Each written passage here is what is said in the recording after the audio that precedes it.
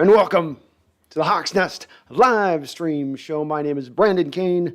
You know the time, you know the place. Come on inside here on this Sunday evening, afternoon, whatever time of day be for you. Because, hey, we're worldwide here at the Hawks Nest. But come on in. Let's do some talking. Let's do some commiserating. Let's do some making our peace with certain realities here of the foreseeable future. For since we were last on here at the Hawks Nest, the Los Angeles Rams, one of our current nemesis in the NFL, have come out and taken our Bobby. They came and went out and got our Bobby. Not our Bobby. Yeah, our Bobby. The Los Angeles Rams somehow, some way, reached deep into the crevices of their couch cushions to find themselves just enough change jingling and jangling around to sign Bobby Wagner to a 5-year deal worth up to potentially $65 million. Kind of interesting, of course, as the Rams came into this offseason, reportedly $15 million over the salary cap. Yet somehow, some way, they have found a way to get a new deal done with Matt Stafford. Oh, they didn't go to the 25th hour with their quarterback. They weren't deep into intense negotiations there. Just got it done right at the start of the offseason. Bingo, bango, done. That deal gets done, gets them a little bit of cap relief. Whitworth, their very good left tackle, retires, gets them some more cap relief. So they find not only the money to spend this 5-year deal on Bobby Wagner, which certainly it's not worth that much money. Certainly when we come to find out that the real dollar bills, when it's all said and done, are going to be much less. But also, let's make some peace about this. There were some teams in on this. The Rams are not just getting this at cheap bargain basement prices. And in addition to this, they've signed Allen Robinson, another very talented wide receiver, to a 3-year, $45 million deal. Joe Noteboom, a talented guard for them, to a 3-year, $47.5 million deal. And, you know, they found a way to also get their center re-signed to a 3-year, $24 million deal. Started out the offseason, $15 million over the salary cap, yet have still found a way to swing all of that. Meanwhile, our Seattle Seahawks on the other end of it, with over $50 million to spend in salary cap space, have certainly not made 3 of those 4 splash signings, I would say. Well, you could at least say that in 3 of those signings, they haven't gone up to that amount of money. Again, we'll see what the Bobby deal works out to, but it is frustrating watching a team within your division go for it this hard, be this all in on their approach, when that was something that we were begging for from this team. Not this offseason I'm talking about, but the last couple of off seasons. The last offseason when you were sitting on $11 million of cap space. And they didn't take that road. And you're watching the Rams take that road, and they are plowing ahead of forward. Doesn't matter if there's a little incline. Doesn't matter if the roads get a little rocky. They're just going to find their way on through. Tough to watch. And then right on the heels of this signing of Bobby Wagner, we get the news that, after we just had a show about this a couple of weeks ago, that DK Metcalf, according to many executives around the league, as reported by ESPN's Jeremy Fowler, is there, available, for the right price. Throw us a little bit and we'll do it. Now, this has many Hawk fans out there poo-pooing, of course. I see you on Twitter. I see you. I see you over there hearing this type of news, and the first thing that you say is, look at him drumming up the speculation. Look at him rumor mongering. Look at him click baiting. Heard the same thing for 2 years about Russell Wilson. Heard the same thing about calling Bobby Wagner's release imminent within 2 years. Jordan Brooks is drafting. I hear these same people come out and squawk again and again. And then when the trade comes down, and they're one of those people who says, we can't talk about this, who cares about this, there's no way that's going to happen, then it happens. They're just sitting there going, oh, that was surprising. Shocking. But you squawked so hard that you knew so truly that it wasn't going to happen. I don't think that these are the people in my chat, of course. You folks are, whether we agree or disagree, more smarter than your average bear in regards to this stuff, but it does get me frustrated to hear people go, oh, there's no way they would do that. No way after this offseason? After this offseason? And if you're hearing the speculation, these rumors coming out in the way that they are from a couple of different sources, albeit I'll give you it's just smoke, not fire, it does mean that the game is afoot. And some of you applaud this. Some of you say that if you're in a full rebuild, go all in on the rebuild, and I can't fully argue with you all the way. Even though I don't want to make this move, as I've said, I can understand it, but boy, as an NFL fan, to walk through an offseason and see 3 Hall of Famers walk, and maybe DK doesn't get to that stance, but if he ends up getting to that stance and looking back on this year in retrospect, it feels like this at least right now. Whether it was the right choices, the wrong choices to make, for an NFL franchise to land in an offseason where they had to deal out 3 potential Hall of Famers. When I say the offseason, the pain continues. Maybe many of you are getting through this okay. Maybe many of you, this is rolling off the back, down the small of your back. Maybe you said, hey, this is what needed to happen. They're ripping the Band-Aid off, not slowly pulling it. But from my standpoint, it's hurting. It sucks watching these kind of moves and seeing the division rivals do what they're doing. And to know that your hope relies in the same people that landed you in the spot of having to move potentially 3 Hall of Famers in one offseason are those same people that are going to now lead you to the promised land. The same people that drained the lake of any water are now going to lead you onto the next oasis. Is your faith strong in them right now? Are you hopeful right now? I'm trying to find that hope. I am trying to find that hope. But I am dissuaded. I'm dissuaded, as I've told you guys, when it lands on me being optimistic and glass, no, it's always half full. I'm telling you, well, you want me to be there? Show me some proof. Back it up. Do something to lead itself towards that. And so far this offseason, they've told me that they're going to offload. They don't want to spend money.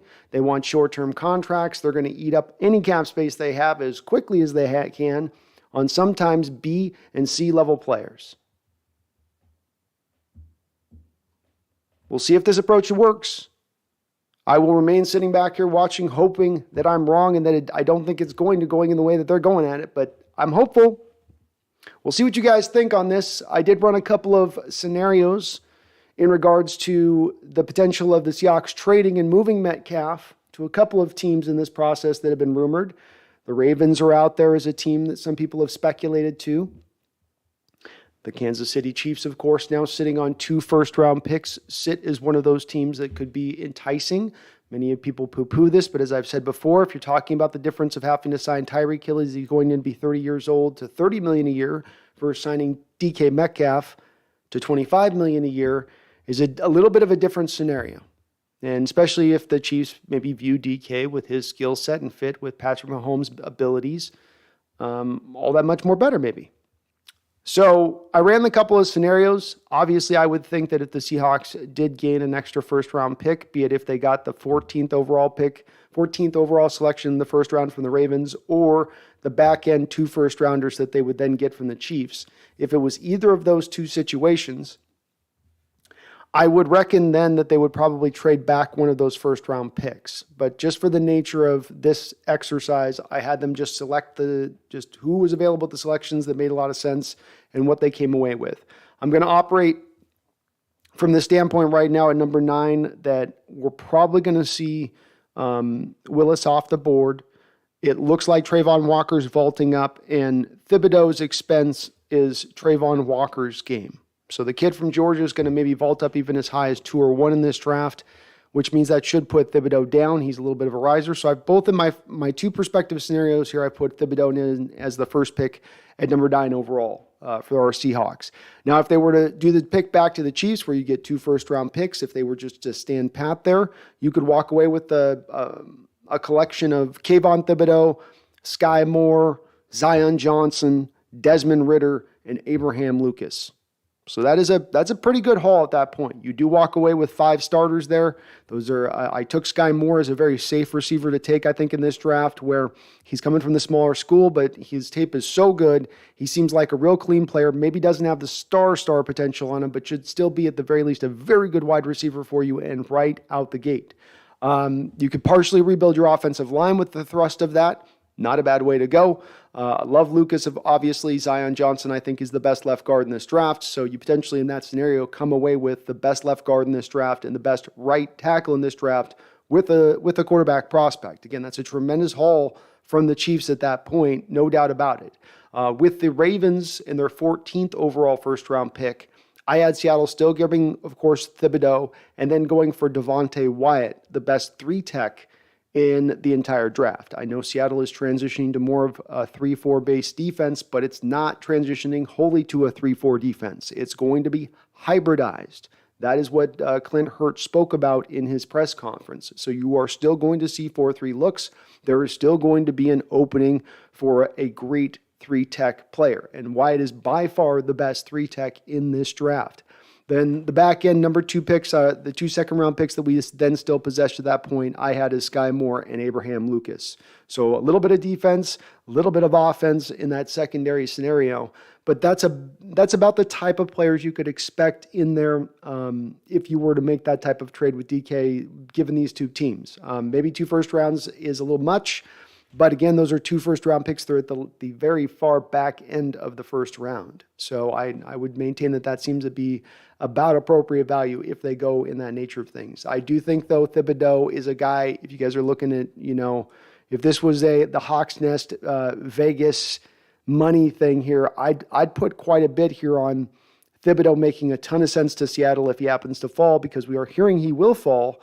Great chance he's going to be available for them at that pick. And though there's going to be some other players that are there and good as well, his potential there for what he could provide them at that slot might prove, I think, just a little bit too tantalizing, understanding that we still do need another pass rusher, especially a guy that can work off of that blindside edge.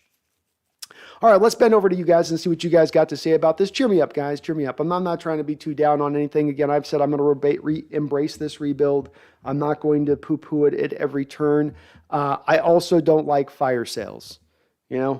Fire sales are also not fun, because in a fire sale, you're not getting usually maximum value. You're offloading. And this does start to feel a little bit of fire sale. Everything must go. Hi, this is Pete Carroll down here at Seattle HQ. Do you need yourself a Hall of Fame receiver? Perhaps a middle linebacker Hall of Fame who can be the bedrock of the interior of your defense? Oh, that's not enough for you? Well, how about right now? I'm dropping my prices. That's right, folks. Today I'm providing you a Hall of Fame quarterback at bargain basement prices of 2 first-round picks. That's right. Hall of Fame quarterback, still a little bit prime left on that edge. Come on in now, folks. The prices are hot and it's going fast. We are priced to sell. Come get it today. That's what this feels like a little bit to me. Okay? That's what this feels like. So I'll make my peace with it, but you guys got to give me some time with it. Okay, let me go through my Hawk process here. Okay, I'm running through it, but I'm not enjoying it. It's not fun. I'm waiting for that rebuild excitement to kick in. You know what I mean? I'm waiting for that. Ooh, onto the new. Here we go. I'm waiting for that part to go. So here we go. Randall A. It's good to see you, my guy. Chase, what's up? Carl, Carl, my guy. Fat Boy Ka, Bobby used my Ravens like a pond. Well, we got used like that by Trent Brown, so we know how it feels. Ivan Garcia says, what's up with the DK rumors? Well, it's as I was saying a couple weeks ago, I think there is some heat to this. I think the heat is getting hotter, and this is going to happen. If it is going to happen, it's going to go down within the next probably within the next couple weeks before the draft, certainly. You're not going to wait to move DK after that point.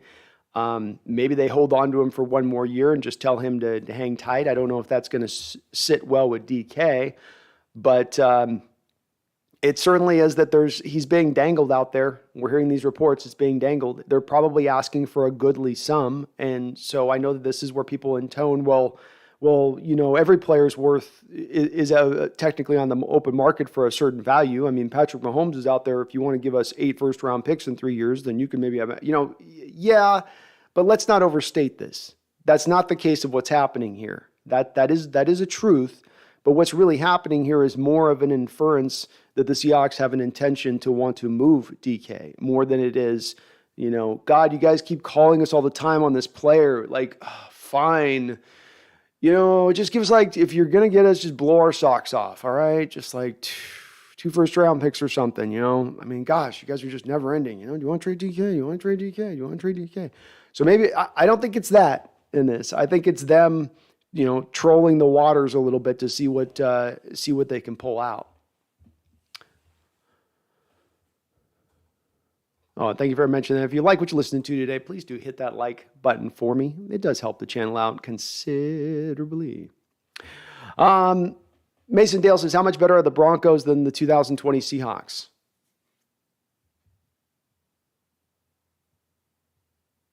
I'm processing the question. So let me process the question. Not remarkably so. Not remarkably so, I would say. Pretty equivalent. Pretty equivalent for the most part. Different parts and pieces, but overall probably a similar overall team. It's a good point. Audie Bell, I bet if Bobby agreed to play for $10 million a year in Seattle, he would still be here. I agree, Audie. It's a bit of the process that you go, okay, you guys are just going hog wild here. Because they didn't even come back to Bobby and say, hey, do you want to take a renegotiated salary? They just said, bye. And again, I'm okay with the release of Bobby Wagner in the respect of understanding you're in the rebuild. He's a player in declining skills. Even at $10 million a year, that's still top of the market prices for a middle linebacker for a team that's rebuilding.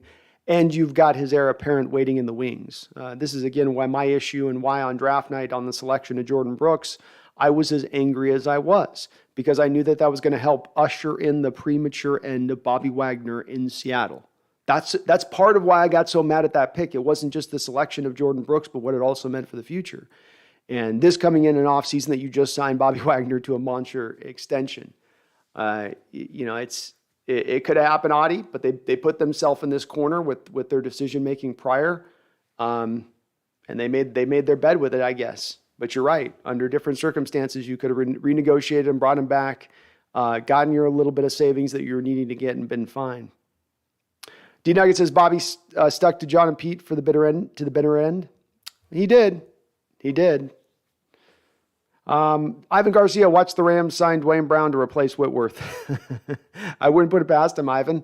Come up with another 3-year, $30 million deal or something. They could if they want. This again shows you that the cap can be manipulated. If you really want to go in on it, if you really want to drive it as hard as you can drive it, you can play with the money.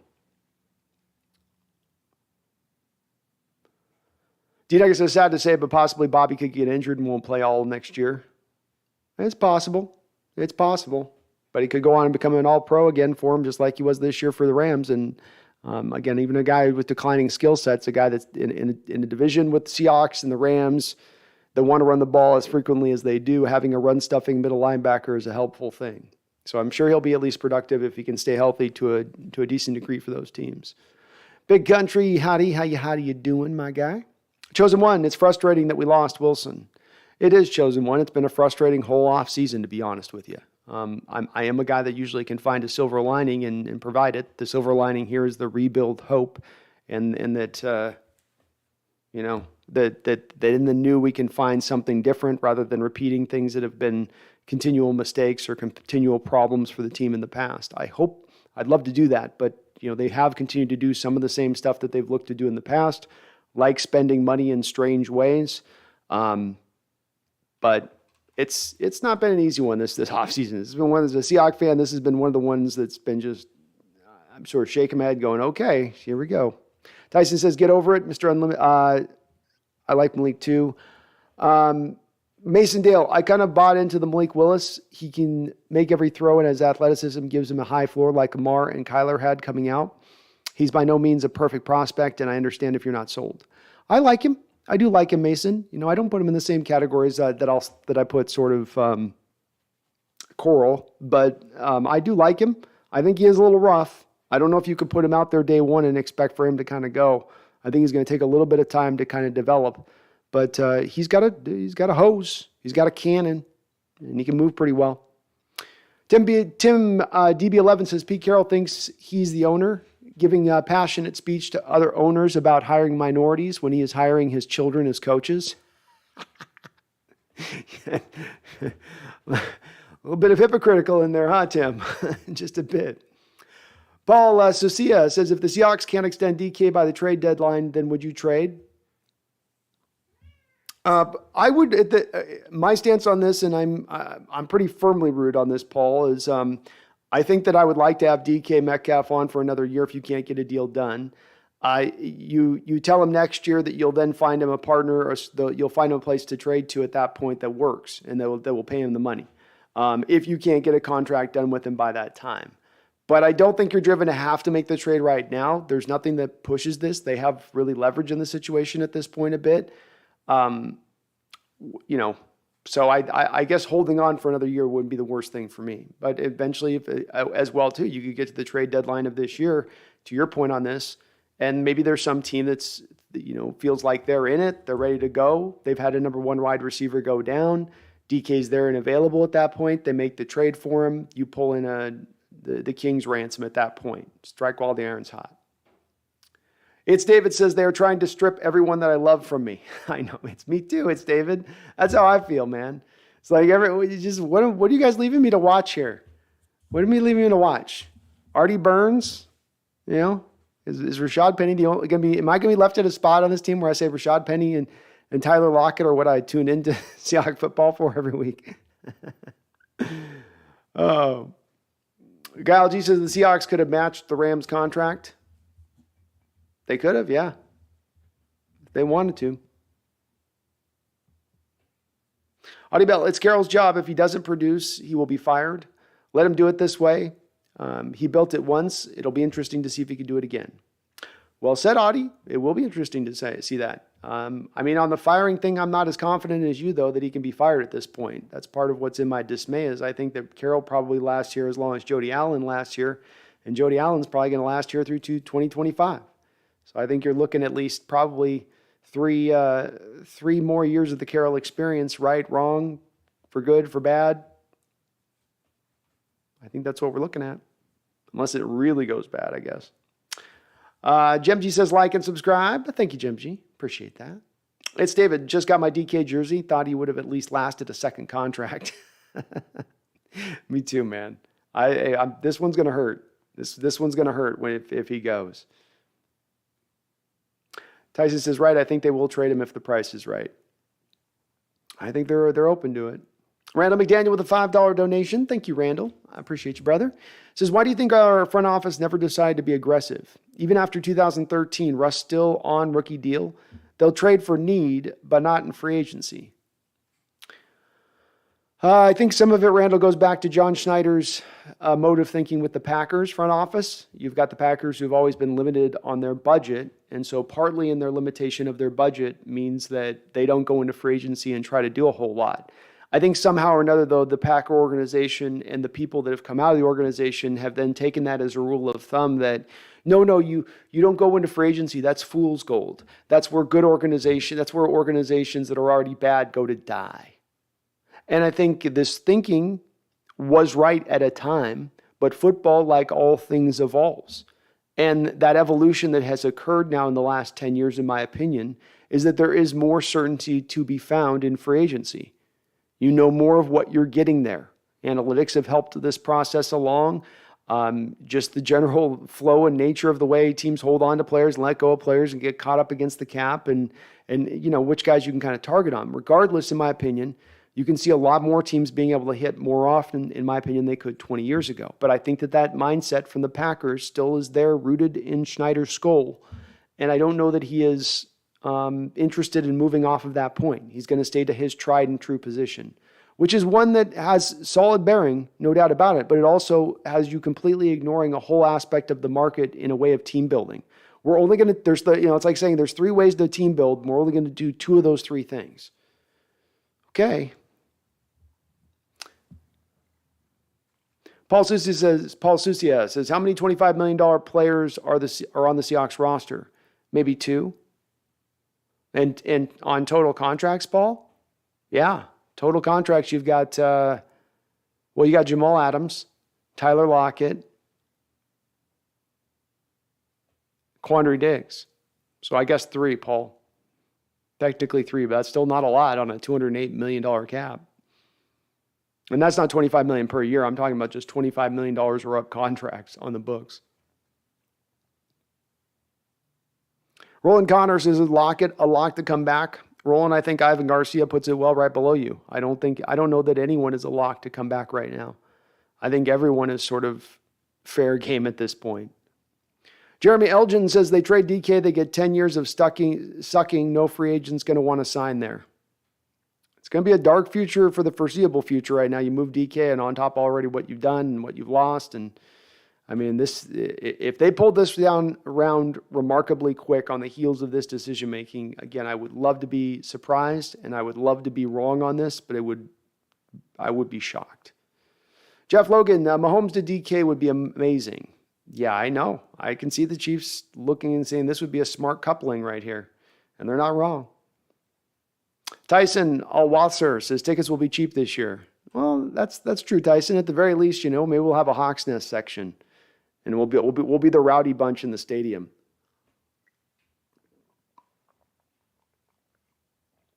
We'll be the soccer hooligan fans of Lumen Field. Roland Connor, how much of all of this has to do with Jody selling the team in 2 years? Everything. And this is my opinion, but everything. I think that she has an intention to sell the team. I think that she has no intention of wanting to hire a new coach or a new general manager, being that is the case. And I think that right now there's a lot of treading water to get us to that 2025 time period.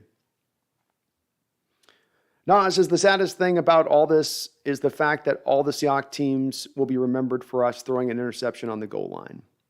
I don't know, Nas. That will be a part that will be remembered in conjunction with this era, but I think that also the Legion of Boom defense, beast mode, Russell Wilson being a magician at the time, these things will sit at the top of people's memory, and then they'll eventually get around to the interception at the goal line. But, it's equal parts celebration and pain with this era of football. Definitely is. Paul, DJ Chunga says, I want Malik. So we got some Malik Willis love going on in the chat. I love it, guys.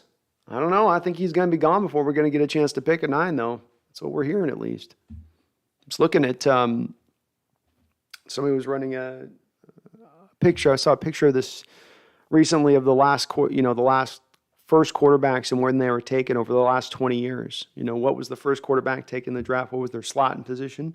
And I think it's something out of like 15 out of those 20 years, it was number 1 overall. And I just remember walking away looking at that data going, this informs me that whether you have quarterbacks that truly should deserve going in that position and pick, that the need drives the selection. I think the need will drive the selection this year with Malik Willis, and I think it'll drive it higher than our pick at number 9. I definitely think the first pick, is not going to be him, but after that, it's fair game. Randall McDaniel with a $2 donation. Thank you, Randall. Says, would you trade DK for Laramie Tunsil? No. Oft injured, top 6 left tackle in the sport, who's still going to cost me a very, very large base amount of money, I believe, Randall, for DK. No, I would probably need more in addition to that. I'd probably need more than the Rams or the Texans would be willing to offer. I like it as a piece plus a pick, maybe, but not just straight up. Thank you for the donation, though, Randall. You're awesome, man. Tyson Alawasser says Malik and Sauce. Well, you're not going to get them both. You're not going to get them both, my man. But that'd be a good combo. Empower Code, Brando. Love these shows, man. It provides me a great listen while I'm doing schoolwork. This offseason is a true test for our fan base. Perhaps it's the change of scenery we need to move forward. Well, they say, what they tell you, tough times create hard men. Isn't that how the saying goes in Power Code? And certainly this is an off-season that's creating a lot of hard men. I no longer will smile. I'll no longer cry. I'll just look into the distance with that 1,000-yard stare. And little groans, Well, thank you, though, Empower Code. I appreciate that, man. I hope I'm a good listen while you're getting that work done and get you through that work a little less monotonously. Hopefully so. But thanks, man. Appreciate you. Dead center, I think if we trade DK, we will draft Treylon Burks, which makes me feel a little bit better about that. I like Treylon. He does give me some N'Keal Harry vibes. I'm not going to lie. I got some little itsy-bitsy feelings, little feels of N'Keal Harry when it comes to Treylon Burks. But with that said, he's a very talented guy. He's a big receiver. He's got a skill set for which there's not any other guy that's exactly like him in this draft, quite frankly, at the receiver position. So they might. I think, to your point on this dead center, they did, I believe, meet with Treylon Burks or at his pro day, one of the two. Ivan, we are bad at every single part in this franchise. Front office makes bad moves and can't draft well. Well, they certainly are not showing us where their strength is. This was brought up a little bit about, Carroll recently last year, though I think he did show he had some strengths even in the last year that you saw in his ability to still motivate players in a down year, always a place that he's been very good at. But you do look at the organization and you look at the way they spend their money, the way that they draft, the way that they roster build, and I think it's a valid question to ask the fan base. What is it that they do well? What is the feather in the cap of this front office in their approach? It's not spending money. You're just about to offload about $40 million of dead money. There's no front office that seeks out 2 to 3 years in advance to be sitting on an offseason when they're offloading $40 million of dead money. Can't say it's in the trades. Over and over, we've been took. We've been got. We got. Whether it's the Jimmy Graham trade where you're offloading a first-rounder and Max Unger, or the 2 first-round picks and a third-round pick for Jamal Adams, second-rounder for Sheldon Richardson, third-rounder for Clowney that you couldn't get a contract extension done. It was a 1-year rental in retrospect. Tough. I think it's a valid question to ask. Y2K says also, I'm available for modding on the baseball channel. For sure, Y2K. We got to get, I think, over 100 subs. I think I have a workaround to go live even if I don't have 100 subs. But if we get 100 subs, I can just go quick, easy live on opening day. So I'm shooting for that. But I'll mod you up, man. It'll be interesting to see how many people we get in there.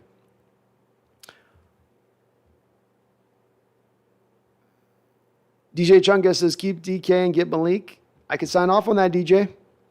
I could sign off on that. Roland Connor, Funny Pete was the run guy and didn't run on the most important play in franchise history. Well, it is true, though. I do tend to contend with that, though, Roland. I don't think Pete was the guy calling the play there, that he was letting his offensive coordinator go. But, yeah, it's interesting he didn't tell his offensive coordinator when he heard the play call go in to go after, to go to Marshawn. But, yeah, that's what they call irony.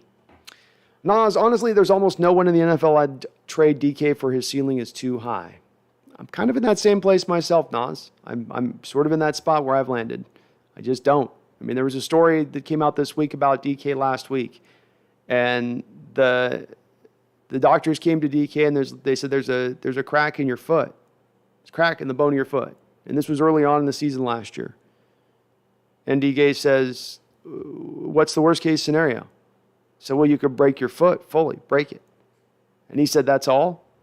Tape it up. Y'all want to offload that? You want to get rid of that? Because I'll ride with that.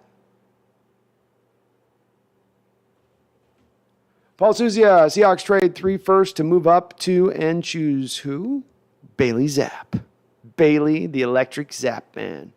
That's right. King Bomber, man, if they trade Metcalf, I will be bummed out of my mind, King Bomber.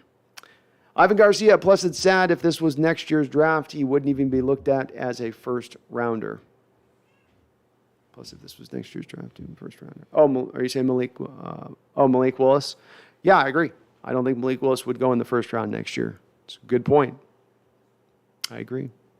Roland Connor may as well get Mayfield and let the fireworks begin, especially if the Browns pick up the tab. I suppose so. If they're going to pick up the full tab, though, now you're maybe offloading more draft picks than to get 1 year rental of Mayfield in a year where you're not really going for it. I don't know. Brady Warner says, "Don't trade Metcalf." Brady, I'm trying to beat this drum of don't trade Metcalf. I'm John Bonham, 1969 Zeppelin on this point, and I'm not giving any ground. And I will die in this trench. I will die on this hill. I don't want to do it. I don't approve of it. I don't see the sense in it. We've got plenty of draft ammunition we're already sitting on. We got plenty of cap space we're already sitting on. Can side DK to a monster extension and still be sitting on well over $100 million next year. $100 million.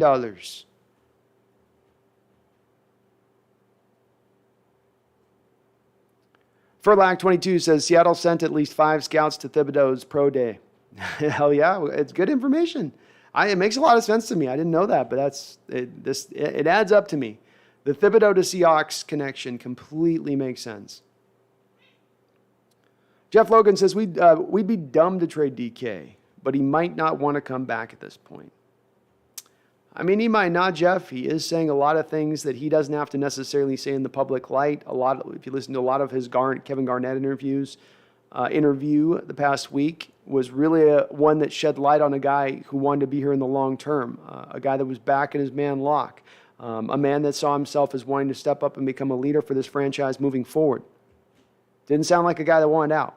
Maybe that's just a lot of this new athlete speak stuff where they say all the right things in public, but behind doors they're like, "Oh, you're going to trade my Hall of Fame quarterback? Oh, really? Oh, really? Well, now you're going to trade me." So, maybe. I hope not, though. Dead Center says, "I would be so excited if we drafted Thibodeau." Me too. 4th best pass rushing grade in the entire college football last year, and he did it on a bum leg. He was injured through most of the year. It's pretty interesting. A guy can still pull that off while still fighting through that injury like he was. So I'm all aboard the Thibodeau train, man. Choo-choo. King Bomber says, the Hawks Nest, what if we moved our second rounders and first rounders this year to next year and traded Metcalf for 2 firsts next year, and all of a sudden we have 6 firsts next year? It would be an approach, King Bomber. I mean, it would be an approach. And for folks that are very much in this camp, and King Bomber, there's a good contingent, even in my chat, you'll see, of folks that want to just accumulate as much as you can. Accumulate for the future as much as you can. It's all assets for the future at this point. Assets for the future.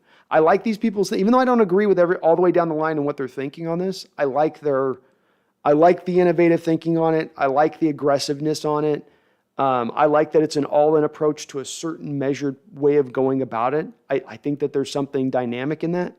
I'm not fully on board with it, but again, it's something that maybe with time I would start to be able to make more sense as I gave it more and more thought. But that would be certainly an approach they could go with. I could sign off for it. I mean, it sucked not to have a first-round pick this year, first couple picks this year, but you certainly would have a whole lot of ammo next year. That's a hell of a team you could build with those picks. You can just put them all onto one side of the ball and create a super side of the ball. Roland Connor says, watch the film of DK running down Buda Baker, and how could you think to trade him? I don't know, Roland. I don't know, man. This has been one. I've been really surprised. I will say this, Roland. I've been very surprised at the amount of people that have come in the chat being willing to move him. And there is a lot. And I think just very, very unemotional and smart and just tethered in their approach. And it drives me crazy. We got to keep him. We can't let him go. Come on. But I get it. I get it. It's understood. It's understood.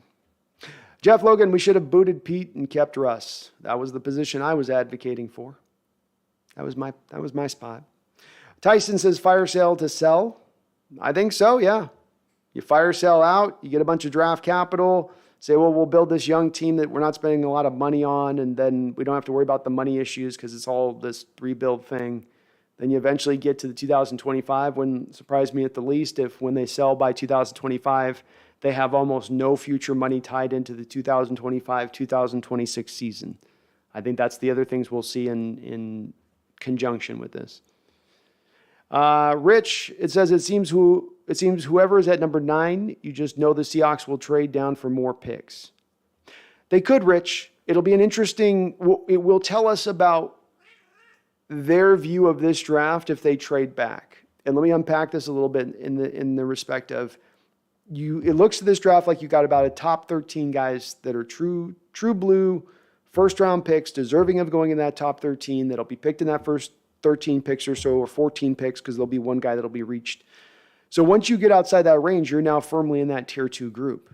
So if the Seahawks look to trade off 9 into the back edge, then that says that they feel a lot stronger about that tier 2 group being much closer to the tier 1s than maybe some folks like myself think, where I think there is a bit of a difference between those two camps. They've spoken of also, Rich, in recent times, both Schneider and Carroll have spoken about, man, it sucks always picking in the 20s, never getting that opportunity to pick in the top 10. Gosh, it's tough. Man, it's rough. Boy, does it make it hard to pick in this draft. Boy, gosh, golly, gee whiz. They really want to pick in the top 10. They're chomping at the bit. So I don't think that they trade back here. I think that they sit at least on 9. They'll trade their other picks maybe, second round and whatnot, but I don't think they do it here in the first round. I think if it was deeper in the first, Rich, if it was like 15, 16-ish, then I'd say, yeah, I could totally see it. But I don't know if not number 9. Paul says the only reason to trade DK is they can't re-sign him. True, Paul. But even then, I would say to them, this comes down to if DK wants to be unrealistic, and maybe they just are adverse to keeping players, who they're holding over a barrel, and they don't like taking that approach with it. Me, myself, I say there's a reason why the barrel exists. If the barrel has been negotiated into the collective bargaining agreement, then utilize the barrel. And the barrel is 3 years of club control that would probably be around $53 million in total cost to the team over those 3 years to retain DK Metcalf on the final year of his rookie deal, and two franchise tags.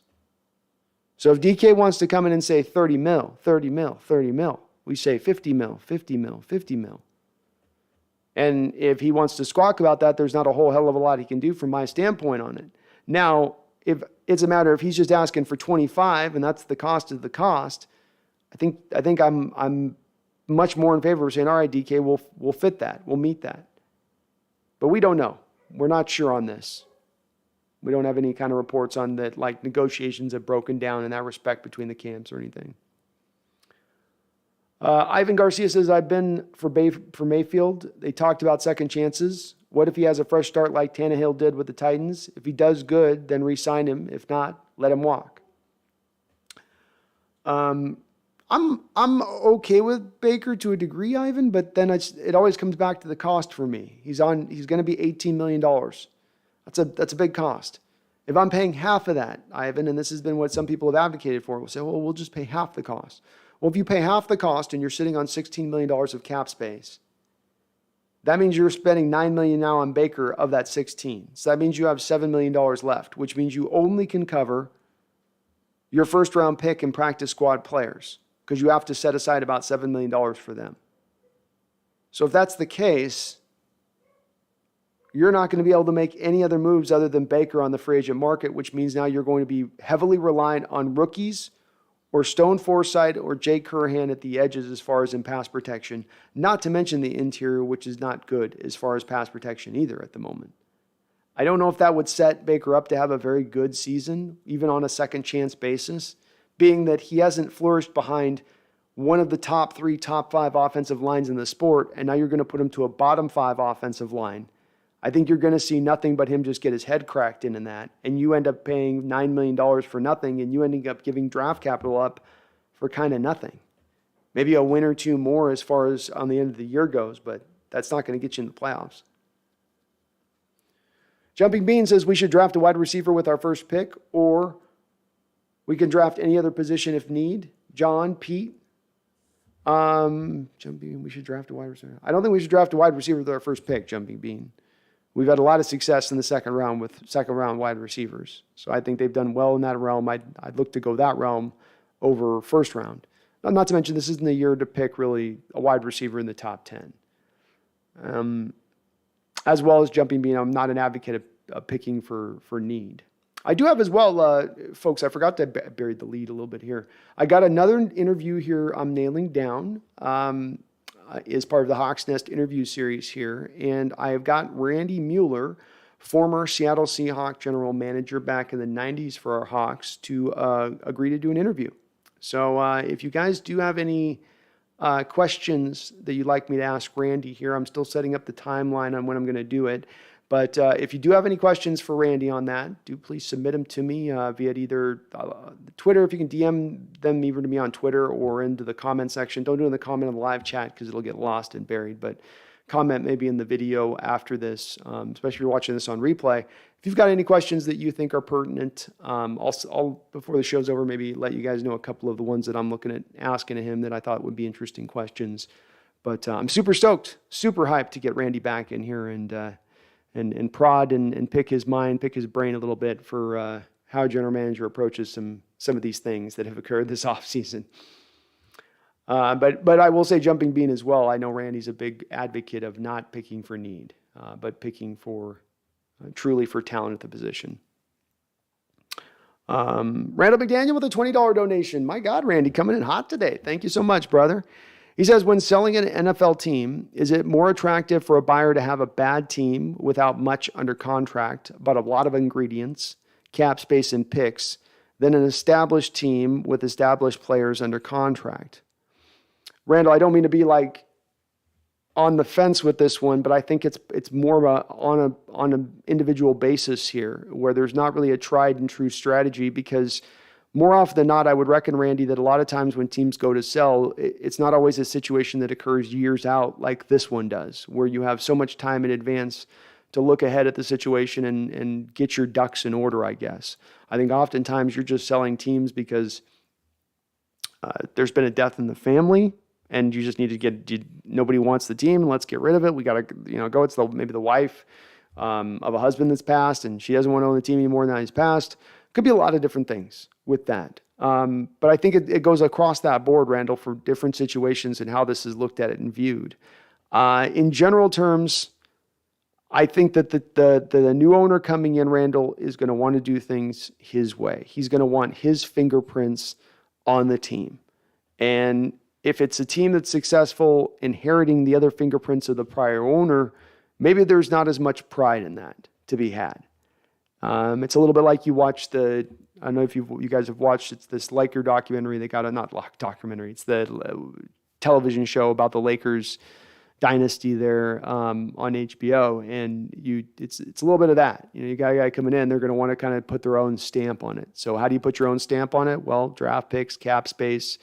That's going to open that door to that. So I guess I've come a long way around on your question, Randall, to land at. I think they would want a few players under contract, a lot of picks to use.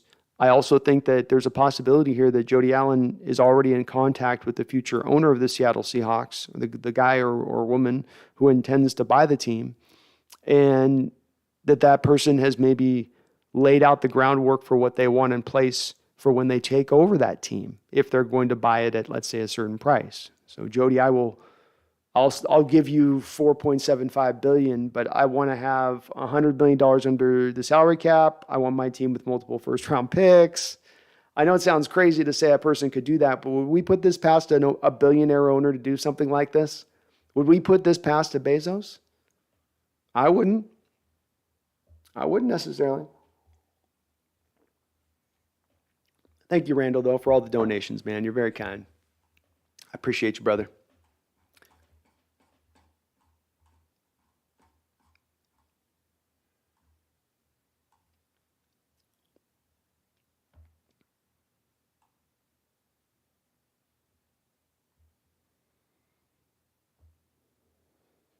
John Crawford said, where is Steve Largent when we need him? I know. We need him riding in on his horse. We need him coming in like Gandalf and the Lord of the Rings with a staff. We need right now.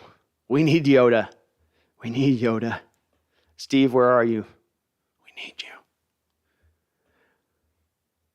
you. It's David says, DK literally got so much heart and drive combined with motivation to prove as a second-round pick being touted as the most overrated player in the NFL. He's going to pop off. He's going to go off. David, I agree. He's my favorite player on this team. He's been my favorite player on this team for a while. I know that there's some people that got some issues with him, and that boy, there's some folks that are hard on DK for a guy that's been the best receiver for the first 3 years of his career in a Seahawks uniform at that position, especially to the point of John Below, where or not John Below, but John mentioned Steve Largent. You got to start with Steve Largent rolled through here and was magnificent from the jump, and yet DK is outpacing him, and still people are. Well, let's get our draft picks for him. Let's load up. Imagine going after 3 years of Steve Largent in the 80s, and you don't have a good team at that time. You're not established as a team at that time. You certainly could make the argument at that time that you were wasting having Steve Largent there. Imagine going to the fan base at that time, this fledgling franchise, only been a couple years in existence, and say, "Oh yeah, this one star we have on the team." One good guy we got, we got a process in place now. So we need to enact that process. And part of that is we're now going to trade him because we can get a lot of picks for him. There's a lot of teams that want this guy. I mean, he's really valued throughout the league, let me tell you. I mean, everybody wants him, let me tell you. How would that have gone over in what was it, 80, 81? This shouldn't go over any better. Chosen says, trade DK for Lamar Jackson. That would be a wild trade, wouldn't it? That would be wild. Breeze says, DK for 34 and 66. No, Breeze. No. We've been down this road. You're going to have to come correct with those offers. Second, little crumbs of second rounders are not going to work here. Not for the big dog. You want to let the big dog hunt, you better slap down some beef. Matt, M85, if you're rebuilding, who cares about a face? It's not a face to me. It's just a matter of, again, my stance on this M85, it's not about as much about the face of the organization. It's about there does become a point of diminishing returns when you get to a spot of just trying to offload. I think that it's a bit of a balance game with that. But I think that there does come a point where it all sounds good in theory to just load up on picks, but there's also the building of a locker room and having those guys in the locker room that are ready to guide and lead other people through to the promised land a little bit, show them a model of behavior, so to speak. Beyond that, though, I've said, even if you're in a rebuilds in football don't last that long. Like, this isn't baseball. It's not going to take us 6 years to get back to the mountaintop. DK Metcalf's 24 years old, going to be 25. You sign him to a contract extension, and 2 years from now, you now start to be really good. He's still really young. There's no rush to move him off. That's the benefit of having a guy that is this young, that has so much good football in front of him. So if you've already got an outstanding player right now that is at the very least on a slight Hall of Fame trajectory through his first 3 years, I'm sure if we looked through the receiving records of guys through the first 3 years have had his kind of production, it's probably on a little bit of a Hall of Fame trajectory. If that's the case, then roll with him and utilize him as part of that rebuild. Make him part of the base that you're working off of, rather than just disassembling the base entirely and trying to start from scratch on everything when you don't have to. But that's my thinking on it. King Bomber says, DK is the last good player on this team. We lose him, we lose the team. Thanks to 88, there are plenty of receivers that don't need to fret. I will not have a DK. There are plenty of receivers don't need to fret. I will not have a DK. Jumpy Bean says, if we trade DK, I'm a Rams fan from then on. Well, it makes sense since I'm from California. Hopefully not, though. I definitely think this front office is going to test the fan base's patience with this one. Like I said, you do this on this offseason, I don't know if it's going to land great. John Crawford says, defense wins games, get rid of DK. Fat Boy says, if DK does get traded, do you see the same for Lockett? I think that the Lockett's gotten past the roster bonus phase of if he went past a certain date, then the roster bonus kicked in, making him untradeable this year. So you will probably see Lockett for another year after this point because of that. I don't know if the Lockett really impacts the DK thing. Roland Connor says, thank God my wife is from Cincinnati. We can watch Joe all season.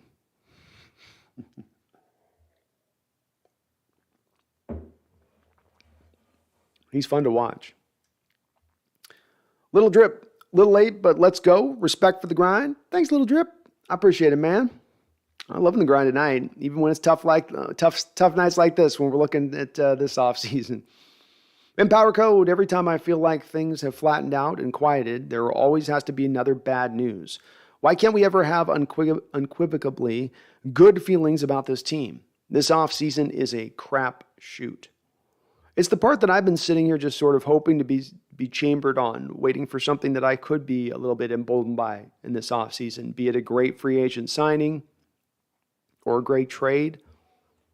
And again, while I understand the reasoning behind Wagner and the reasoning behind Russell Wilson, you do get to a point on this where you go, okay, the money you spent, the trade you've made, you're certainly giving people a lot of bitter pills just to swallow here. At some point or another, we need a little bit of sugar, Like Mary Poppins said, a little bit of sugar makes the medicine go down. You know what I mean?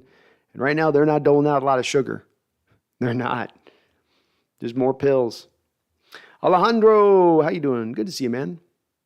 Jumping Bean says maybe Lamar can restructure in the future, get as much money as possible for his talents now rather than when he tears something. Lamar Jackson's going to want to be paid at this point, Jumping Bean. So if you trade for Lamar, he's wanting to be paid, and he's going to want to be paid well, being that he's had to wait, 2 years now extra to get his money by his stance, and a guy that's been an MVP, so he has rightful claim to being paid a large amount of money. I think that Seattle really can't pull that kind of trigger here with that. I think to your point as well, I think the way he's played is already going to start to wear him down. Duran Evers says, this is the most painful offseason that I can remember. Duran, it is for me too. You can go back to the bad year of Jim Mora that he was here. But that wasn't a painful offseason because you had the hope of the offseason leading into Mora, and then we quickly figured out Mora was not it. So we moved off of him that offseason and got to Coach Carroll. Positivity, optimism renewed in a heartbeat on that one. Go back to Erickson's firing. You had Holmgren, and you felt pretty good about most of the years here with Holmgren. You always felt like you had that chance with that team coming together as it did, especially when he walked in out the gate, giving you a playoff season in his first year. It's hard. You got to go back to, I think, the mid-'90s to find darker periods of looking at the off seasons going, he's just kind of rough. Kind of rough. Bree says DK has a trade clause in his rookie contract deal, so he can't dictate what team he goes to, which is good for the Seahawks because you get the best offer. You do, Breeze. I mean, the thing with this, though, is that whoever trades for DK is going to want to sign him to a contract extension, like the Frank Clark deal before that happened, which was a similar situation, right? Frank Clark was due to be paid. Seattle didn't want to pay him. Seattle traded him to Kansas City. Kansas City got him and then paid him upon consummating the trade. So you'll see both of those two things work together here. If DK does get moved, it will be along with him signing a deal. Jeff Logan says meow. Yeah, the kitty's a little meowing tonight. She needs a little love. Say hey. Say hello, everybody. Say hey. Say hey. Hey. Hey. Hey. Hey.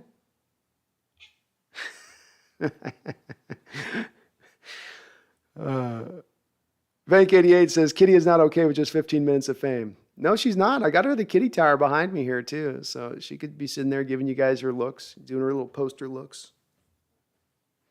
Back there, flopping over, trying to get all cute. But she needs the lap. She needs the lap.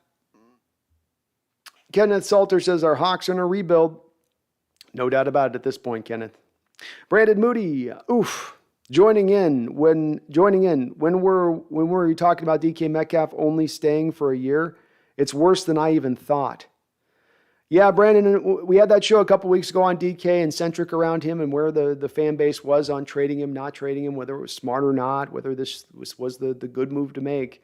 We did think we had maybe a little more time, but this is starting to ramp up a little bit now. The stuff you're hearing out this, as you guys know, I'm very quick on stuff to paint certain things as clickbait, other things as this isn't quite clickbait.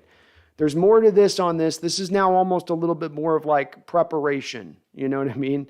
That it's gotten out a little bit, just a like slight preparation to the fan base almost a bit. And when it's multiple executives are having the general feeling that they could get it if they're willing to make a big enough swing, then I'm certainly, that tells me Seattle's probably asking for a little bit of the sun, moon, and stars. But DK's the type of player that could drive a team to give you the sun and moon and stars. Alexander Wheeler, if the Jets offer 10 this year and their first next year, is that an acceptable offer? Yeah. Yeah, that's going to be hard to turn that down. Because right now the Jets also have not really a clear pathway to being good next year either. Yeah. Alexander, yeah, that'd be a tough one. Just their 10th this year alone is probably not enough for me. But you're talking about their 10th plus? Yeah, I might have to do that. Austin WK says, how much better is Noah Fant than Gerald Everett? Faster. Probably a little bit more adept naturally as a route runner. Not as much of a yak guy as Everett, but he has better hands. Even though I know fans got some questions on him with a little bit on the hands. I think it's just had a weird outlier on that. More physical potential in Fant than there is in Everett. More of a bigger build, more of an ability to body guys up. You know, as tight ends can do that, where they'll get down and run a little swing route inside, and the ball's in close, and they've got the defender hanging off him, and it's a little bit like a guy posting up in basketball, where it's not as much as he's generating separation as he's just his body size, length, and width allows for him to create the space to make the catch in a short space. So Fant gives you a little bit more of that than the more livelier Gerald Everett, but Everett's a good player too. Everett's probably, you know, they're probably not super far from each other, Austin, because they're both move tight ends, but Fant's just a little bit better, just a little bit more of a cut above as far as from that talent standpoint.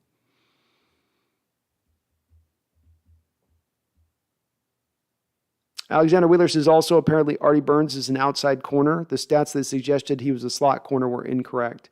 It does appear that he's going to be moving a little more to the outside with us in the scheme, Alexander. Yeah, the initial word on that was he was a slot guy, and admittedly I didn't do a lot of studying Chicago tape last year.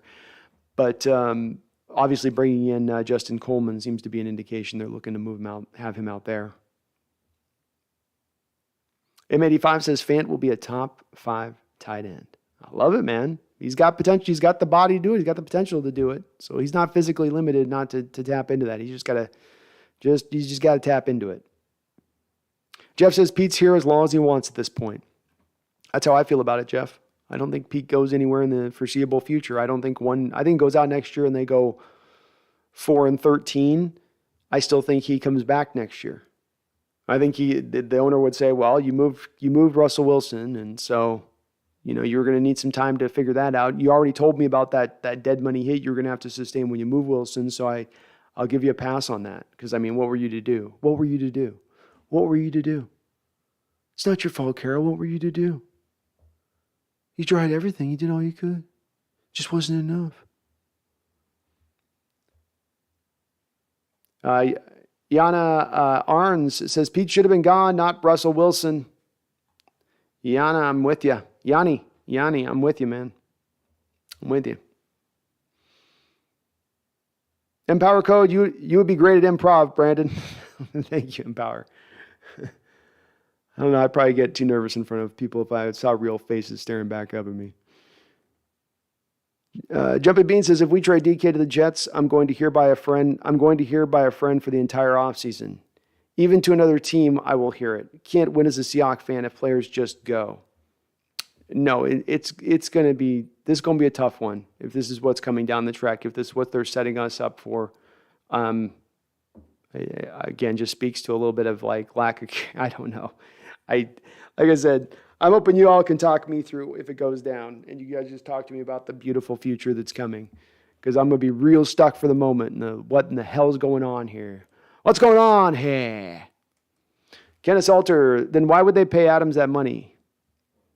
Because they made the trade of him, and you don't want to look like a complete idiot trading for a guy like that, 2 first-round picks and a third-round pick, and then going around and dealing him for a second-round pick in a year because you don't want to pay him then.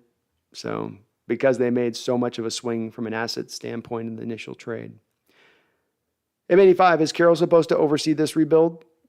Hard to say on this M85. There's been some thought and conjecture on the part of many of us out here that maybe Carroll has lost a little bit of his power in the upper levels of the front office, whereas maybe he was the vice president before. Maybe now he is just merely the coach with a certain amount of say from front office maneuvering, but now that it's Schneider's game to run.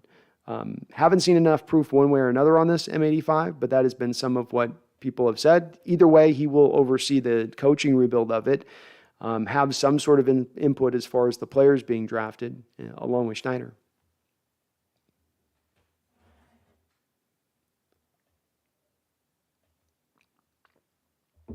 Tim DB11 says if Thibodeau is gone at 9, they will get Jordan Davis. Solid pick for the new 3-4 defense. He's got a ceiling on him, Tim. He's also got the bust factor to him in a big degree. Or not a bust factor, but you may be drafting a guy that turns out to be Snacks Harrison. You know, is it to take a guy at number 9 overall and you end up with Snacks Harrison? Is that good value at that point? But he's also got potential of being a monster. You know, Brandon says Carroll can't see anything. I agree. M85, if he goes to the Jets, he's not winning. Just take the draft picks. That's true. Picks would be a lot better. Roland Russ got chunky and slow and will always be short. 50% chance Broncos don't make the playoffs in a loaded AFC. Agreed. I'm okay with the trades of Russell. I don't like the trade of the Russell when you didn't see if you could get all there was to get out of Russell's game, but I understand it, Roland. I can understand it. I understand that the moving on from Bobby Wagner. I completely get you can't spend $20 million on a middle linebacker. Though, again, I'm a little bit annoyed with the fact that you set this stage a couple of years ago where on the same point in time where you're paying for Bobby Wagner, you're now drafting his heir apparent. Didn't seem like the smartest of choices at the time and still doesn't seem like so in retrospect. But Russ has got no straight pathway to getting to the playoffs next year. And indeed, that first-round pick, say nothing of the second-round pick, might turn out to be very high selections in next year's draft. Jeff says Pete Carroll and John Schneider have been good in a long time and using the Super Bowl win as a shield. Haven't been good in a long time, I think is what you're saying, Jeff. And they're using the Super Bowl win as a shield. Definitely writing off past accomplishments, that's for sure. Kenneth Salter, who is Preet's predecessor? Hard to say. If it's going to be a new owner, Kenneth, then they're going to want to bring in their own guy at the coach, especially at the coaching position, say nothing as the general manager. So to be determined on that. I'm not sure. Depends on who the new owner is, I think. Bree says DK has a trade clause in his rookie contract. Oh, sorry, you already read that.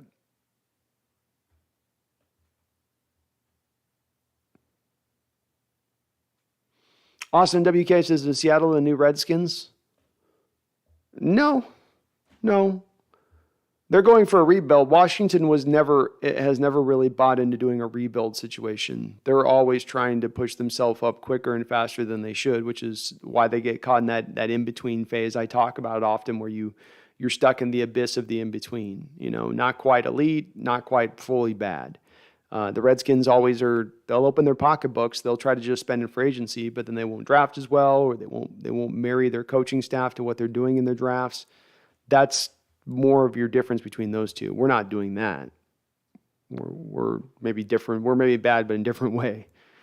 Kenneth says Lockett can go build a USFL team with Cap. Oh. Cedrus 555 says all in on Locke. Let him cook for a year. I'm with it. I'm good with it. I'll ride with Locke for a year in a rebuild. Bobby Clark, didn't the Bengals draft number 1 overall 2 years ago? Can turn it around quickly with good drafts. Very good, well said, Bobby, and this is what I'm harping on a little bit. I think people think about rebuilds and they often just apply them to what you normally see in other sports and the length of time you have to take to get yourself right when things are broken. But once you clear the dead money off the books, once you get extra draft capital into the future, football is a game and a sport that's created at the top level to be about parity. Now, that parity will drive you down from the top. It will pull you down from the top. It will see your players being plucked right and left by other teams as you are poached. But when you are one of those teams then on the bottom, you can then start to do some of the poaching as you're coming on up. And this opens the door to a quicker turnaround. Does it require smarter decisions? Yes. Less failures? Yes. But you're also not beholden to anything in the past. You're only driving totally right then at that point to the future, which then frees you up in a lot of different ways. So we can totally turn this around quick.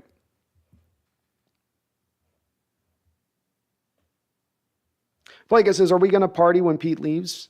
I'm getting close to yes. I may rent out a whole venue at this point. Alexander Wheeler, yeah, I hear about the interception a lot, but I hear about the Legion of Boom a lot more. Me too, Alexander. Yeah, I think it's because they were such a special unit that they put on that field. I think people were more swayed in retrospect to really more concentrate on that above all anything else. Justin Warfield says, get Sauce Gardner and build Boom 2.0. I like it, Justin. Like it. You certainly are on the way with that secondary. Audie Bell, Carroll's first rebuild was around a lot of young guys with some second chance players like Lynch, Bennett, Red Bryant mixed in. True. Very true. I'd add Chris Clemens in on that list. Yeah. I mean, they had some established guys too. Max Unger, established. Brandon Mabane was established. But yeah, it was a mix. He says the Bengals have been drafting the top 10 for at least 5 years. It's true. 49ers did it a couple years ago too. Same kind of turnaround. Bobby Clark says Broncos are going to finish last place. AFC West, put money on it. I love it, Bobby. That would bring a smile to my face. Tyson says vote for Sauce. We got a lot of Sauce love. I'd be okay with Sauce. And I'll say if it's not Thibodeau, I think Sauce is your second most likely guy to go at that number 9 pick. Ray Barrios says Bobby Wagner is going back home to LA where he's from. He is indeed.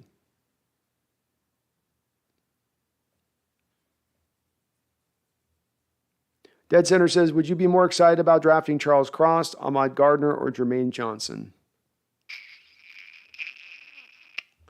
Good question. Gardner gets me most excited because there's so much boom to him as a player. Jermaine has the second most amount of boom. Charles has the third most amount of boom. But Charles is probably the safest of those three guys.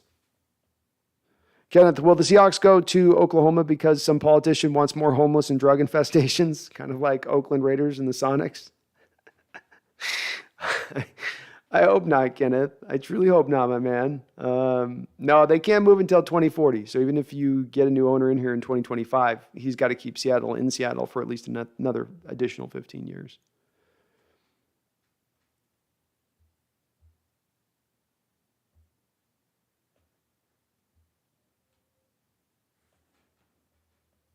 C.H. Hirokchuk says, tank season, it's looking closer and closer, Tanky. It's looking very tanky at the moment. I'm not the full tank. We're not full to Abrams A1ville here, but we're getting there. Roland Connor says, Seahawks new owner is not going to leave the stadium and state-of-the-art training facility. I would imagine that whoever Jody sells the team to, she's going to have an agreement built in as well. I'm going to estimate that Paul Allen foresaw this out ahead of time as far as an eventuality. He probably also saw out ahead of time that his sister was not going to want to continue to hold on to the team for a long period of time if he passed. And he probably thought at that moment, okay, well, just make sure she has structured in with whoever buys that you can't move the team. I don't think the moving of the Seahawks is a potential at any point in time in the future. Basham says, assuming DK stays healthy, I hope he does good. I know the quarterback situation isn't good, but at least a 1,200 to 1,300 yard season. I could see it. Roland Connor says, watch Bryce Young get hurt. Well, he is kind of a slight guy. Something to worry about. That is an honest to God worry with those type of guys.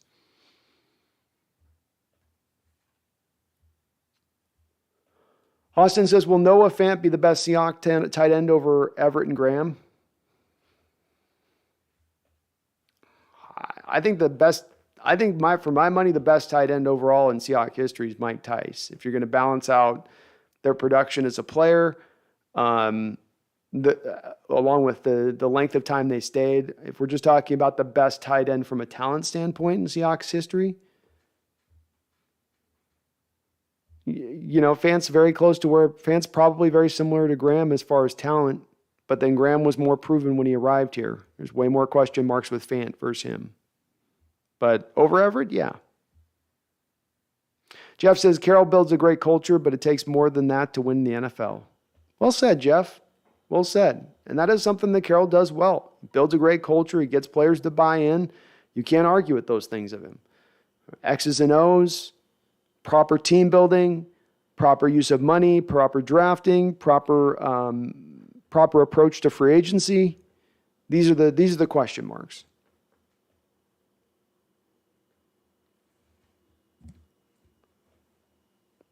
Governor Party is asking that our number 10 pick back from the Jets and a first next year too much for DK. Doesn't feel that way out of line to me, but I also don't want to trade DK. So to me, the offer has to be dang good. It probably on the face of it looks a little much on it, Governor Party dits, but I'm one who has been also pounding the drum saying I believe the DK is worth 2 first-round picks in equivalent value.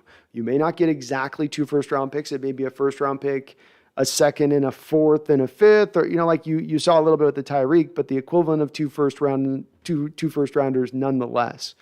For me, I think that's appropriate value, in my opinion. You're talking about DK Metcalf, a guy who's just starting to scratch the surface for the 10th pick in this draft, which maybe is a Sauce Gardner. I don't know. Is DK for Sauce Gardner appropriate trade? Doesn't seem like it. That seems like a little, I should be getting more. So to me, it makes sense for more, but I don't know exactly where the market would be at for DK. Seattle also has a lot of control in this deal where they're not pushed and forced to trade DK, nor are they beholden to any sort of trade clause with DK. So they could get their maximum value back. And if that's the case, I would expect it to take a little bit more than just bargain basement shopping prices for DK to pull him in, which is what I think that would be if you only gave him up for 1 first-round pick. Kenneth Salter says this guy really is the ultimate Hawks fan, and I can appreciate that. Thank you, Kenneth. Thank you. I appreciate you, man. Elijah Owen says, thank you, Brandon. Thank you. You guys are very kind.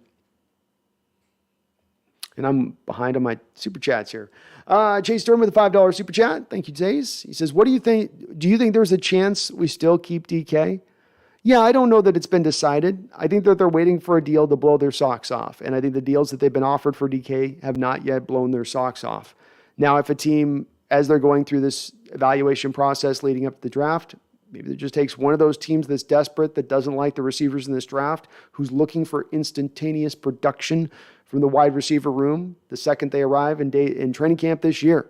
Well, that could then suddenly drive that trade forward. But I do think it's going to take a big cost. I don't think Seattle's in full we're going to just try to offload for whatever we can get kind of mode. That does keep the door open to DK returning, but it's like a worried meter on DK, which if you started out this offseason would have been cold for me, and it would have went, look, I can see us getting rid of Wilson. I can see us getting rid of Bobby, but I can't see DK.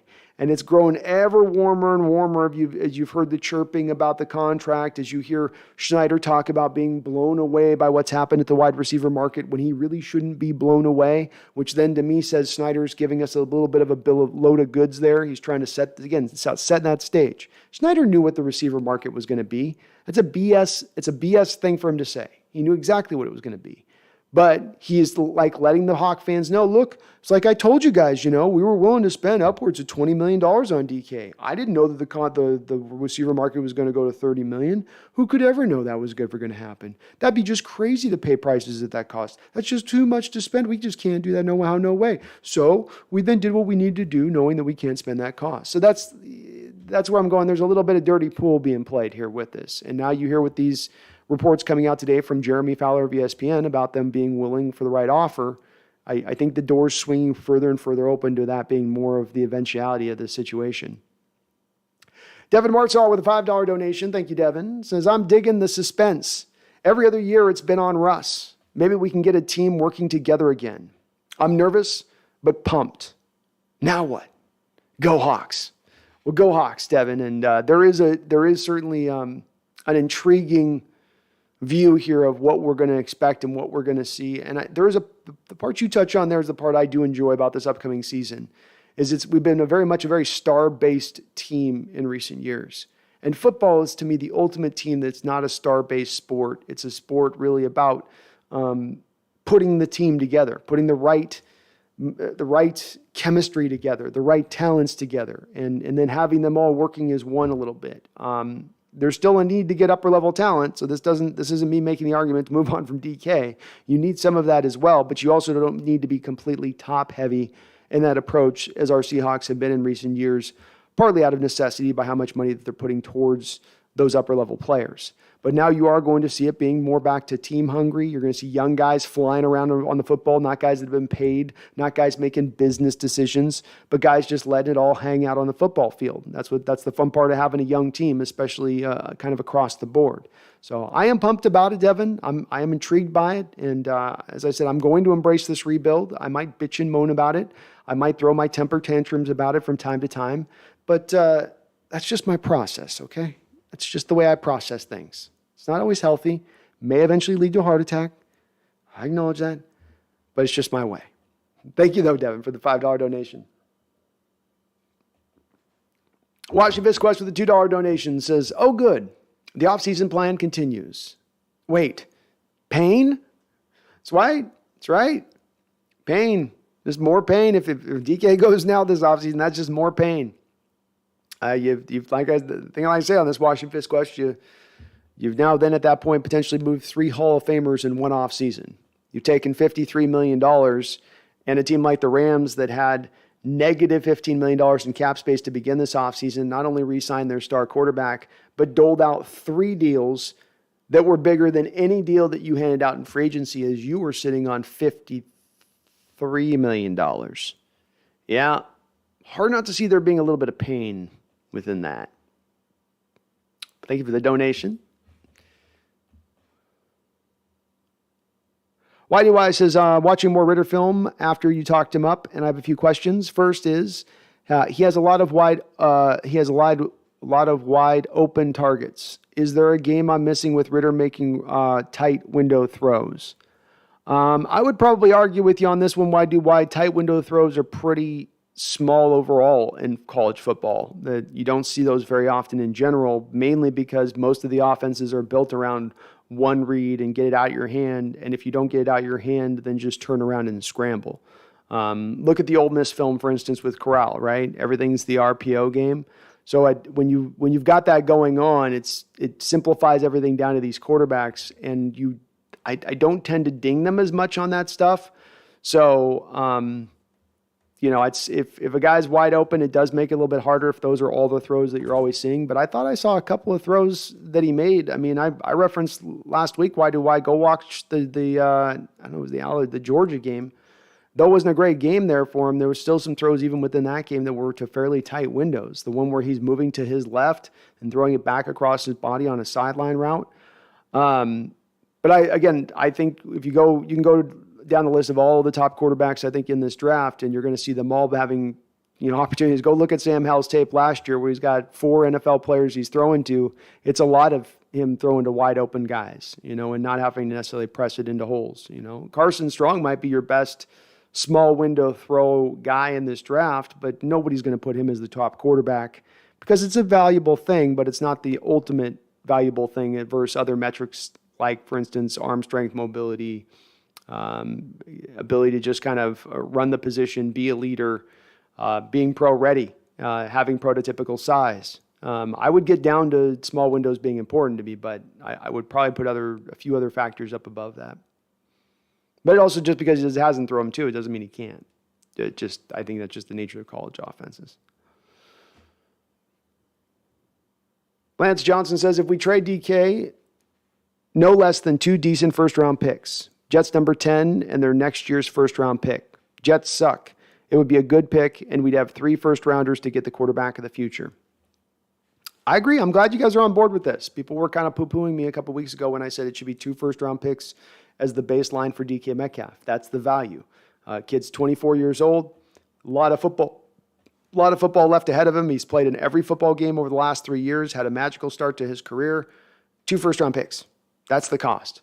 I think if the Jets came in and offered number 10, a future first-round pick, I think the Seahawks front office would look at the Jets and they'd say, we don't know just because you had DK here with Wilson, I don't know in your division, which if the AFC West is the toughest division in football, and if perhaps the NFC West is maybe is the second, maybe it's the third, and AFC North is number 2, you'd probably put the AFC East like number 4, wouldn't you? They'd be like the number 4 toughest division. So you're not going into a division that there's necessarily a clear path for the Jets to be good into next year, but you do also know that there's probably some pressure on the Jets general manager right now to start to, okay, you've been building it up now. When do we get to see the returns on this? When's this going to happen? And that could cause the pressure to add them to throw in that extra pick at that time.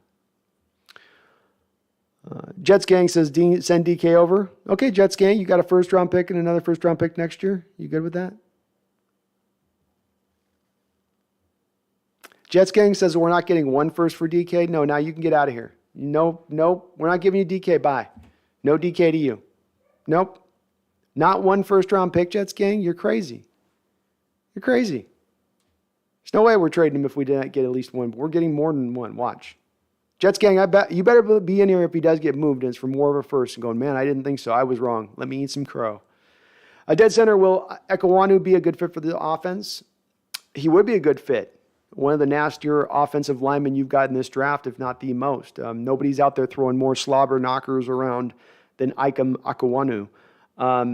So he would be great. The nice thing about him, too, is even above Evan Neal or Charles Cross, if he doesn't fit at left tackle, you could kick him at left guard, which to me, even though he's the rougher of the two in his technique, that puts his floor up a little bit higher than those two because I've got that fallback in play that I know he would be great as a left guard if he had to go into that spot of things. So, yeah, he's awesome.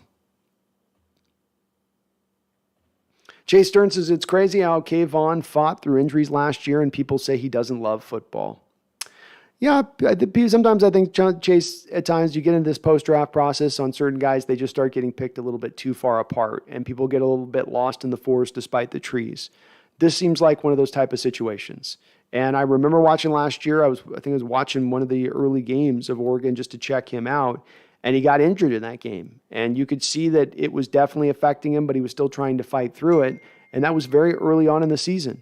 So I give him a lot more room of rope there, and again, as I've said, he's got the two elements that no other pass rusher has in this draft that he combines, and that is get off with bend. And those two things give you not only instantaneous production for a pass rusher out the gate, but are great components to build off from a pass rushing skill set as well. Web Knight says, salute Seahawks fans. Seahawks fans, get them likes up. Yes, please do. If you will do me this favor, please hit that like button. I know it's a small thing, so you don't want to do it. You don't want to do it. I'm just asking you to do it because it does help this channel out. It helps me grow, helps us continue to grow. We're pushing up higher and higher on this channel. Growth has been amazing. We're having our best 30-day period here that we've had on our channel history. And why? Because you're hitting that like button, because you're subscribing. So come on. Jets gang, y'all must think this is bad and you don't trade picks, then pay a player top money. Jets gang, this just happened in the Jets gang.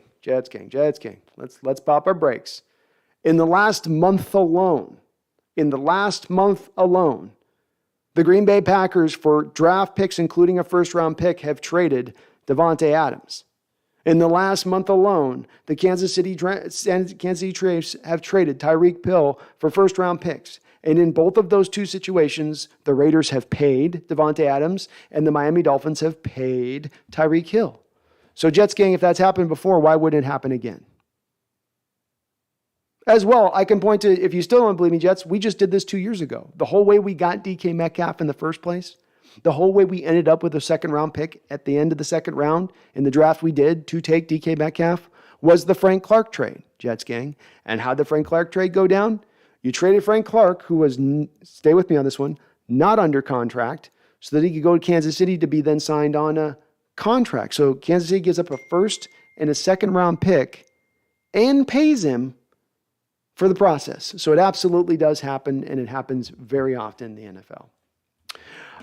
Keegan says, what are my thoughts on Bailey Zapp? Let me bring up my notes on him.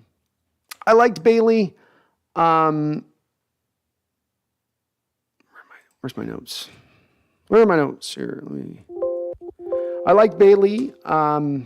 He's definitely, I think, still kind of limited as a quarterback. So I'm not really thinking that he's a huge diamond in the rough. My notes are he's a spread quarterback who excels best at cleanly catching the snap to throw very quickly. He's a little bit like Corral in that realm where everything's just off the one read, get out as quick as possible. I'm going to touch on the one thing part of his game that's special in a second with that. So just keep that at the front of your mind.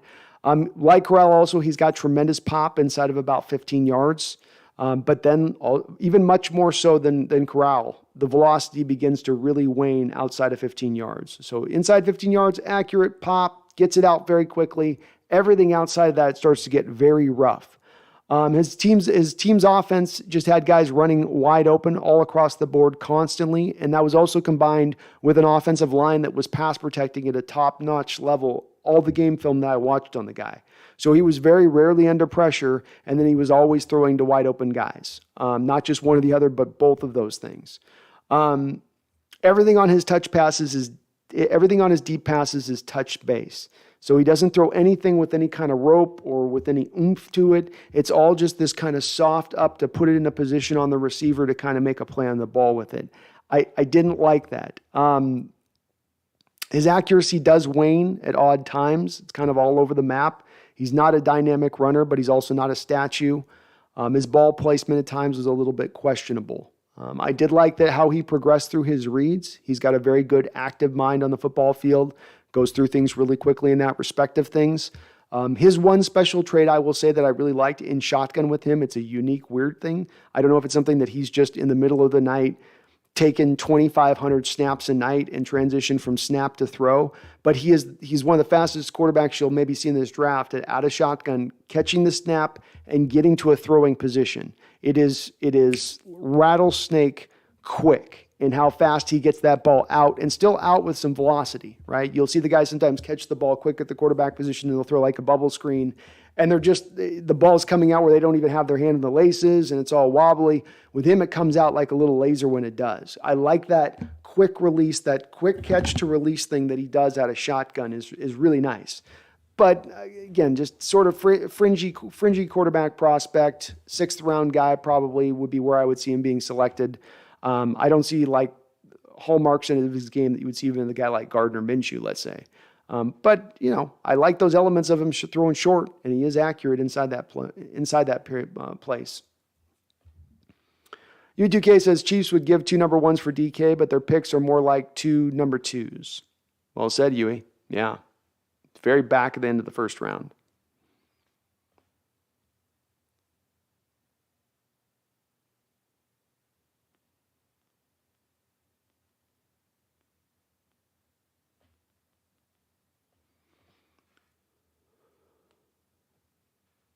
Whitey says Thibodeau made some career choices in his final bowl game, and I don't blame him. But was the only cat on the Ducks line worth a crap. Constant 2-3 constant double and triple teams with play going away from him. Kid is a star. Sign me up, Whitey White. I'm with you on that.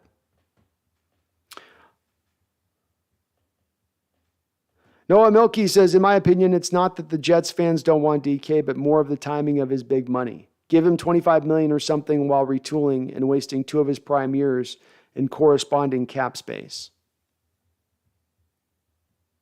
Oh, it's not that the fans don't want DK, but more of the timing.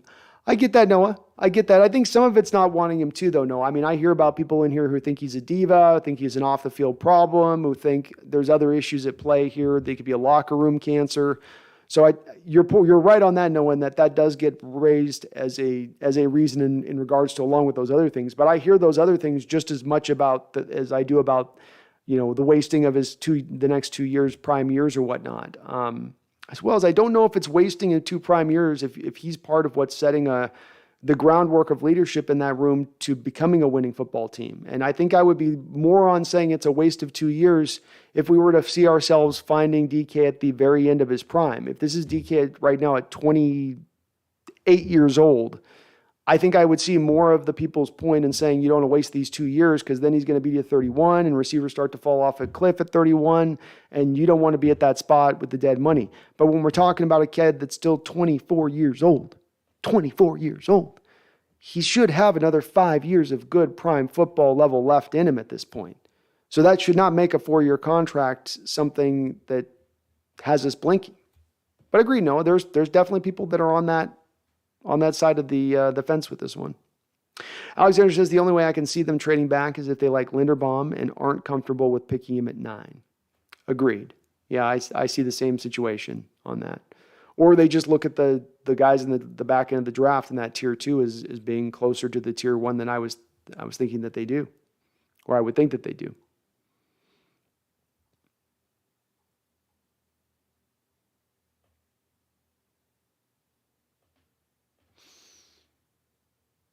Audie Bell says this year will be irrelevant. Why the hell would you want Mayfield? I don't know. I don't want Mayfield, so I'm not in on it. U2K, Seahawks are not going to pay DK market value, so they'll have to franchise him, and that will make him want to hold out, which they've made too expensive to do now. So it's either trade him now or trade him later. I don't know how it's too expensive to do so, Huey. So let's walk through the costs on this, okay? He goes through the final year of his deal this year at $4 million. All right, and then you franchise him next year. Franchise tag next year will be somewhere between $22 and $23 million. Then it goes up much higher even to the year after that, where now you're up to what, $30 million, let's say? Even if I'm going with actually high numbers here. It won't be 30 million. So it'd be like, let's say it's 26 the year after that. So that means I've got 49 million plus 4 million. So I'm at $53 million over 3 years.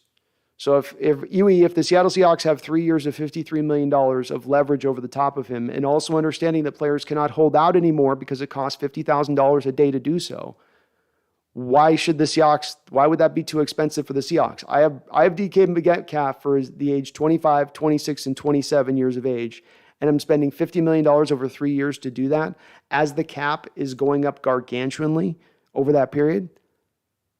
Especially if the cap ends up doing what we think it's going to do, which the Amazon money kicks in, and here's what's going to happen with that. The Amazon money is going to kick in, but all of the old franchise tag numbers are still going to be on point until it's had time to raise itself back up to the new bar. Meaning that the Amazon money might push 30, 40 million in cap space into the year it kicks in, but yet you still have the franchise tag numbers based on the top 5 salaries, which were based on the prior contract signed under the old ways of things. So it will not be too expensive with the franchise tag and to do it over a couple of years with them if you want to go that trek. I'm not saying that they should do this. I'm not saying it's the right pathway here. I think they should pay him.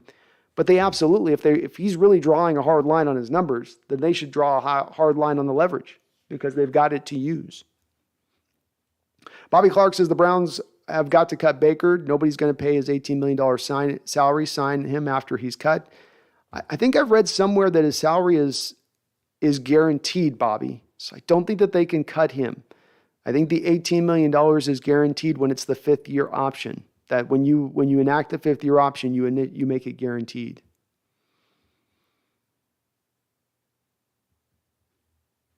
Lance Johnson says, please, dear God, no on Baker.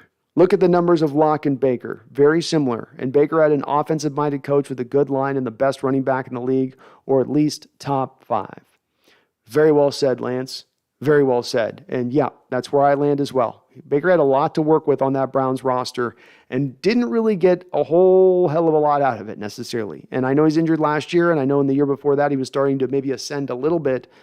But for the costs, for a year where you're in rebuild mode, for where the offensive line is, there's just a lot of reasons why the Baker situation really doesn't make a lot of sense.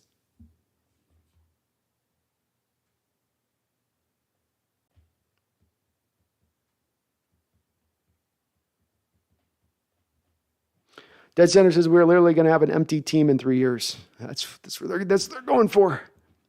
Sean Pruitt, have the Seahawks signed T. Lockett yet? They signed Tyler Lockett last year, Sean. So they have him on a multi-year deal.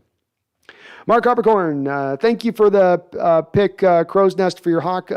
Thank you for picking the Crow's Nest for your Major League Baseball channel. That was a good idea from a former sailor on pain meds.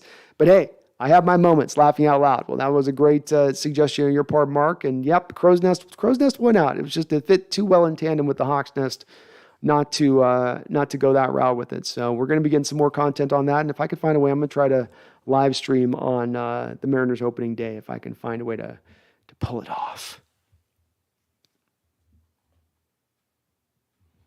But appreciate you, Mark. Byron D with a $2 donation. Thank you, Byron. Says, let Gino grill with our good weapons and defense. Let Gino grill. That's right. Let him get out the barbecue. Come on. Come on. It's Geno Smith time. He's got that special chemistry with DK. That's special chemistry.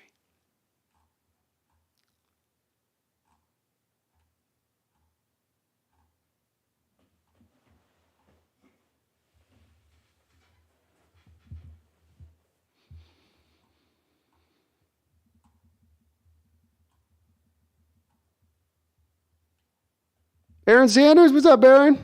Good to see you, brother. How you doing? We got Dr. Sanders in the house.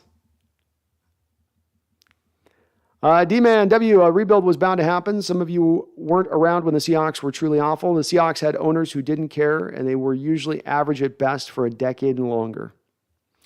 It's true. I mean, that's definitely if you have bad ownership or if you have wayward ownership, let's call it, it definitely can make a rebuild last longer.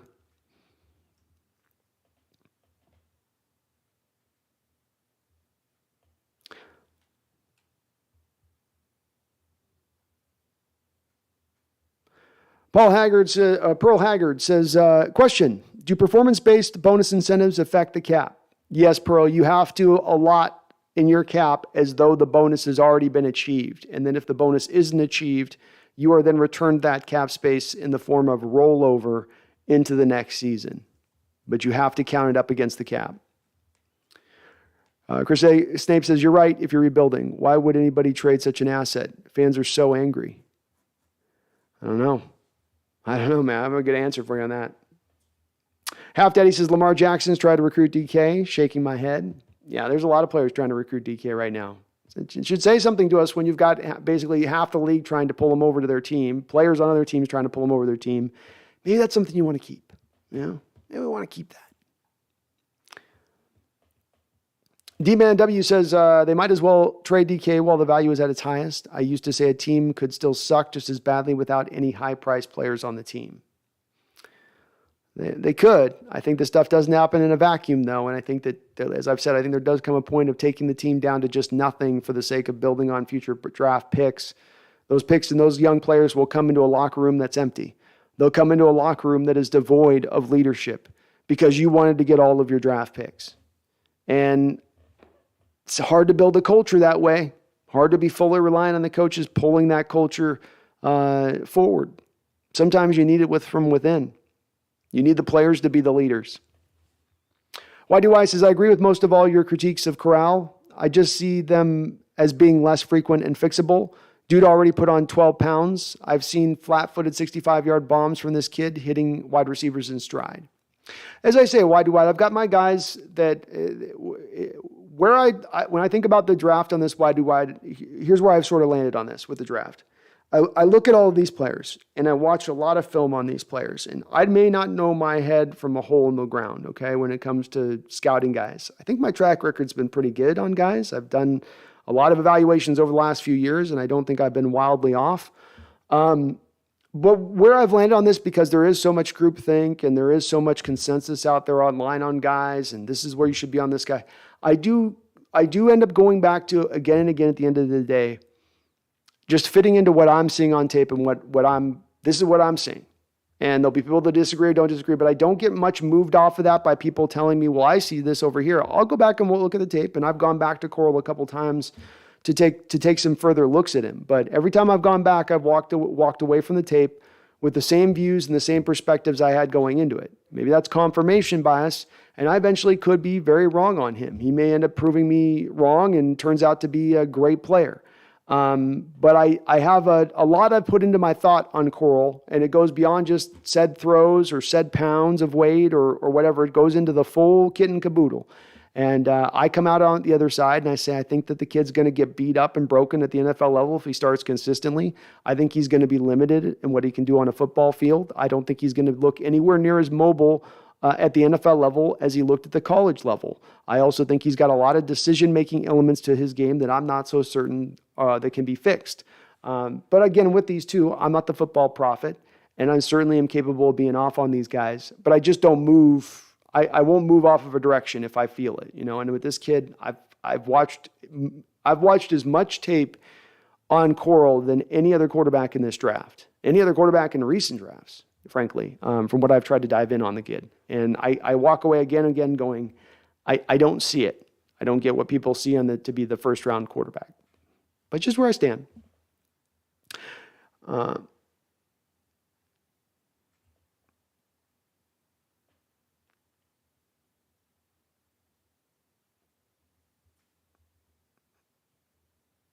Chris Nape says, Lamar is the one resisting signing a new contract. My other comment, the asset not to trade is DK.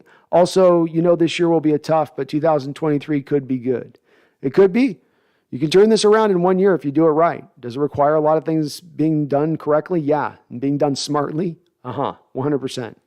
And Lamar is being a bit of a problem child in signing. He is his own agent, or I think his mom is his agent. I don't know, one of the two. Either way, it's not helping things. But it's odd of Lamar not to get a deal done here. Why do I says the NFL is a business. At some point, they want to sell tickets and merchandise. To do that, you need a young star to build a PR campaign. For this reason alone, I think they may keep DK.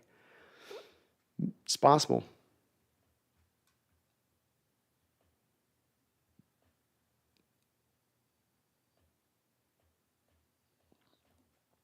Sean Pruitt says, this is Drew Lock. Second chance. He needs to show up and prove himself to us fans. Indeed. It is his second chance. Pearl says, this has been the most exciting offseason in my opinion. Not kidding. No longer taking Russ for granted, so they have to make moves. It is interesting, Pearl. I mean, they're doing some unique things. I'll give you that. I'm a little reticent to say exciting at this point, as it's been a little bit of a bumpy road for me personally. But change is interesting, and it brings a foreseeable future that is the unknown. And we had much more of a known, to your point on this, in prior off seasons where we kind of knew where that team was going to top out at year after year in its form and what it was. Had talented players on it. That was just as far as it was going to get. So this at least brings us into a new area, potential, both for good and bad. Let me get a little bit more coffee here. Folks, bear with me one second.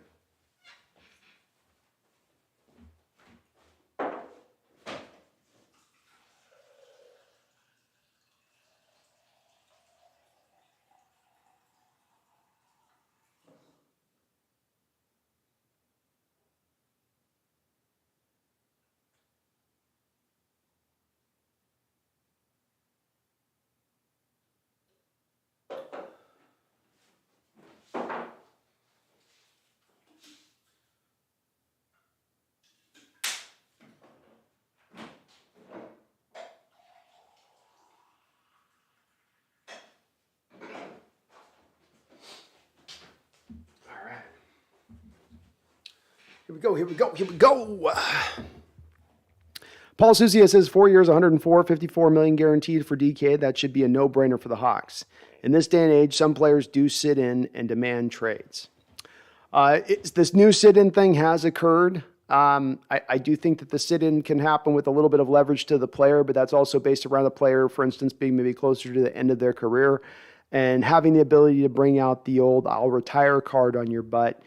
And maybe I'll come out of retirement at any given time too if I want to do that to you guys. So if you don't have that club to swing at the team, then you don't really have the leverage to operate out of it. I do think, Paul, that your contract numbers are correct. That sounds about right to me. But one of the reasons why I think you can get a deal done here with DK is because you have the leverage of a 3-year, $53 million that you can hang over his head. And so you say, okay, instead of us doing 3 years, $53 million, which we could do if we wanted to force that line, obviously you'll fight, you'll resist, you'll do a lot of things to make things hard on us if we go that route. But understanding we could go that route, let's find a common ground. So why don't we go ahead and double that number add a year on the contract, and we'll go 4 years, 100 million, and we'll give you 50 million guaranteed. We'll give you all of that 3 years of guaranteed money instantaneously. To me, this is a common ground situation that it feels like they could easily come to a point where they go, okay, yeah, we got the about the right numbers here. This makes sense for both parties. And I think it gets a deal done. I hope it gets a deal done. Randall accidentally hit somebody in his pocket there. So I think we got Sam Dog the Infamous. I think Randall accidentally, one of my mods might have gotten you timed out. I was seeing you timed out there, Sam Dog. So I'm sorry about that, man. So yeah, hit me up on Twitter, Sam Dog. I mean, I know you want me to do another collab here soon. So feel free to hit me up over there. Or I'll reach out to you. We're another on that. Why do I, Brandon, looking down at his crotch saying, hey, say hi, and we just be sitting here pretending that there was a cat. Huey says this offseason has been no different than any other. Seahawks have made the kind of moves they usually do, slightly overpaying to keep own free agents and looking for bargains in free agent market. Same old Seahawks. In that respect, yeah. Usually, you don't often move a lot of Hall of Famers in an offseason, but other than that, yes. JDM, I want 3 top 10 picks or 4 first rounds or 4 firsts in 2 years for DK. He's a rare like unicorn. I like it, JDM. Get aggressive with him. Say, you ain't getting him for cheap, man. You ain't getting for cheap. You better come correct. Danny McCormick, I legitimately think fans will show up to the VMAC if they trade DK, and I'm not lying. This is annoying. Why are we still in the headlines after we made the big move the media wanted to see? Annoying. I agree, Danny. You just go, okay, we bled enough, right? I'm already just days removed from suturing up my Bobby Wagner wounds, and now you're going to slice me down my back with the DK Metcalf trade. It's been a little bit of like sadist approach by our front office this offseason as it approaches the fans. They won't tell us what they're doing. They'll just say, well, we're not going to do that. And then they go and do it because they know it's that painful. They know they can't say the evil's name that they're about to enact. So they just enact it and tell us differently. Oh, we're not rebuilding. No. We're not rebuilding. No, we're going for it. We're going for it. We don't know how to rebuild. What's rebuilding? What does that phrase even mean? They'll say to us, they know what it means. Oh, we got Sam Dog back. He says, Sam Dog says, even if Russell played out the rest of his contract, where he still would have left us and we would have gotten nothing out of it. We did the right thing in getting something for him while he was worth it. Yeah, Sam Dog, to a degree. I mean, obviously, you still have him under 2 years of contract, and you could have franchise tagged him twice after that. So you had 4 more years of club control, theoretically, still under Russell Wilson. Would have costed a lot of money? Yeah, would have. But was Russell Wilson also going to maybe try to cost you a lot of money in the contract negotiations? Yeah, maybe it would have been just about an equivalent cost at that point from your standpoint. Well, then you would have had the flexibility of playing it out year to year if that's what you wanted to do. I'm not as hateful of the Wilson trade in that respect. I can get it, but when you're throwing all of these one after another at us, that's where I'm like, okay, guys, stop. Just you've hit me enough. You've hit me enough. There's no more open areas of skin to hit that aren't bleeding. Bay Area Baller says, are the Hawks in on Baker? I don't think so, Bay Area. I don't. I think with their salary cap position where it is, I don't think they're really serious. If he were to be released, then they would, but I don't think he's going to get released because I believe the contract's guaranteed. So I think one way or another, the Browns have to move him to somebody, even if they have to eat a lot of the salary cap.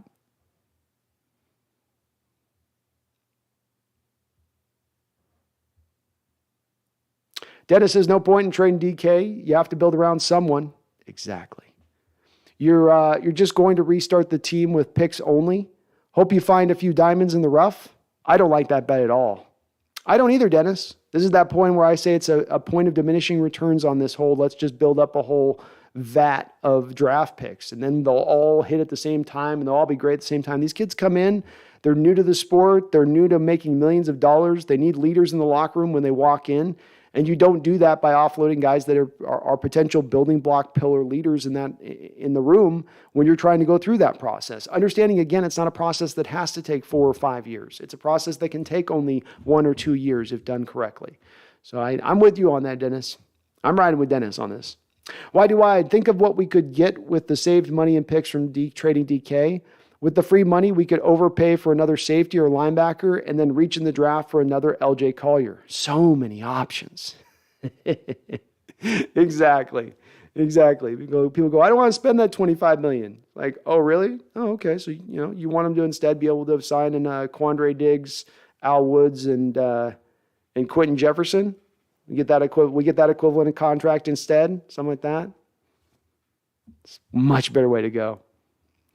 D-Man W, if Baker was free, I would take him. Baker isn't a bad quarterback. Not great, but not bad either. Yep, agree with you. Corey Lalone says, as Seattle fans, are we cursed? No, we're not cursed. You get a Super Bowl title in the last 10 years, you don't get to say you're cursed. We definitely have to take a lot of pain for our pleasure. I will say that. Aiden Gorbanski says, I've been depressed for the last month because of this offseason. Aiden, I'm residing in the same zone, man. I'm over here in the same place. And I try not to be too dour on this channel, and I try not to get too one note about hammering the front office or the moves too much. But it's this, like I said, they've given you some tough swings. It's been some tough swings here. And not as much to be able to really operate off of optimism from. I haven't hated every move this offseason, by no means, but just the totality of the moves so far and the general directions of the things haven't been great. And then understanding, too, we're heading into a rebuild, which means this next year's probably going to be a bumpy ride for all of us. And that means we got to strap in and just sort of take our medicine. Sean Riley, thank you for subscribing. You're awesome. Charles Riley's in the house. What is up, Charles? Appreciate you, brother, with the $5 donation. It says, Pete and John will follow the great words of Jack Robertson saying, we won't be undersold. I don't know who Jack Roberts is. But you're right there. Hard to understand when they got all this control.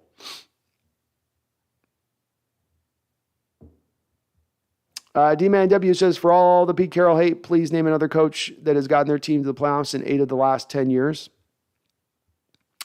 I don't think you can.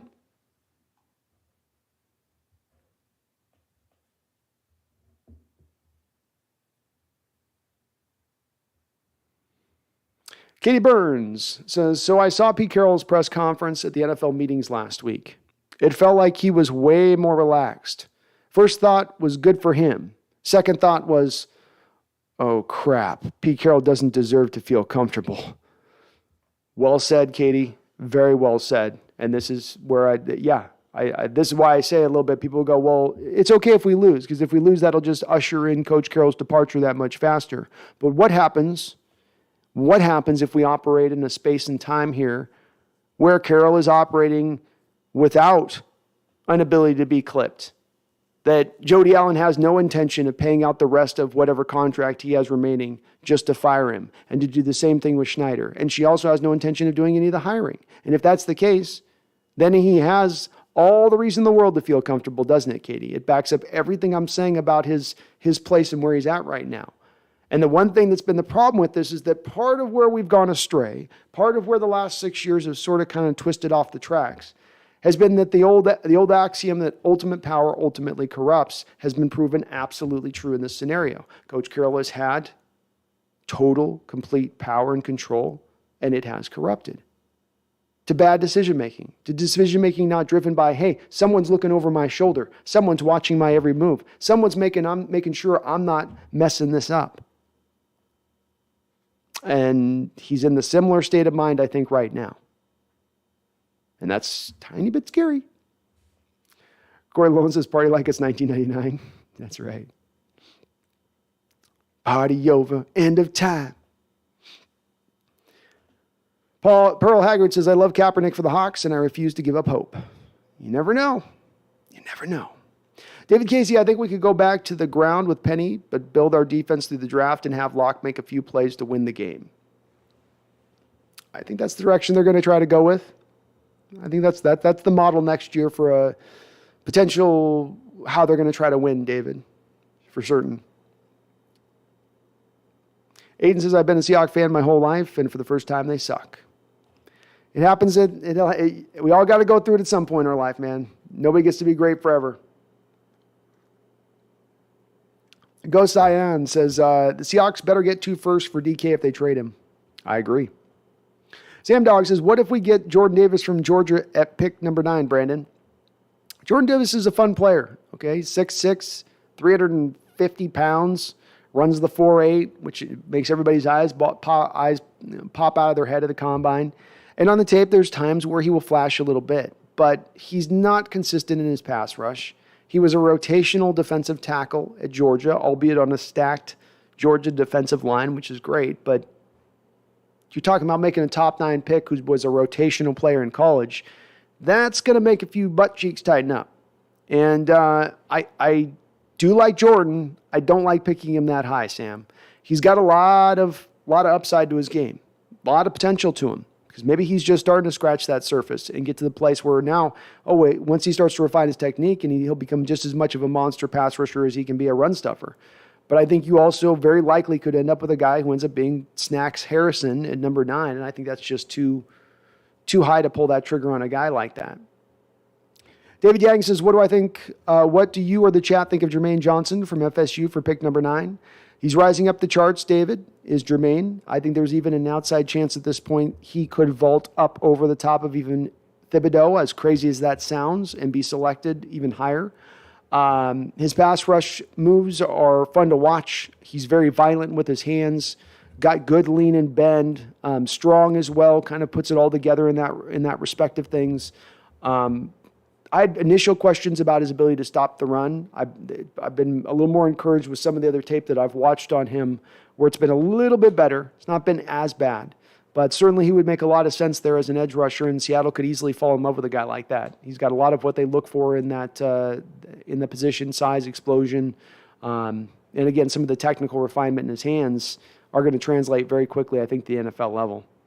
Skills Main says you like Ritter. Skills, Desmond Ritter's my number 1 quarterback on my board in this draft.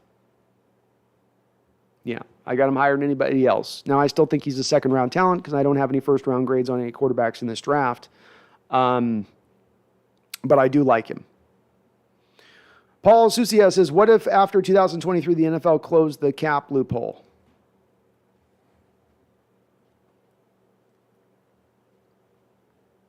I don't know the cap loophole you mean. Are you talking about the floor that they have to reach in the deal? I don't know what you mean on that. David says Pete ain't picking a quarterback that high. Maybe not, David. I think any other quarterback who was vaulted, even a guy like a Stingley that would be in that position where we'd be picking, I would normally tend to agree with you. I think if Carroll looks at Ahmad Gardner and he sees Richard Sherman reborn but with 4.4 speed, I think that's the one thing that could cause him to kind of pull that trigger. Sam Dog says today's Cam Chancellor's birthday, by the way. He was the boom in the Legion of Boom. He was the boom in the Legion of Boom. And happy birthday to Cam Chancellor. So Jermaine Johnson just spoke on that. Danny McCormick, Sauce won't last till 9. Stingley more likely, but Seattle might love McDuffie more than both. Just saying. I don't think that they go with McDuffie, Danny.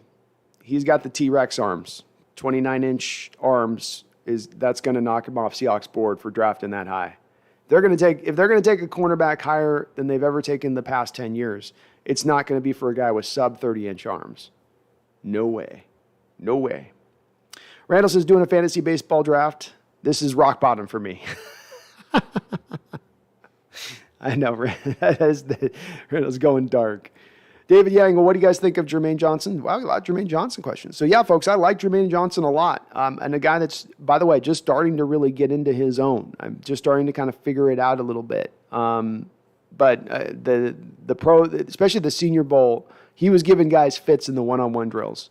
I mean, just kind of almost damn near unblockable at times in the Senior Bowl tape. And you watch him on film, he pops. He definitely pops off the film, especially as a pass rusher. Little bit of questions as a run stuffer, but as a pass rusher, he doesn't have the amazing components to his game like the get off to bend thing like Thibodeau does, but everything's really good. And then upper level hand usage and just his way to fight to the quarterback. Just a great way to get into the quarterback, I guess the best way I can put it. He's refining himself, but it's still, he's got some unique methods, I guess, and approaches. But I like Jermaine. He's good. I'd be happy with him at 9. He says, feels like the pro Cap crowd doesn't love Cap as our quarterback as much as they love the idea of Cap as our quarterback. Maybe, yeah. I think a lot of people got a lot of different stances on it, I think, or reasons for why they're for it. Robert Rowett says, what's up, brother? What's up, Robert? I joined late. I will restart from the beginning at work tomorrow. I'm really hoping we draft Sauce at 9, but that means we will have to pray John and Pete stay at 9 and don't sell it. Yeah, I agree. If you're going to get Sauce there, if he does last to there, because he might be picked higher than that, that would be what they would have to do. Because if you trade back to 15, there's no way Sauce lasts to 15, I don't think. I do think that they do sell and pick. I do think, Robert, they stay and pick there, though. I really do believe this. They have bitched and moaned so much over the last 5 and 6 years about picking in the 20s and not getting a chance to pick up in the top 10 and how that has hindered them in roster building. That now for the first time to pick in top 10, especially understanding that the true upper level first round talents in this draft truly do fall off the second you start dipping into the teens. I think that's going to lead them to just pick where they land, where they lie. Kelly, hey B, hey Kelly. Great to see you. Is it weird that we would unload all these assets before selling? Wouldn't we get more for the team if we would have kept some of this? Well, thank you, Kelly. It's good to see you in the chat. And Randall brought this up a little bit, a little while ago. And as I was thinking about it and answering his question, I do kind of land more on this mode of it. I think, Kelly, that the unique situation about the potential sale of this Seahawks team in this given situation versus other NFL cities where NFL franchises are for sale is that you know that the sale is probably happening a couple years in advance. And because that's the case, that maybe opens the door to the future buyer already knowing that they're going to buy the team, or there being a soft agreement in place for them to buy the team. Now, maybe they're already then dictating to Jody the parameters in place that they want to see happen for when that deal eventually becomes consummated officially. I would think that if I was a new owner coming into play, and I had myself a little bit of an ego, and let's not lie to ourselves here a little bit, right? You're a billionaire, you probably got yourself a bit of an ego. And if I got myself a bit of an ego, I'm going to want to build it my way. I'm going to do it how I want to do it. Because then I can take all the credit for it. So I think to do that, you're actually going to want the cupboard fairly well not stocked because you're going to want to fill it. So I think it does, Kelly, lead more to the owner who would be taking over wanting to have not as much cap space they're on the hook for or have extra draft capital if they can get it. They're going to find that advantageous. That's where I land with it right now. I think it makes a lot of sense, especially Kelly, especially if they've got a guy like Bezos in the background who's in Jody's ear and she's like, all right, I'm going to buy this in a couple years from you. I'm going to give you 10% over what you're asking for. But here's what I want to see on the other end of that. I want an extra first-round pick in my first draft. I want over $100 million in cap space, right? I could see him doing it. If I was taking over the team in a couple years, I might do that.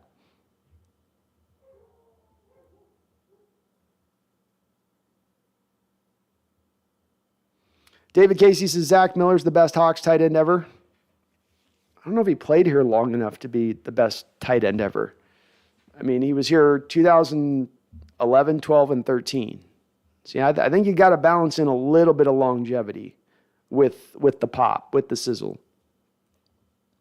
Lance Johnson says Charlie Young was a pretty good at tight end, but he was only here in his twilight. Yeah. He was decent at the end still, but not, again, another one of those guys not quite here for a long enough time.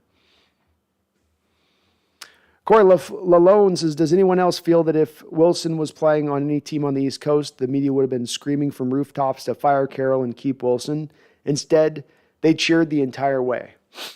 I'm going to sneeze here. Hold on. Excuse me.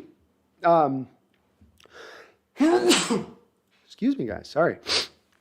Springtime. They might have. Yeah.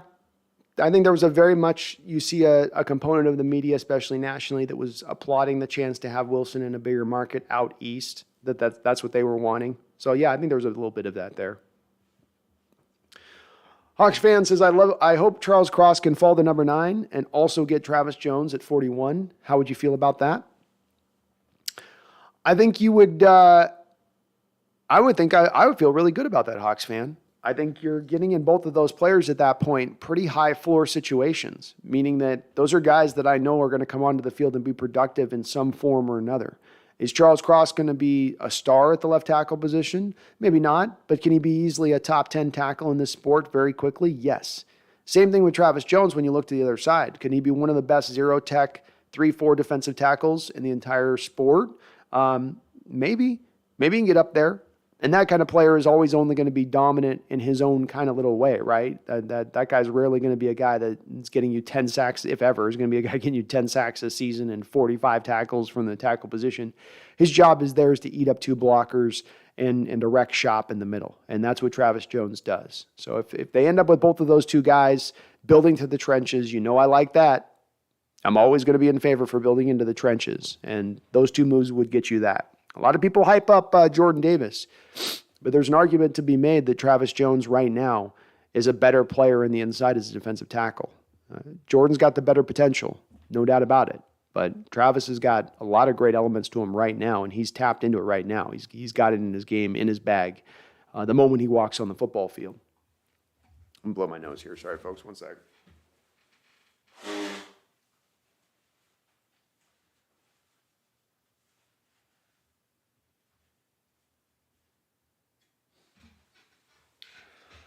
Goodness. D Nugget says, let's get Brandon to 7,000 subs. Yeah, we're pushing. We're almost up. We got past 6,800. My goodness, we're just clicking into place. We're going to fly past 7. We almost did 1,000 subs in a month here, folks. That's good. That's real good.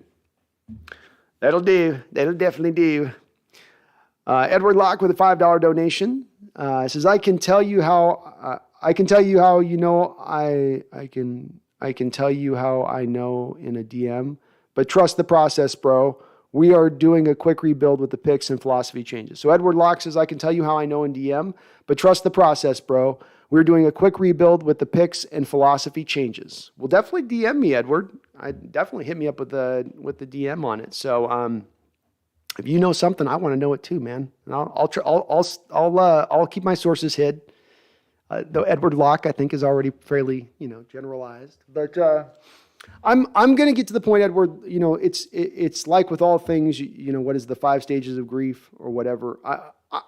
I've said that if they choose the road of rebuild this offseason, I'll appreciate it because they're not taking that middle road of neither being the team that's rebuilding nor being the team that's being elite, but doing the quote unquote competitive thing. And so I will get to the point on this where I will eventually land at the spot where I say, okay, they went the proper path. They chose the road they chose. They bought all in on that road.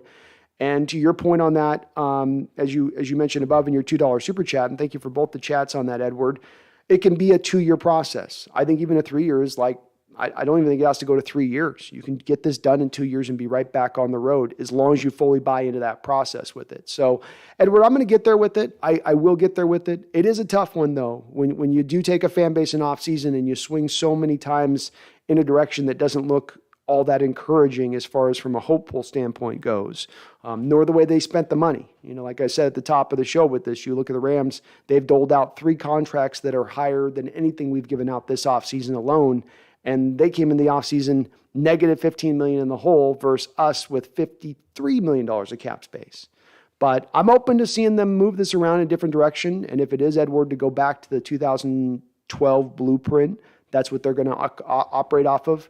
There's definitely some intelligence behind that approach because the times that you went to the Super Bowl, the 3 best teams in the last 10 years in this Seattle Seahawks organization, those teams were accomplished in that greatness behind having a quarterback on a rookie contract who was taking up, 0.55% of the total salary cap space. Not hard to understand how you can build a great team when you're only putting that small amount of assets to the quarterback position. Sean Riley says, as a Chiefs fan, here would be my offer for DK. KC gives you 29, 30, and 50 for DK and 40 and 41.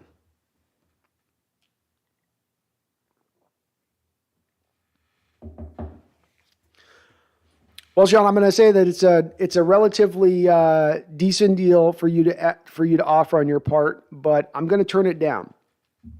And the reason I'm going to turn it down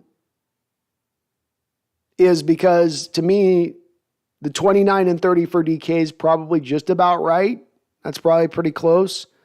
But the 50 then for 40 and 41, that doesn't work. So that doesn't work for me. I know you look at the Tyreek Hill trade and all that, but again, balances back off, Sean, on a couple of other factors. Tyreek is going to want the $30 million a year. You're going to get DK for 25 probably. Tyreek's going into being 30 years of age. DK's only 24. So you got two different players at two different stages of their career, not to mention two different types of players. I think it's going to take 2 first-round picks, if not even a little bit more, considering that your 2 first-round picks are at the back end of the first round. Brian Roberts says, how do you feel about Lamar Jackson trying to recruit DK? I think, Brian, that it should tell us all Seahawks fans when you hear about all these players, I'm watching all on Twitter trying to recruit DK. Come here, DK. Come here, DK. At DK14. At DK14. Hey, come on the Reds team. Hey, you look good in red and blue. Hey, you look good in silver black. Hey, you look good in this. Oh, hey, come be a Jet. Go be a Jet. We've seen all the players wanting this guy on their team. But you're hearing about all the teams reportedly interested in bringing him over to their team. When you've got this much of a deluge of folks out around NFL circles saying, yeah, come on, we'll take that. We could work with that. Maybe you hold on to that guy. Maybe there's something there that's you don't want to part with necessarily. Maybe they're kind of telling you something. As far as Lamar recruiting him, I can't hate Lamar for doing that. He probably feels like he needs wide receiver help. Maybe they do. Hollywood Brown hasn't exactly been super special for them. And they don't have a whole lot behind him past that kid they got out of Texas a couple years ago, who's really more of a gadgety kind of receiver than anything else. So I don't hate on him, Lamar, for doing that. I understand it.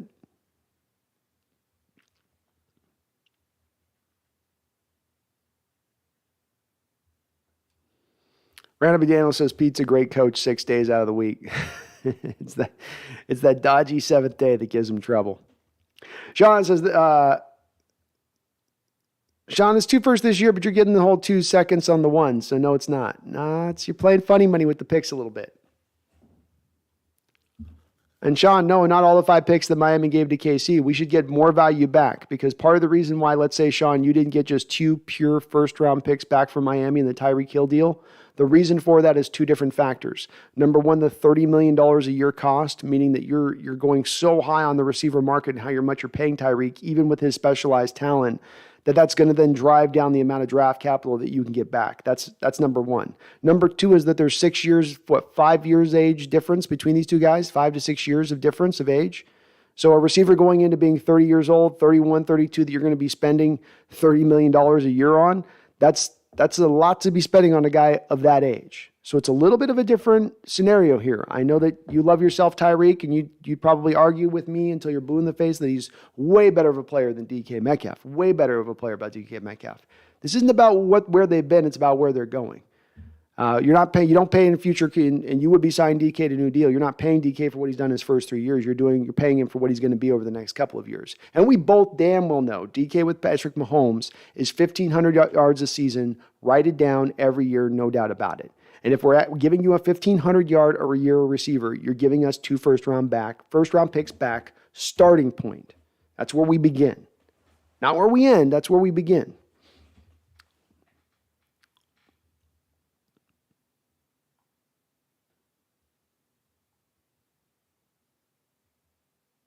Might be crap. It says, what is this? This is Seahawks channel. That's what this is. Count of Toulouse says Seahawks are going to be 5-11. Buckle up. Buckle up.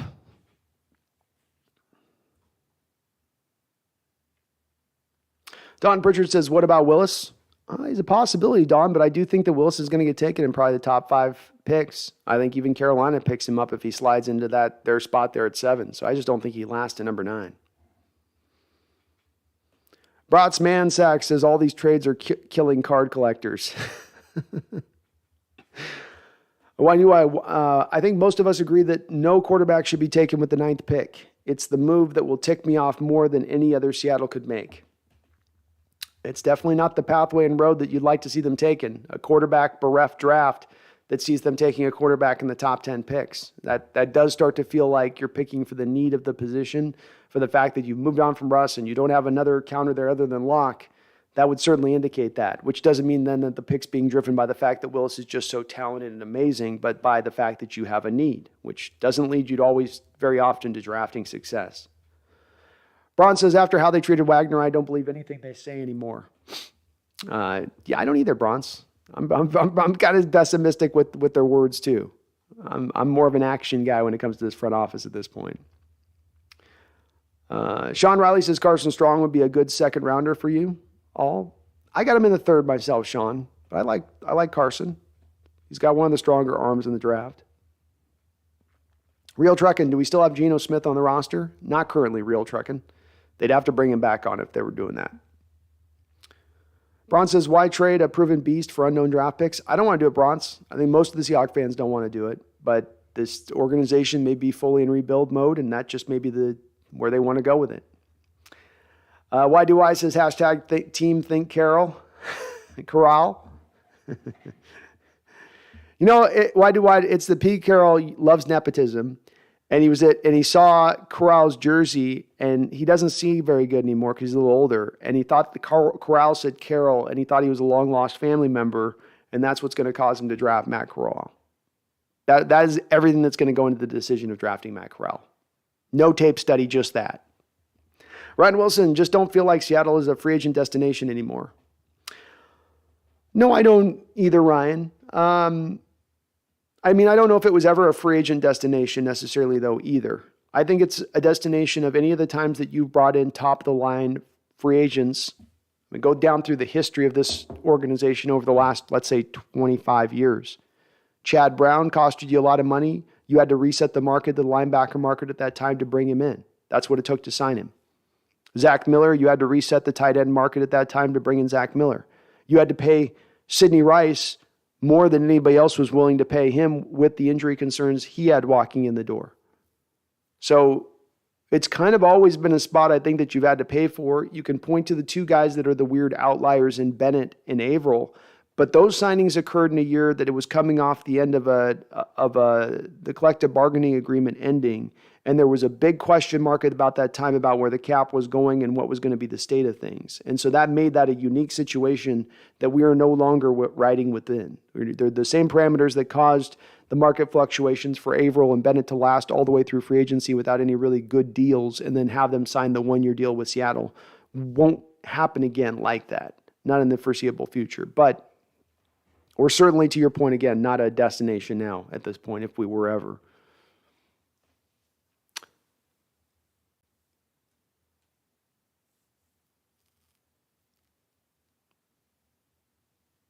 Pearl Haggard says Geno's deal is still being worked on, according to Pete earlier this week. Okay. Well, maybe they're going to bring back Mr. Smith.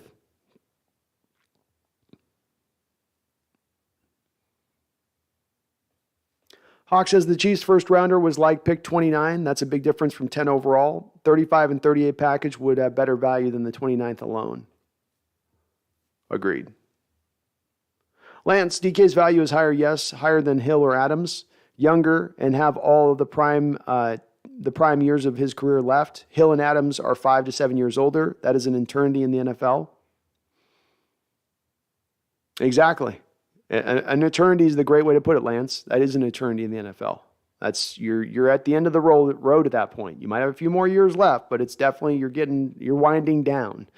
And that's where I stand with it as well. It is higher because of the age, because of his ascending path, because he's still very young. And because with this, the other part of this too, let me add on to your point as well, Lance, with this. Hill and Tyreek were in the same situation as far as their leverage game goes. Because technically, right, the Packers could have just franchised Devontae and said, suck it. And you're franchised and what are you going to do about it? But they ended up moving him nonetheless, right? Because there was a little bit more leverage from a guy like Hill or Adams or Hill in that they can come back to those teams and they can kind of put a threat of, I'll sit in, I'll make this painful on you. There's a threat of retirement if you don't do what I'm wanting you to do. And then maybe I'll come back off of retirement at a bad time. Suddenly I'll reactivate myself and my full contract kicks back in. And then you've done something else with a salary cap to get around that. And now you got to make some moves to fit me in or trade me and then get no assets from it.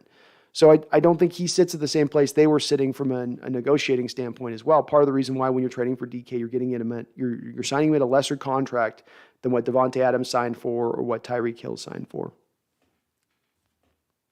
Sam Dog says the Rams were dumb for trading Robert Woods to the Titans. Yeah, I mean, they got Allen Robinson is kind of the guy they're flipping in there, and especially for a guy in Robert Woods who's coming off a torn ACL, Sam. And we know we're torn ACLs. It's no guarantee you bounce back the next year. I thought that's not a bad way for them to go in that route for a flip. I like Robert Woods a lot, but I understood where they're coming from.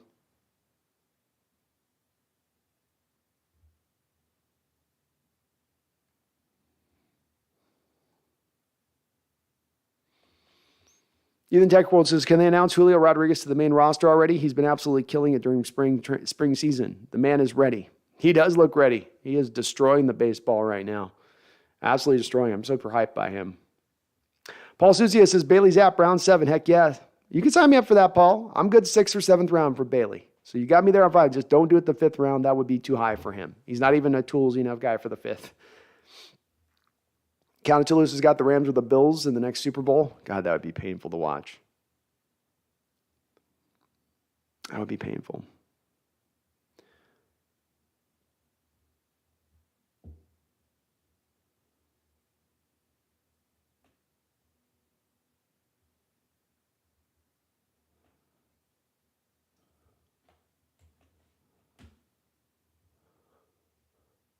Hawks are the aces. I swear we are just like the Blazers. We never keep nor have any elite players. Kind of similar, isn't it? A little bit with the way things are fracturing out with the Blazers too. Why do I, when watching throwing motions, look for the first motion on the ball? Does it go straight up to behind the ear or does it go down and back? The latter causes throws late and high. Yes.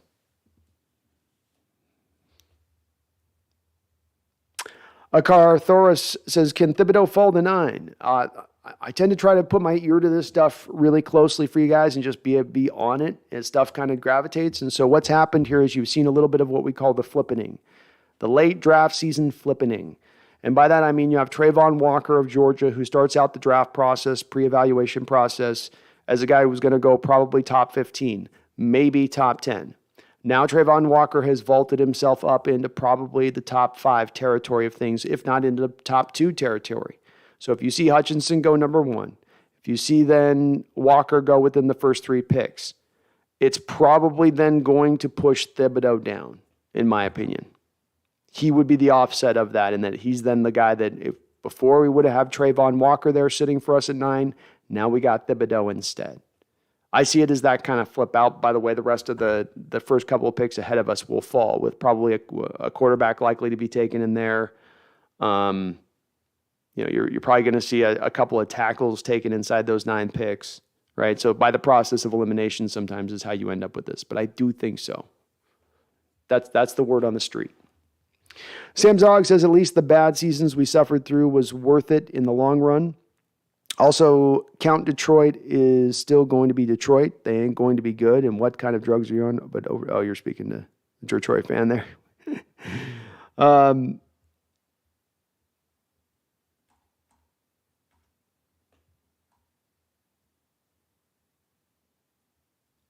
Charles Riley with a $5 donation. Thank you, Charles. He says, Brando, we got a worst NFL uniform question in the chat.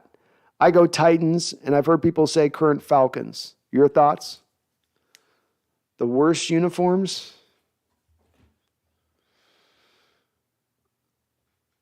I mean, like the Browns look like a running turd sometimes, like, I don't know, their real name is Browns. I know that's like sacrilege because they're never going to change their jersey.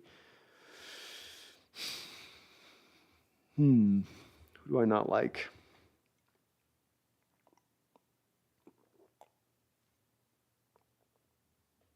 I do think the Titans jersey is just kind of boring.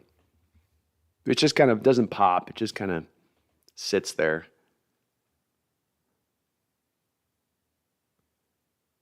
I think the Guardians one's going to... The Guardians, whatever the hell their name is, Defenders, Washington, whatever the hell's. I think that jersey's going to suck. I think it's hard, Charles, for black jerseys to look bad. Black's just always cool on a jersey. So, like, even though Falcons jersey isn't that crazy awesome, I still go, I can't put them in the bottom of the barrel. Black's too good.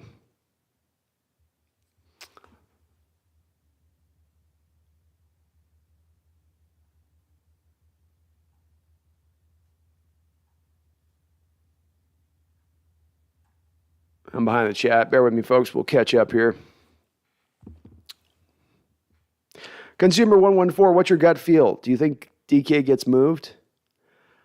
I do, because I think somebody's going to knock their socks off with a trade offer, because I think there's enough teams even with two lurker teams like the Packers and the Chiefs that are sitting there as teams that want to go for it right now, but also could look at their situation and say, we don't quite have enough here. We don't quite have enough ammunition to get it done. The Packers looking at the NFC next year, and they're looking at the Rams and the moves they've made. They're looking at Tampa Bay and Brady coming back and the moves they've made, and they're going, that's our competition. We've offloaded Devontae Adams. We've lost Zadarius Smith. What are we going to do to counter this? Just trust our own little process on this? I don't know. When you're in a place that they're in, they've got to go for something in. Say nothing of a team, be it the Ravens, who've remained aggressive over the last few years and have a need there and might just be willing to go that hard with it. So I think a team's going to come in and make a strong offer, and I think Seattle's just opened up enough from the door standpoint on this to get this done. In addition to the fact that they've still not got a contract extension done with DK. So that in itself, to me, speaks a little bit on this. It is that you're getting into a late hour to get this done, if you're going to get it done. YDY says, looking at quarterback footwork, does he keep wide base throws of his front foot? Does he bring, you're speaking about the quarterback deal.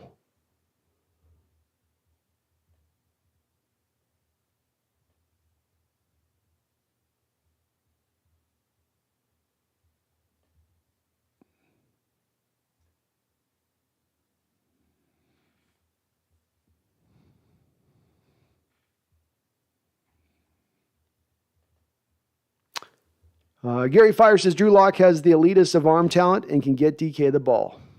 I agree. He's got the arm to get him there. He can make all the throws in the book, Lock. It's not the question with him on arm strength or arm ability. Pearl says, hey, thank you for answering my questions. I love it. My pleasure, Pearl. That's what I love doing on this channel. So sorry if I might miss your comment or question. I do try to get to everybody as I can. It's part of what puts me behind the chat quite a bit. But I like to try to make sure that I'm responding to everybody if I can. Pearl says, I think DK wants to see a better quarterback situation before he commits to staying. He might, Pearl. The one question with that I'd be, though, is if you're looking at, I could be pulling in $50 million guaranteed this offseason, or I don't feel comfortable with the situation, so I'll play in a $4 million contract and hope I get my contract next year, knowing this is a guy who came into the league with a little bit of a ticking time bomb in his neck, supposedly. He might be driven a little bit more to wanting to get a little bit more of that cash in hand kind of scenario versus where it's at right now. But you never know. Maybe he's got the stones to wait too. Certainly if he waited another year, the price is only going to go up. You know, if he's making, if $25 million is the going rate this season, next offseason it's going to be 30 and on up. Paul Sucia says, name all the receivers we traded for, including tight ends, starting with Branch, and that is the real value of DK. There you go. I love it, Paul. I love it. Yes. Hawk, if DK was outspoken about wanting a trade, would you be more inclined to trade him, or do you not care what he wants hypothetically? Good question. Very good question, Hawk. If he was more outspoken, would I be more open to doing it? Yes, certainly. I'm not a big believer in keeping players who are disgruntled or unhappy in place because you want to take that hardline approach. With that said, the answering on your second question with that on does it matter what he wants? It matters to a degree, but if what he wants is going to drive us into a position of peril, and what I mean by that is because DK is going to say he was want to force a trade, and then let's say I only want to be traded to these teams, and blah, blah, blah, and then it destroys our value in getting the maximum return back for him, then at that point that might lead me more into a position of saying, no, it doesn't matter as much. And as a player, you earn a little bit of goodwill with this, right? Wilson had earned goodwill to dictate those terms a little bit more than necessarily a guy like DK has. So it's a little bit of a different scenario with that. But yeah, I would be a little more pushed to it saying I'm open to it. Charles says, congrats on the Randy Mueller interview. Thanks, Charles. I'm so stoked by it. I've already been doing some prep and research work on it. I've got some real juicy questions that I'm going to be asking him about some of those past drafts in Seahawks in the 90s and a few little tidbits in there. So I'm stoked too, man. I've been reaching out to some folks, and I was really happy to get this one.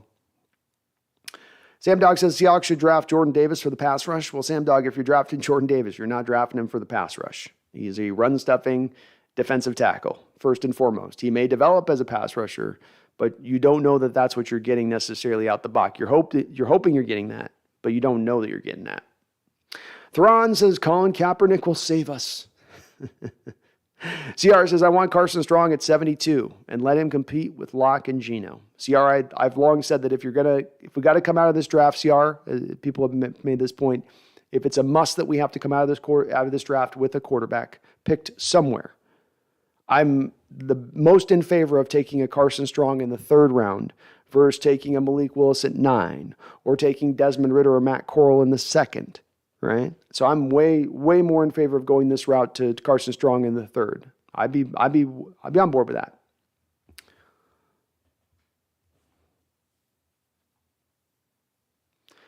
Why do I? I'm with Brandon. Everyone should be very concerned with how this all might play out. The 90s showed how bad ownership can doom a franchise for decades. It was really hard to a Hawks fan in the 90s.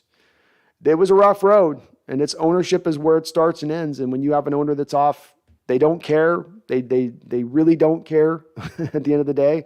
And they're just, and even worse, waiting to sell the team, which is almost even worse than not caring.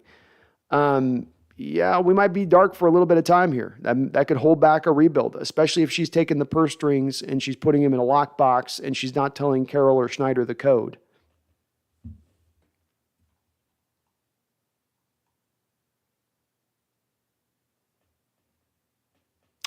Trent Cybot says, shout out to the people on our place putting up the r/place, putting up the Seahawks flag right now. Hell yeah.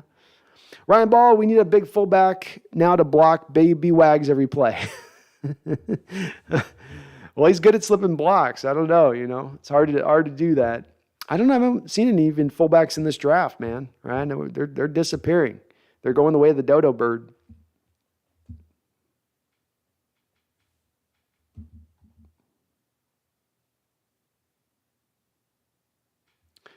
Why do I says at this point, no one can tell me what Pete is going to do. You can't go off of his words or moves, even reported leaks. I honestly don't think he has an actual plan, just his philosophy. Well said. And the philosophy is a very loose term as it's applied here, because philosophy derives from you have a certain pathway you're taking that you have as a baseline to accomplish your goals, as opposed to this with their philosophies like, well, what do we feel like it is today? We won't maybe feel like that tomorrow, but today we feel like it's this way. Sean Riley says, I've mentioned it before in here. I think Pete is just sticking around to ensure a true tanked season. It makes sense to me looking in. It's possible. It's just, Sean, it goes against everything that's built within Pete to go to a tank season. I could see him doing a tank season if he was rebuilding, but going to a tank season so that he could be fired the year after that, I don't know if that's really in Coach Carroll's wheelhouse, at least based on his track record. Alexander Matthews says it looks like no Baker Mayfield, and that is absolutely wonderful feeling. It is a good feeling that he's not coming here. I'm glad that they didn't do something stupid there. Austin WK is Noah Fant a big upgrade to our offense? He's a marginal upgrade at the tight end position. Obviously, he still has a lot of untapped potential that he needs to show on the field. He's been a good, solid, productive tight end in the league since he's come aboard, but does he need to get better? Yeah, he needs to get better. Did he also just speak about in a recent interview being held back in the Pat Shurmur offense there and how frustrating it was as the tight end in that offense? He did. So there is reason to believe that there is some upside to him. But he's not been a star yet at this level at the tight end position. There's no guarantee there. He should be at the very least solid. But if he can get to spectacular to being a star level tight end, we'll see. He is a former first round pick, taken number 20 overall. The pedigree is there with him, but just not quite tapped into that same spot from a production standpoint. Pearl says Pete held a great interview after the Floyd murder. It was really inspiring, and I love what he said about both Jody Allen and Kaepernick. He's very active in his community and active in that sort of realm. Brad says Pete should go now, too.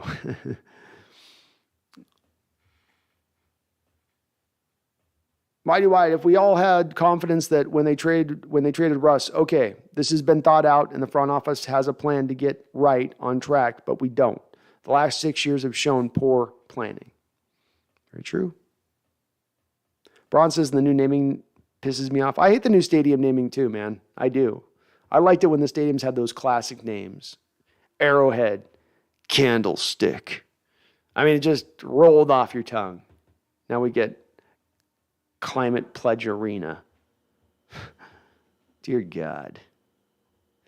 Don, Hawks' best seasons for the last 20 years always come when we run 100 or more times a season than we pass. Interesting. I also think, Don, some of that's probably built more in...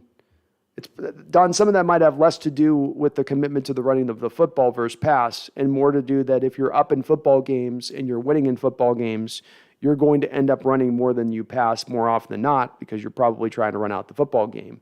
And if you look at the last 20 years, we've won more than we've lost on given seasons. So then you've probably been up on games more than you've been down in most of those games, which has then opened the door to you running the ball a little bit more, But it's still a true point. Bree says, I think Seahawks should draft Kenny Pickett. He reminds me of Justin Herbert. How? There's nothing alike in their games at all. At all. I don't see any connection on those two.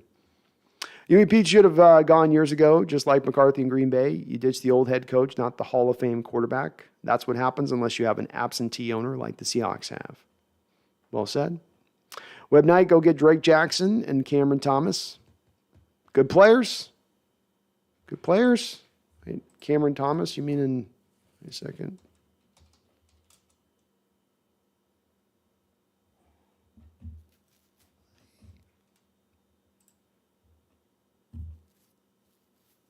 I like both those guys.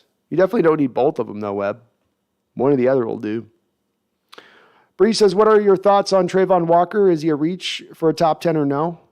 I think people are doing a little bit on this with Trayvon, Breeze, in my opinion. So first off, I say, in my opinion, fringe top 10 player, maybe. Probably should be picked more in the top 15. Certainly as a sensational talent. Certainly as unique and special from an athletic standpoint as any edge player you'd find coming out in the last 10 years. But when you look at his ability on the field and what he shows on the field, I don't think that there's enough there that's registering to me a top 10 pick. You watch a lot of his damage being done, for instance, as an inside defensive tackle that's then stunting, running around to the edge. He's not, beating his man just off the ball one-on-one every time like you would normally expect to see, like you see from guys like Hutchinson or Thibodeau or even a Jobu or Karlaftis or Jermaine Johnson.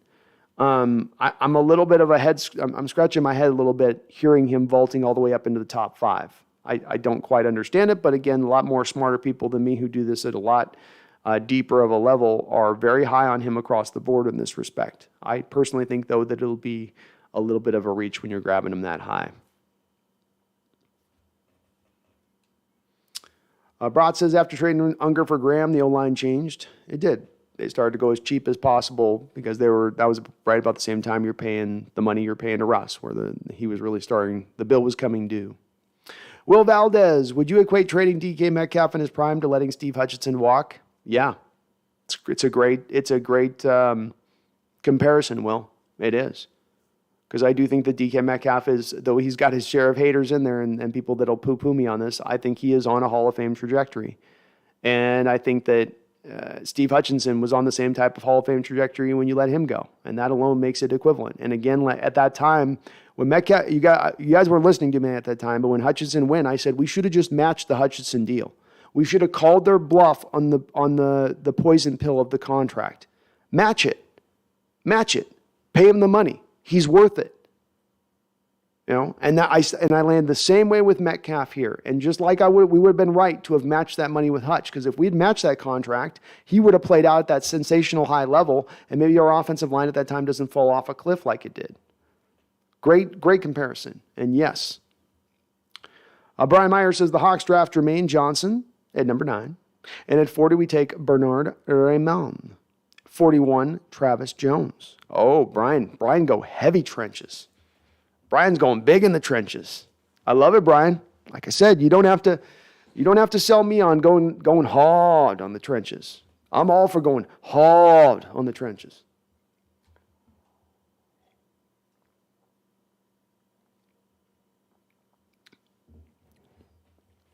Pearl says, how has the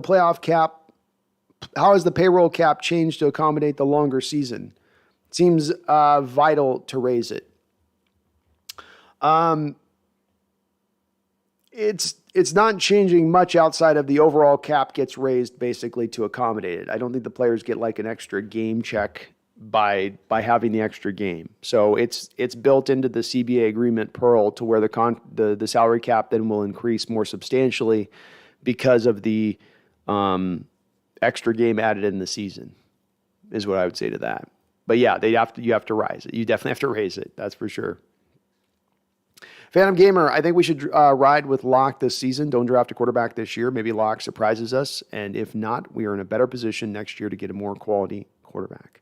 Well said, Phantom. And this is the route that I would prefer to see taken at this point as well. I would avoid quarterback in this draft if I can. Just start stacking up players, start getting upper level talent in here, take the best player you got on your board and let's ride kind of way. And I like the other quarterbacks, I think, in the next year's draft a little bit more than these cats. Arcathosaurus says Cam should be in the hall. Don't argue, you will lose. I won't then. Santiago, DK at WrestleMania, probably learning how he's going to fight all year this season. Pay him or throw hands, Pete. Go Hawks. Pete and DK throwing hands. There's a visual for you. DK's going to the WrestleMania? Okay. Whitey Wise says, watching football for 40 plus years, fan of NFL history. For me, through all eras, I see a commonality more than any other. When it comes to winning, nothing wins more games than great owners. Very well said, man. Agreed. Yeah. Ownership is something that I didn't appreciate for years. It's taken a lot of what Paul Allen did here for me to really understand its effect.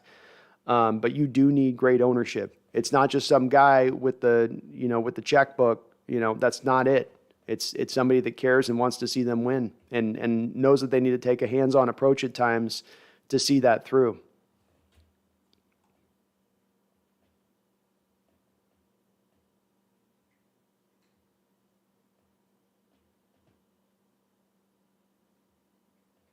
Jeffrey Thistle says, how in the hell does the Commander owner manage to still own a team after year of BS? Yeah, now he's like hiding funds or something. It's like it is almost something that you couldn't have written in a movie with all the stuff that guy's done over the years, where you just go, geez, dude, like the highway robbery, I don't know. I don't know if Dan's testing that mark to see where it is. He's trying to see right where that line is of how far he can push over to the mark, but eventually I think it's going to get him bit. It's just a matter of time. Whitey White says, here's where Pete will tick me off. We'll be clearly out of the playoffs by week 10, but he will still give most of the snaps to vets and end up winning 7 to 8 games and not get a top pick. Just play the rooks. Just go young, man. Yeah, get him in there. Don't ride with an older guy just to try to ride with an older guy next year. And just this team is not going to be a competitive team, I don't think, on the way they've constructed it.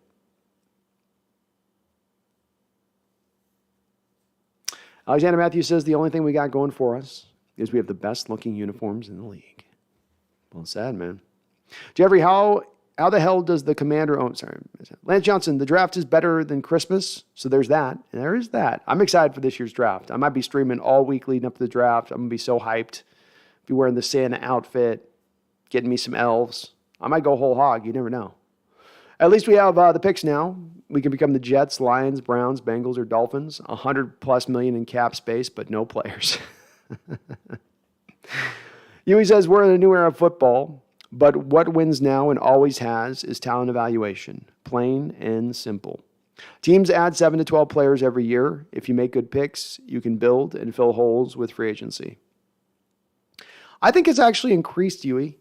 I'd argue that realm of things, talent evaluation, has been it's always been a very important part of the process. Don't get me wrong there.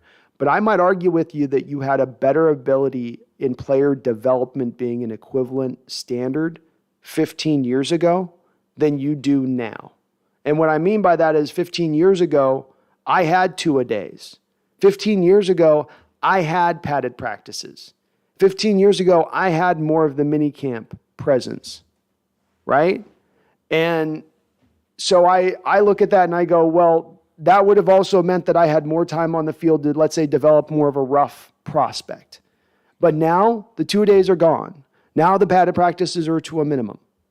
Now the mini camps are glorified walkthroughs at this point, where if players touch padded jerseys, you're going to lose draft picks and get fined. I think that's made it now to where the development aspect has been hindered. And now it's in what that's done is it's pushed all of the talent evaluation process. It's pushed all that over onto the talent evaluation now, where it used to exist, I think, on more of an equal footing.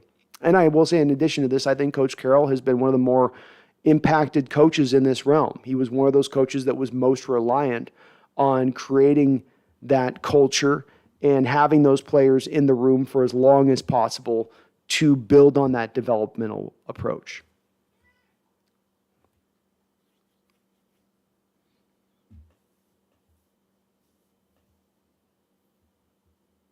Alexander says Commanders. That's still kind of odd. Yeah, Commanders, it's such an awful name.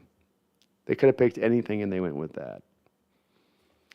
Mr. Kane, my brother from another mother. How you doing, my man? He says, my personal order of number 9 picks.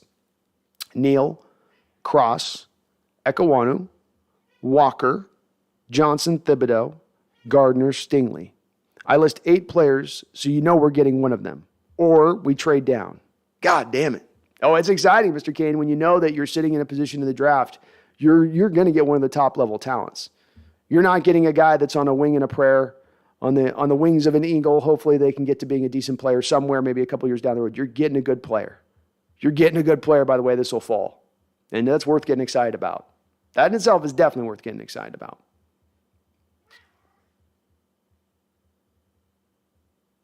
Yui loves the action green jerseys. I still can't. They're so bright. I'm with Brian Myers. I like the Chargers powder blue jerseys. Those are tight. Why do I? We will get Brandon to the national stage. Click that like button. That way we can then show up to his house with our hand out asking for a touch. Hey, everyone's got to wet their beak, right? Why do I? Why are you being so loud today? Why are you being so loud? I got the kitty tree, and then you're not on the kitty tree. Everybody's looking for you on that. Come on. Come on.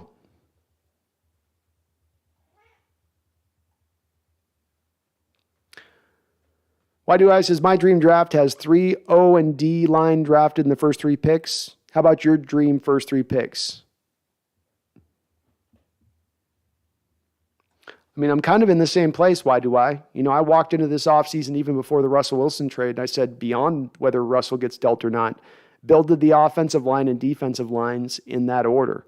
So if you're talking about taking the first 3 picks and putting it to the offensive line, when we this offseason have spent big money on Quandre Diggs and spent big money on Will Disley, spend a decent amount of money on Rashad Penny. Well, let's get along the offensive line now at this point. You put a little bit of money on the defensive line with Jefferson, and Shelby Harris was included in that deal, and Al Woods being brought back. But I'm with you on that. Offensive line and defensive line right now.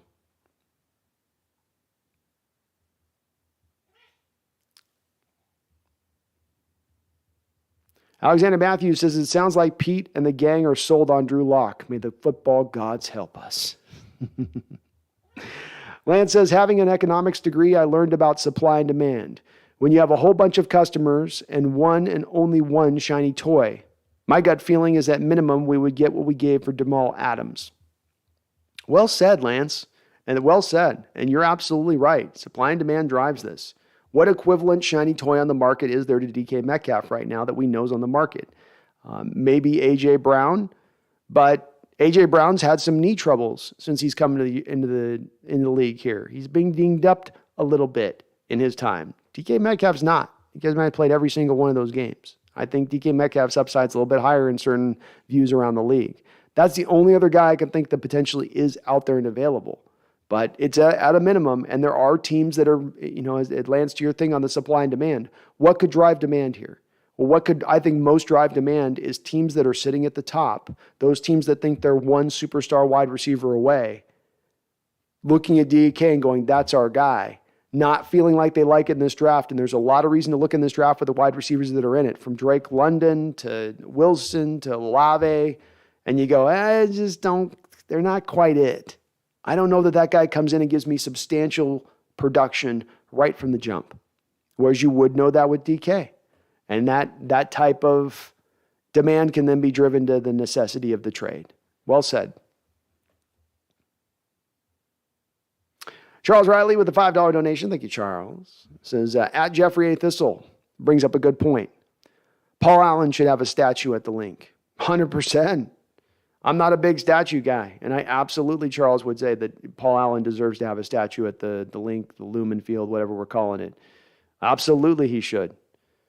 People love to give a lot of credit to Carroll. I saw a lot of fans want to give a lot of the credit of our success in the last 10 years to Russell Wilson. Saw a few and far between fans in my chat I did, but out there in the general area, right?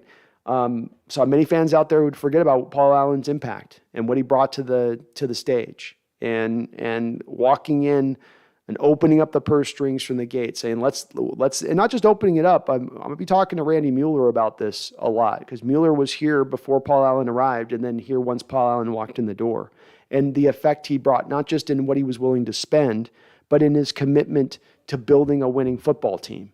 And part of the reason that you had such a great era of football under Holmgren and this great era under football under Carroll has been Paul Allen's impact and his willingness to drive towards that. And it should not be undersold, and it should be appreciated, because this team very well could have ended up in Los Angeles if not for him. And with the Sonics gone, that means all we would have in the city is the Mariners.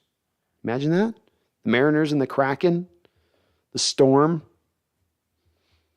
Be a little rough.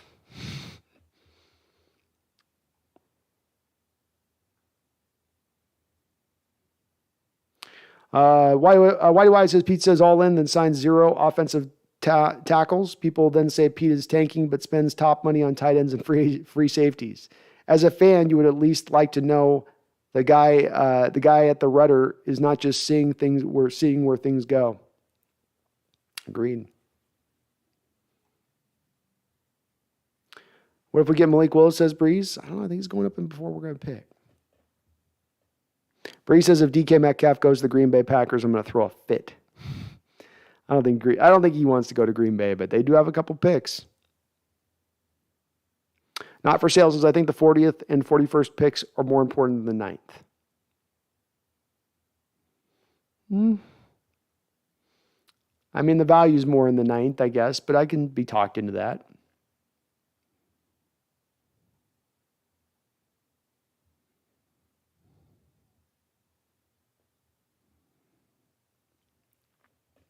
Irish Seahawks says, how is a 24-year-old superstar wide receiver not part of a rebuild? Lockett is another situation altogether at 29. Yes, DK will cost approximately $25 million per season with current market, but the cap will increase too. Irish Seahawk, this has been why I pounded the drum on this. It's not just the factor in of the paying the $25 million, it's where his age is and where your projection is for the rebuild. And to know from 2 years from now, when I have a young quarterback who's just breaking on the scene, who needs help, who needs safety outlets, who needs to have awesome talent on the edges to help him maybe overcome some of his youthful ignorance. Well, if that's the case, having a guy like DK Metcalf right smack dab in the middle of his prime sure would be helpful in going to that process. Because what we are talking about here in this rebuild, whether you're a person that wants the rebuild, doesn't want the rebuild, doesn't matter where you stand. What we all do want, if this is a rebuild, is the rebuild to turn around quickly. Well, the rebuild turns around that much more quickly when you have that kind of safety valve of what DK could be for a young quarterback. And while it is a lot to spend, like you're talking about, your point's absolutely on point as well, is to keep in mind of where the cap is at. Yeah, $25 million is a lot. The cap just went up to $208 million from $182 million. Next year, it's probably going to go up to $225, if not $230. If not even another $20 to $30 million over that when the Amazon money clicks in. Because remember, the cap is based upon the percentage of the revenue. And if the revenue goes up, the cap goes up substantially. So what happens in this scenario? What if you just kept DK, signed him to the $25 million deal, 2 years go by, and we're looking at the salary cap up at $250 million, and you've got DK Metcalf at $25 million a year. It's going to look like a bargain. And he's still young.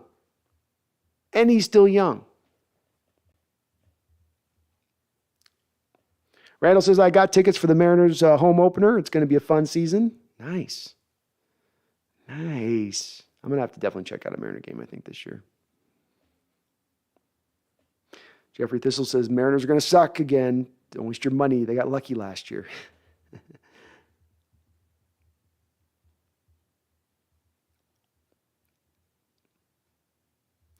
Yui says DK doesn't want 25. He wants 30 to 28 minimum. Players always see themselves as just as good as the players of their position.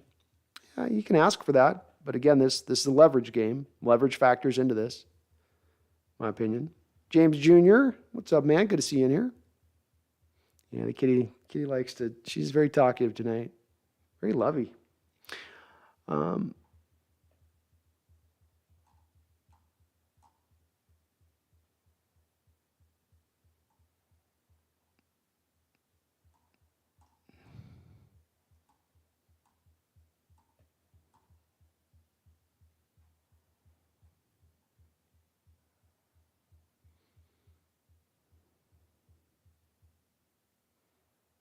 Jeffrey thinks the Packers might actually be bad.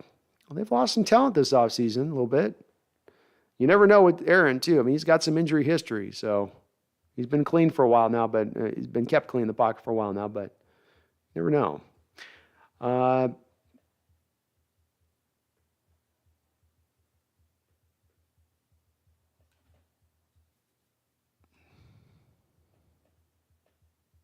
Why do I love Brando's stream. Most get prideful with their view and then look stupid when they start talking down to their viewers. Brandon is open to a factual, respectful debate.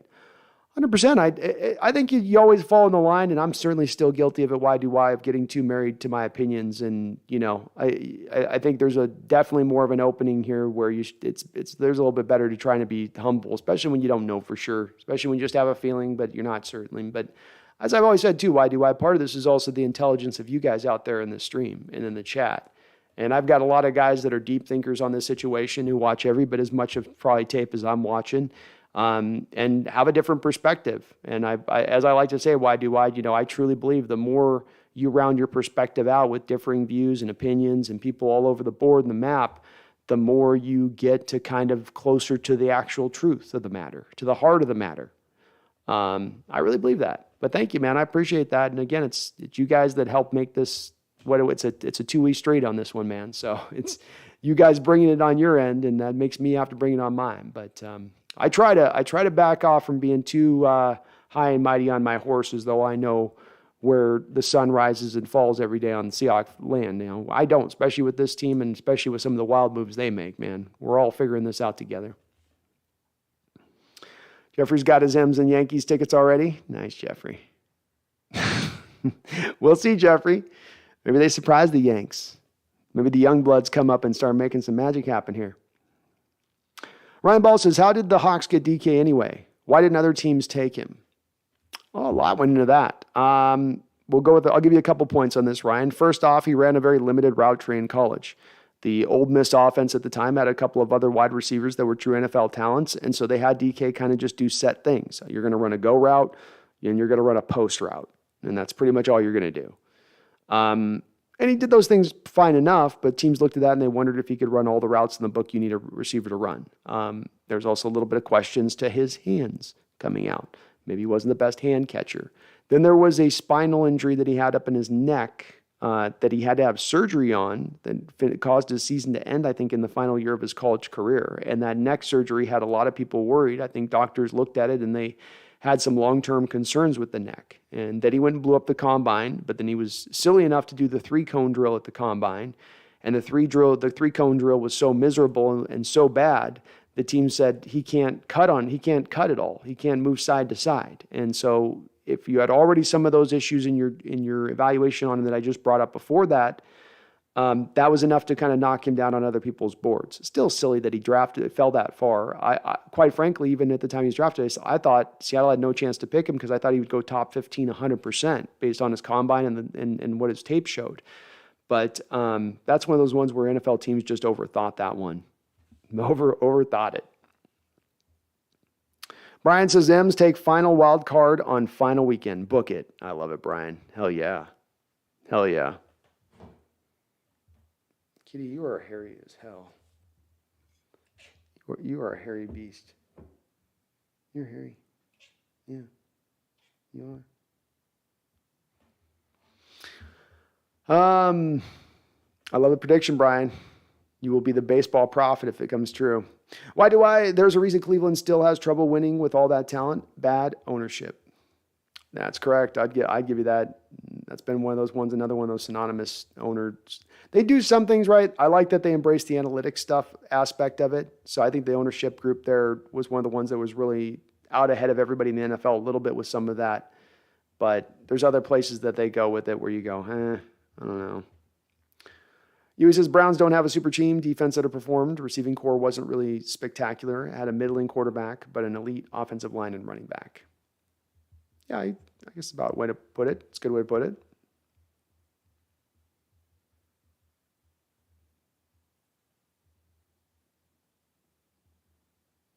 Jeffrey says, I hate the M's. I was a fan for 2 decades, and they couldn't even win a playoff series with 5 Hall of Fame players. I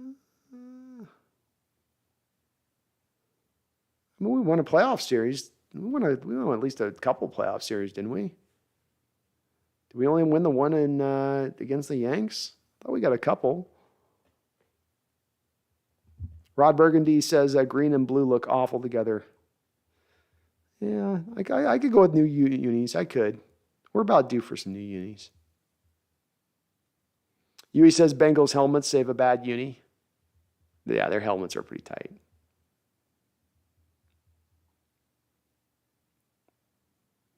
Jeffrey Thistle says most mock drafts have the Packers taking like 5 wide receivers. I could see them coming out with at least 3.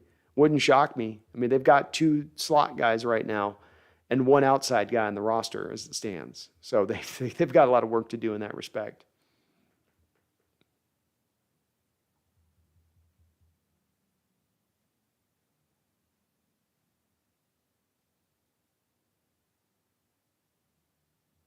White Wise says teams do renaming. You have unlimited resources for research and fans' thoughts, but the best you come up with is Commanders and Guardians. Don't let anyone fool you that people with money are smart. Agreed. Yeah. The most milquetoast team names that they could come up with, right? The most uninspiring, just, that's it. That's all you got? That? Really? No cap talk, please. I don't want it, Brian. So, yeah.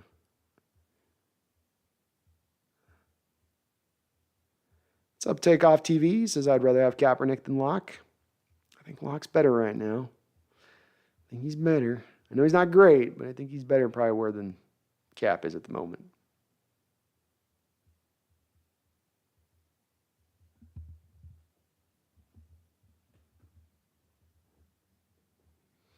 Lance Johnson says we got 2 firsts for Joey Galloway. Hell, Belichick gave up a 3rd for Devontae Parker in the division. I think he would have given up 2 firsts for DK. So Jets fans, give us your 2 firsts or face him for 10 years. Laughing out loud. That's right. Make the trade or we're going to give him to your division rival and let him beat you up all the time. You know, you're going to pay the price, you're going to pay the price. Huh? Come on now, give me what we want. Yep, Joey Galloway was traded for 2 first-round picks, so there is a baseline in recent history of this happening before, even within our Seahawks team, and getting that kind of value. And if you go look at Joey Galloway's first 3 seasons compared to DK Metcalf's first 3 seasons, he's got Joey beat. Now, the one thing that the Joey Galloway trade required was crazy little Jerry Jones. I want that Joey Galloway now. Give me that Joey Galloway now. You give me him. Steven. What is, Daddy? Give me Joey Galloway. Daddy, he's going to cost too much. Mike Holmgren wants 2 first-round picks. Shut up.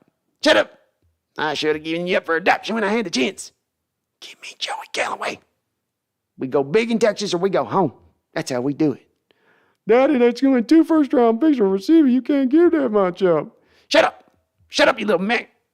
Give me your younger brother in here. I might have him start to run things. Don't do that, Daddy. I'll make the trade. Daddy. I'll do it. So we got to find ourselves another Jerry Jones situation to take advantage of. Jamie Don says our stadium is now named Climate Change Arena. No, it's the old Key Arena. It's the old basketball arena, Jamie. They changed to Climate Pledge Arena. It's Climate Pledge.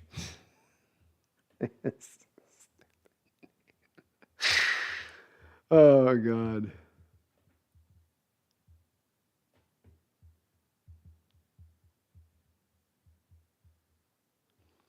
Why do I? Thanks for the back and forth on quarterbacks, Brandon. I love listening to logical, annotated counterpoints. I might not come off my view, but it keeps me honest with my own thought process. And again, when I say I could be completely wrong on certain guys, that was a part I've been thinking about recently in my evaluation on like Kenneth Walker's like this for me. Why do I? It's like just with Matt Corral, where there is talent there. I'm not saying there isn't talent with the guys. It's not my flavor. There's just something there that's not. And it's almost something I can't quite quantify or articulate, which makes it harder for me to give you the exact, like, here's the details of what it is. It's just this feeling I walk away on sometimes the tape I watch where I go, there's something vitally missing here. I can't put my finger on it, but it's got me kind of out on this guy. And I could be completely wrong on it. I've been wrong on certain guys like that in the past that I couldn't quite figure out either. But it's a little bit of the, it's like, I don't know. It's like with Coral, I get Tua vibes, a little bit. But yeah, man, I love the back and forth. Like I said, I do like disagreement. I really do. Brian says any C.N. Riley fan should search out his documentary, Life of Riley. Great film. Take a look out. Check it out.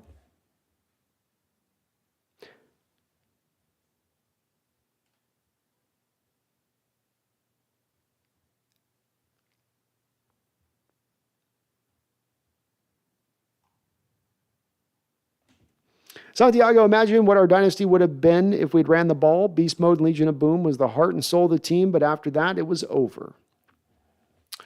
Well said, Santiago. I don't think I've kind of pushed on this point a little bit on pushing back on this. I don't know that there was a guarantee you were going to go in and get in the end zone if you ran it with Beast Mode there. The Patriots went to a heavy formation, a goal line formation. You, I think, had tried that about 6 or 7 times throughout the course of that 2014 season to run up against goal line fronts at the goal line. And you had not been successful in pounding it into the end zone any one of those times through the whole 2024 season. On the other end of it, you had run that pick play route at the end zone 7 times throughout the course of the year. It had scored a touchdown for you every single time you had ran it. So there was some thought process behind it. And maybe they should have still ran it, to your point. But there wasn't a guarantee that in running that ball, you were going to get him in. It was a certain touchdown if it went down that way. Brat says, DK must stay. We need somebody to build around. He's beast mode. Agreed. Jeffrey says, I was born a 200-pound, 35-year-old man. A big walking baby. Dustin Roth, are there any Kurt Warners out there checking groceries we can get?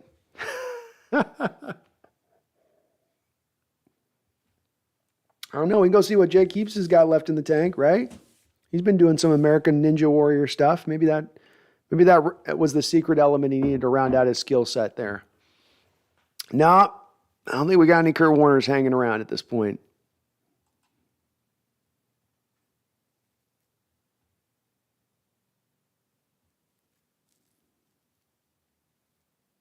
Jeffrey Thistle says Paul Allen deserves a stadium statue. He means a lot.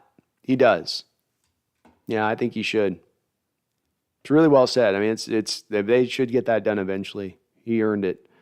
Charles Riley with another $5 donation. Thank you, Charles. I appreciate you. It says, Brando, blade to the jugular. What's the least you'd take in return for DK?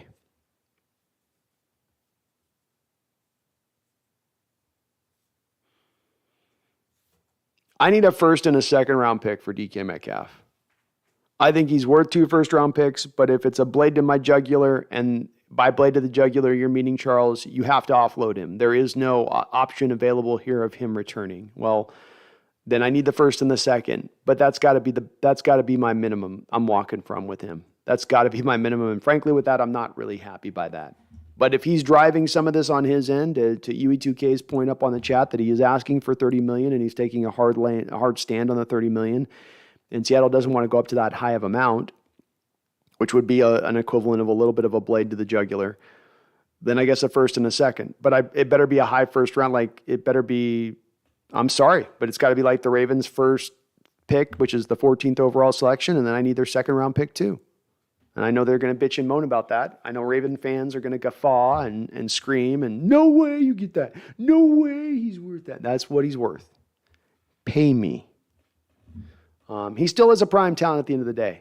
I don't care if they've got to pay him that money or not. He still is a unique type of talent you don't see available on the market at his age very often. And we had to pay a huge price for Jamal Adams. Sure would suck to give up a first and a second round pick, being that you give up 2 first round picks and a third for Jamal. That's my minimum. That's my minimum.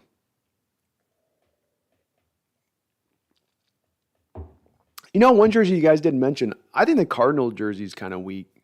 Like their whole logo on the side of on the helmet is like, first off, let's address this. The Cardinal on their helmet is an East Coast Cardinal, not the West Coast Cardinal that actually resides in Arizona. So there's the first problem with their jersey. The second problem is I think the color scheme stinks. There's nothing intimidating about it. It's just kind of lame.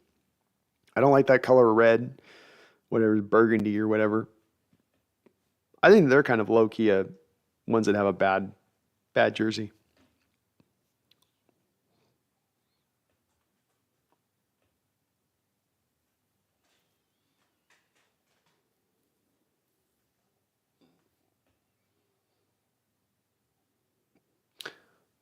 Jeffrey says we'll put a statue of Paul Allen of him in his box on his laptop like we remember him. Every live cast they cut to him with his nose in his laptop. Alexander, to me, it seems like the Los Angeles Rams don't have a salary cap. They just keep getting players after players. They're showing you can manipulate the cap if you want to manipulate it. If you're willing to pay the long-term cost of things, you can get the short-term returns. And I think that there's value in that. Yeah, you got to pay the price eventually. Understood. Everybody's got to pay that price eventually. But you can manipulate it. And it does frustrate me all that much more, Alexander, not for the fact that this team isn't going for it now, but they didn't go for it in the same respect, with the same type of immediacy, with the same type of almost of a desperate approach that the Rams have taken over the last couple of years that our Seahawks could have easily taken as the Legion of Boom was winding down into 2017 and 2018, as that money was now clearing off the books, the dead money from the Legion of Boom period.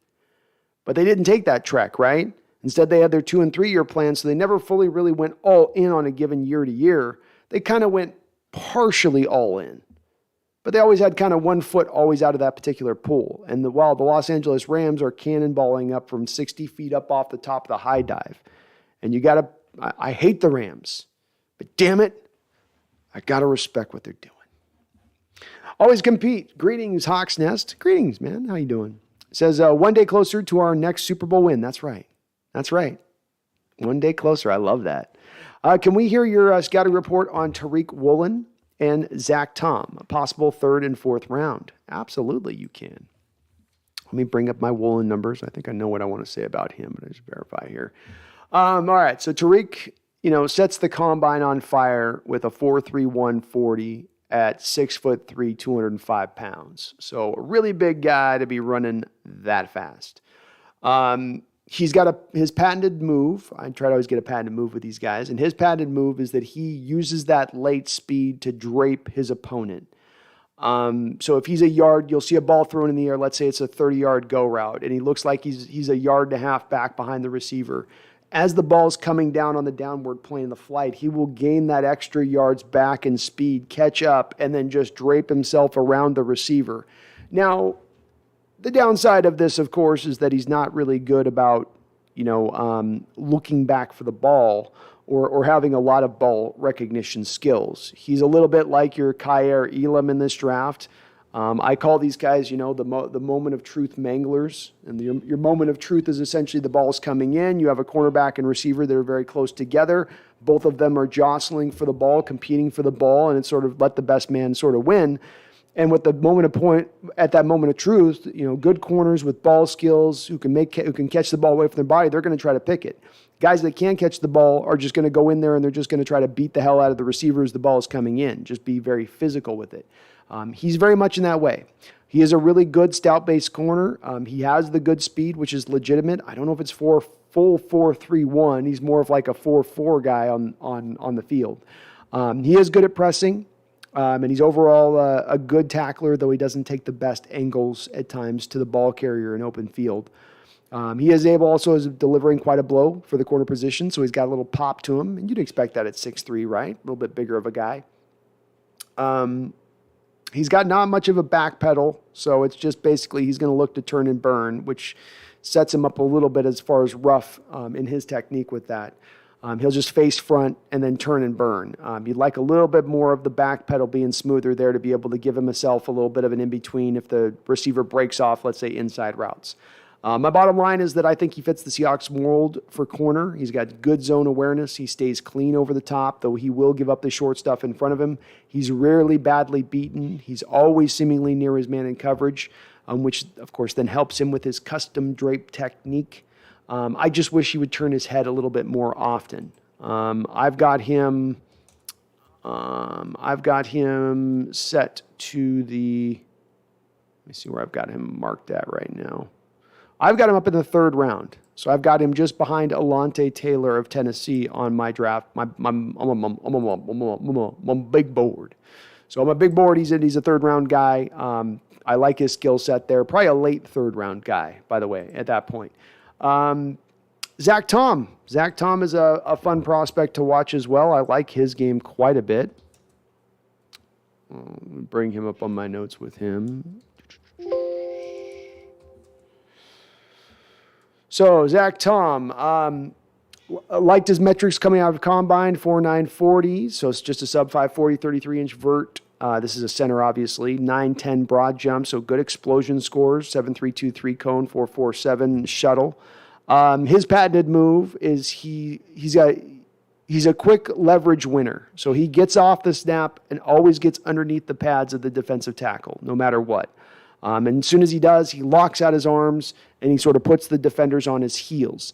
Now, he doesn't always, for a large period post-snap, be able to hold in on putting those defenders on their heels. This is just the initial moment of contact. He's going to win initially with the leverage. He's going to initially get the defensive tackle for just that initial half beat up off on his heels, going backward just a bit.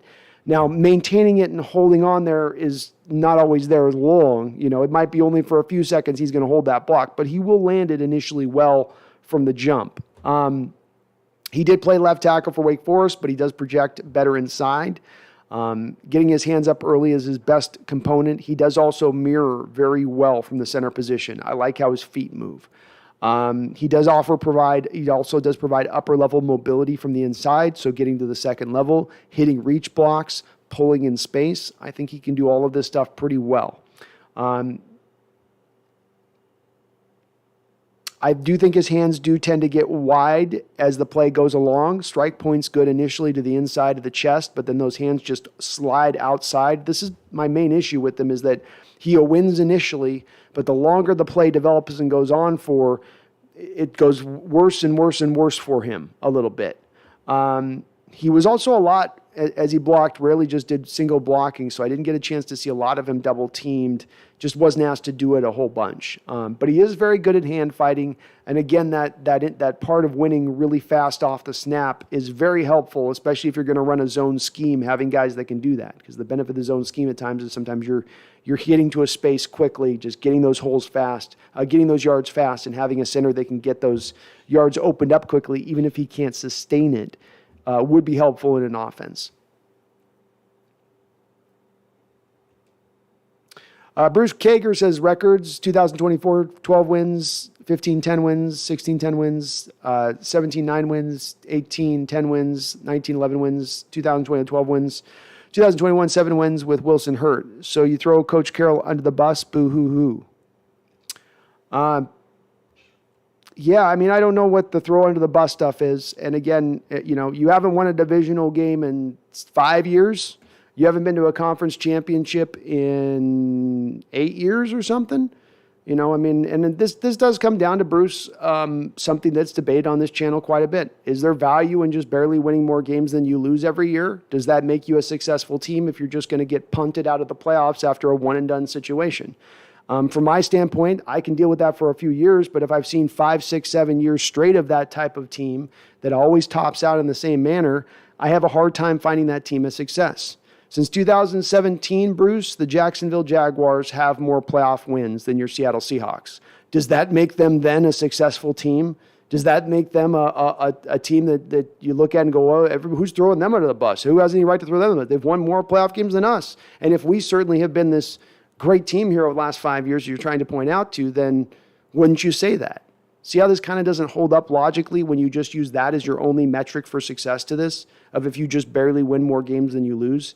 That shouldn't be your only metric. You should take in the totality of data, not reduce it down to a simple, minute sample size of data in order to drive home your point. Look at everything else with this. As well as, Bruce, let's factor in this. Coach Carroll himself said, I've been here for a very long time.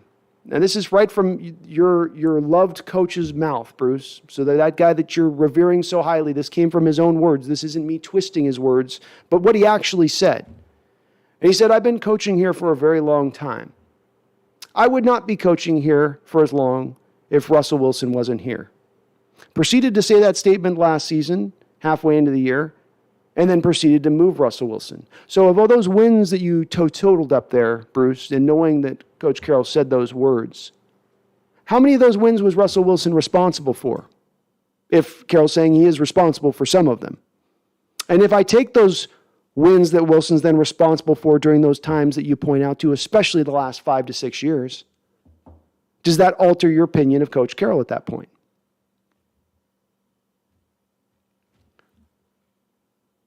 Huey 2K says Alan's sister should have put one up by now. She should have, Huey. You're damn right. Should have put that statue up by now. I agree. Dead Center says, I haven't been as excited as I am for this draft in a long time. Me neither, man. Having this many picks and there being so many unusual talents in this draft, it's got me excited too.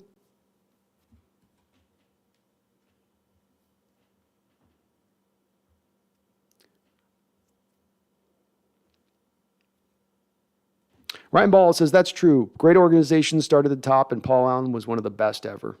He was. It wasn't just that pocketbook. He was active and engaged, and he really wanted it. Really wanted it. Not just kind of wanted it.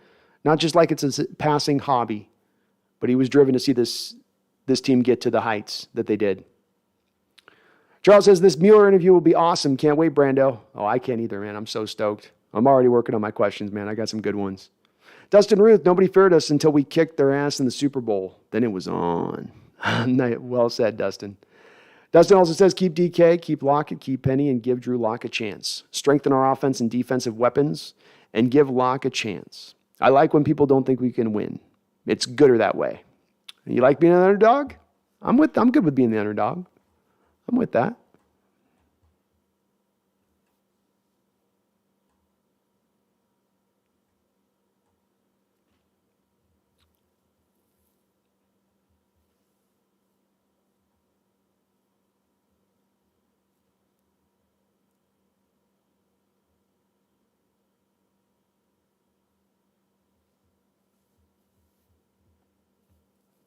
I do like, Bruce, how, again, rather than address the points, it's a lot of straw manning up, where are there tears on my face? Am I depressed by the situation? But you have to overstate it to drive your point home. Kind of like you had to take a little sample size point of data of wins and losses and utilize that as the only method that you have to drive home your point.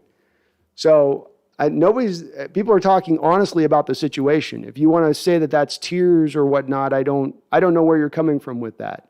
But again, people look at this team through different lenses. You, I guess, look at it through the last 5-6 years and see nothing but success and see nothing that there should be no questioning of Carroll under any circumstances. I don't understand that thought process because it seems to be almost driven from a standpoint of Carroll can never do any wrong, that we have no right to question the approach, especially when the approach appears broken, as it has appeared broken.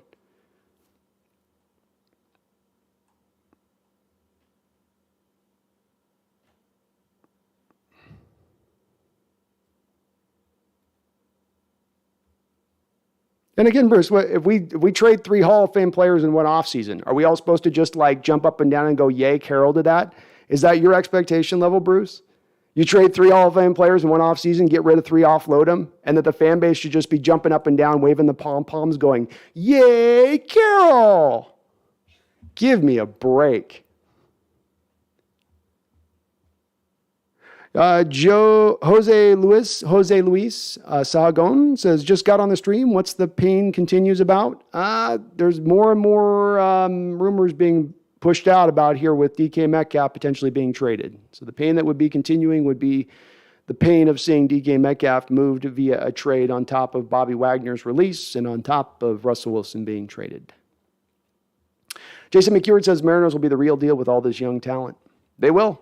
I don't know if they'll fully be able to tap into it this year, but they are on the right road.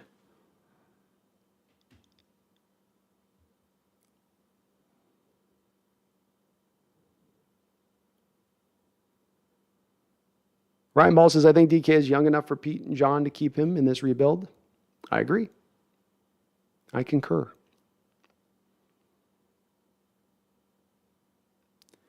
What's up, Megan? Good to see you on the chat. She says, this is just me. And by the way, I am a Kraken season ticket holder. But does Climate Pledge Arena sound like dishwashing liquid? Yeah, it does. It's horrible. It's the antithesis of sounding intimidating.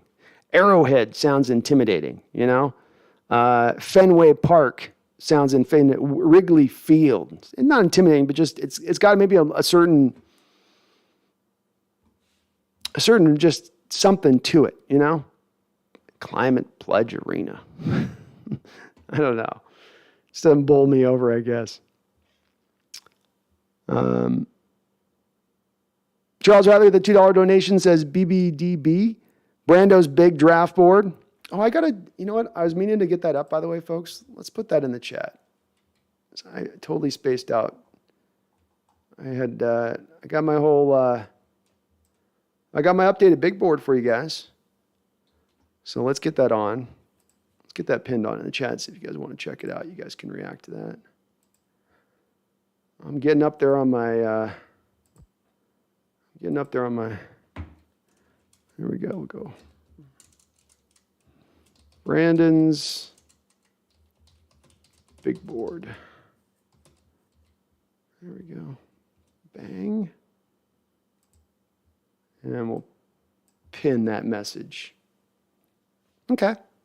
If you guys want to check it out, I got a link there to my my offense and defensive big boards. Kind of gives you guys a little trek there so you can see where I'm at on my evaluation process with it. Jeffrey says, leave it to Seattle to name the least energy efficient building in the city to be named after climate change. Perfect. That's right. Oh my God.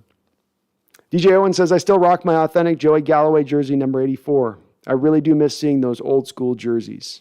Me too, man. I can't wait till they finally do it in a game with the old school silver. It's going to look tight.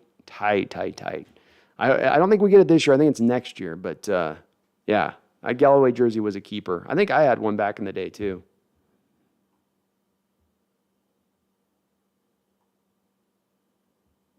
Jeffrey Thistle says the East Coast Cardinals a prettier bird. Yeah. More plumage. The East Coast Cardinals got more plumage. The West Coast version is just meager and weak looking. Kind of sickly looking cardinal, really, if you think about it.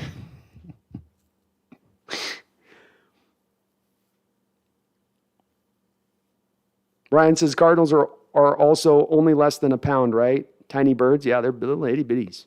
Not known for their ferociousness.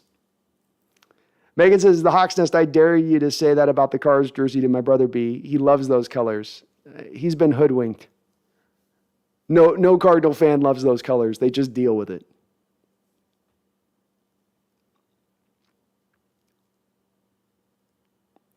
Hawks of the Ace. Hey, Brandon, why was the Lockett deal so easily compared to the DK contract? Not asking regarding the money, but the player.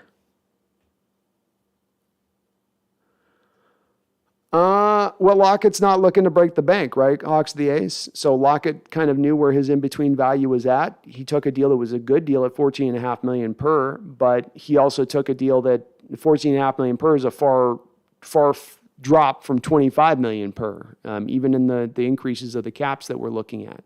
I also think there was a little bit of still trying to go for it last year where you didn't want to move Tyler last year as you were still trying to ride with Russ one more season to see if you could make it work. But I would guess that it's that cost that really makes it what it is there. But thank you, Charles, for that donation. Reminded me to get my board up, my big board up. Why do you have gotten me to question Collier's health more. I think he will do less hero ball in the NFL. Matt Corrals, I think is what you're saying, helped more. Me to question. I think he will do less hero ball in the NFL scheme, but then I think all of those quarterbacks that didn't adjust and how bad it turned out. Yeah, I think it's hard, right? Why do I? Look at a guy, Johnny Manziel coming out, which, look, he wasn't all in. I'm not going to try to make the comparison to Corral really with him, though those guys have somewhat similar builds, I'll say that. But a guy that wanted to play with a little bit of that reckless abandon approach to the college game, and it didn't translate to the NFL game in the same way. We've seen Russell do that here for years because he could still play under such control while still being out of control behind the pocket. I don't think Collier's got that same element. It's a little more similar to the Johnny Manziel, a little bit of that wild and free, anything could happen kind of way that he goes about it back there in his scrambling around behind the pocket. But yeah, I think the health thing's got to factor in as much as anything for me too. Is you talk about him gaining an extra 12 pounds or 15 pounds on tape. When he's playing on Saturdays in college football, he looks like he weighs about 207 pounds on like a 6'1.5" build body. I think that this is another part of the Russell Wilson effect here, where it's, oh, well, Russell came in and he was small, so now we'll just look at all these small quarterbacks and we'll just throw out the window at every turn if they're a little of slight build, because I'm sure they'll hold up. I'm sure they'll be fine at the NFL level. But in actuality, the proof has not been bearing that out, really. Wilson last year coming out of BYU had some questions about his size, then got dinged up in his first year. Baker Mayfield, questions about his size, been dinged up a couple different times there with the Browns. I think it's a valid thing to bring to the stage on these guys that are a little undersized, especially when you put that together with the fact that they play a little bit wild at the position. Those things don't work well together necessarily for a final result. Jeffrey says, every time I see Kyler Murray on the football field, I say, someone get that kid off the field. He's going to get killed. Facts. Kirk Stemmer, in a DK trade, I would prefer a second rounder this year and a first next year, since next year is supposed to be better for true blue chip players. Makes sense, Kirk. Makes sense. Callie Tangerine says, I don't like the uncertainty surrounding DK. I don't either. It's making me nervous. That's why I titled this And the Pain Continues, because I'm worried this pain's coming. And I really felt like I bled enough this offseason. I've dropped out 6 pints. Is that not enough? Have I as a fan not bled enough? Must I suffer these slings and arrows of a further offseason of losing DK Metcalf? Who am I to wrought these changes upon my death? Let me live again. Tony Lindley, we're going to trade up to the first pick and draft a kicker. That's right. It's the Carroll way. Lance says, if we owned the rebuild, then I don't necessarily care if it's tackles, defensive end, or cornerback in the first round. We just need foundational pieces with our top 3 picks. Next year is different if we get 3 solid pieces now. BPA, Lance, best player available on the board. Let that drive your drafting philosophy. I hope it is with this team. That would be the smart approach. They've not always taken that approach in recent history as it comes to their drafting. And one could make the argument that that's where they've gone a little bit awry when it's come to their approach in how they draft for positions. But best player available, man. They go that route. That will be a successful path to getting this rebuild done correctly. Reaching for need will not. Jeffrey Thistle says, I hope we trade down if no good offensive line players are left. No one is worthy of a number 9 pick, in my opinion. I'm okay with trading down, man. I'm good with it. Why do I? Says Stephen Jones. Daddy, do I have more siblings I didn't know about? Jerry, you just shut your mouth, boy, or I'll never tell you which one of the maids is your real mother. Callie Tangerine says, so if I were to buy a Seahawks jersey, I should get a Blitz one, right? That's the only safe harbor that exists left, Callie. That's the only safe harbor that exists left. And certainly Megan would sign off on that. Clee Mister, Hawks are second only to the Pats in wins the past 10 years. Y'all sound like a bunch of crybabies. Calm down. They know what they're doing. Relax. Yeah, the crybaby thing, like Clee Mister and the other guy that was speaking up about this, I can't remember your name, doesn't matter. Like, again, we can have this conversation if you disagree without you having to be childish in your approach to how you describe the situation. Nobody's crying. People are definitely questioning this process. But it's so silly to me that you guys go to this one stat you have. It's the only stat you got. It's all you got. Is you take 10 years of a data that's more reliant on the first 5 years of this 10 years than it is on the back half of the 10 years, by the way. That's the success you point to. You say to me, look at 2013, you went to the Super Bowl. Look at 2014, you went to the Super Bowl. It's 2022. We're almost halfway through 2023, heading into 2023. It's been a little bit of time since that period. What you really got to look at here, Clean Mister, and the other guys spoke in this chat, and what I'd really ask you guys to take a really close, sober look at, take off the Carroll rose-colored glasses for just 2 minutes. Take a look at the last 5 years in the drafting and how they've spent their money. And Carroll talking about the fact, I wouldn't be here so long if Russell Wilson wasn't here. Acknowledging a little bit there some of his misses in the last 5 or 6 years. So bring that all into your part on this. And it's valid to put some criticism their way. It's valid. They just pushed out a Hall of Fame quarterback. It's valid that they get some criticism for that. It's not crazy for people doing so.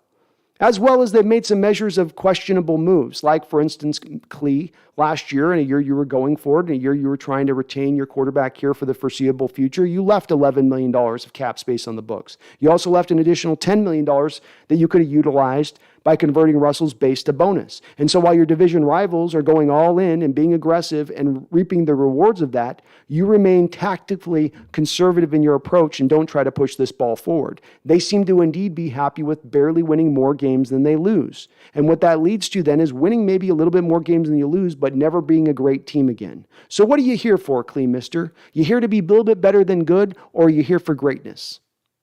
Are you here to just win just barely more games than you lose, or are you here to try to be something epic? Because where I operate off of, and I think where the majority of the people in this channel operate off of, is we want to do something epic. We want to be great. We're not trying to settle for being barely better than mediocre. That's not going to blow anybody's dress up. And you saying that's people crying when they're not accepting that is silly on your part, and it's you being childish. Argue the points. If you've got a backing of Coach Carroll, do more than point to 10 years of wins and losses. Talk to me about their schematics. Talk to me about how they draft. Talk to me about how they spend their money. Talk to me about how they put this locker room together. Talk to me about how they best get out the most out of a Hall of Fame quarterback in his prime, as they did not.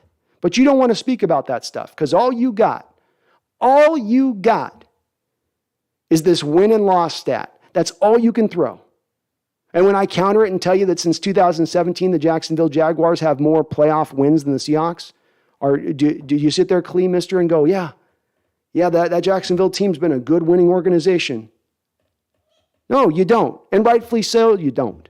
Because they suck, and they haven't been good. Now, we haven't sucked, but to say we've been some epic team or some elite team in this last 5 or 6 years is painting a picture that's not accurate for the situation. Jumpin' Bean says, just realized we basically traded Gabe Jackson for Nate Hobbs. Thoughts on that trade? I mean, you guys were offloading as much as anything at that point. You know, Jumping Bean, the Raiders' offensive line at that time were tired of Tom Cable. And so whether it was Rodney Hudson or Gabe Jackson or Trent Brown, they wanted to get out of town. So I don't think the Raiders were really consumed at that point with getting the proper returns as much as they were just getting players out of town that weren't happy.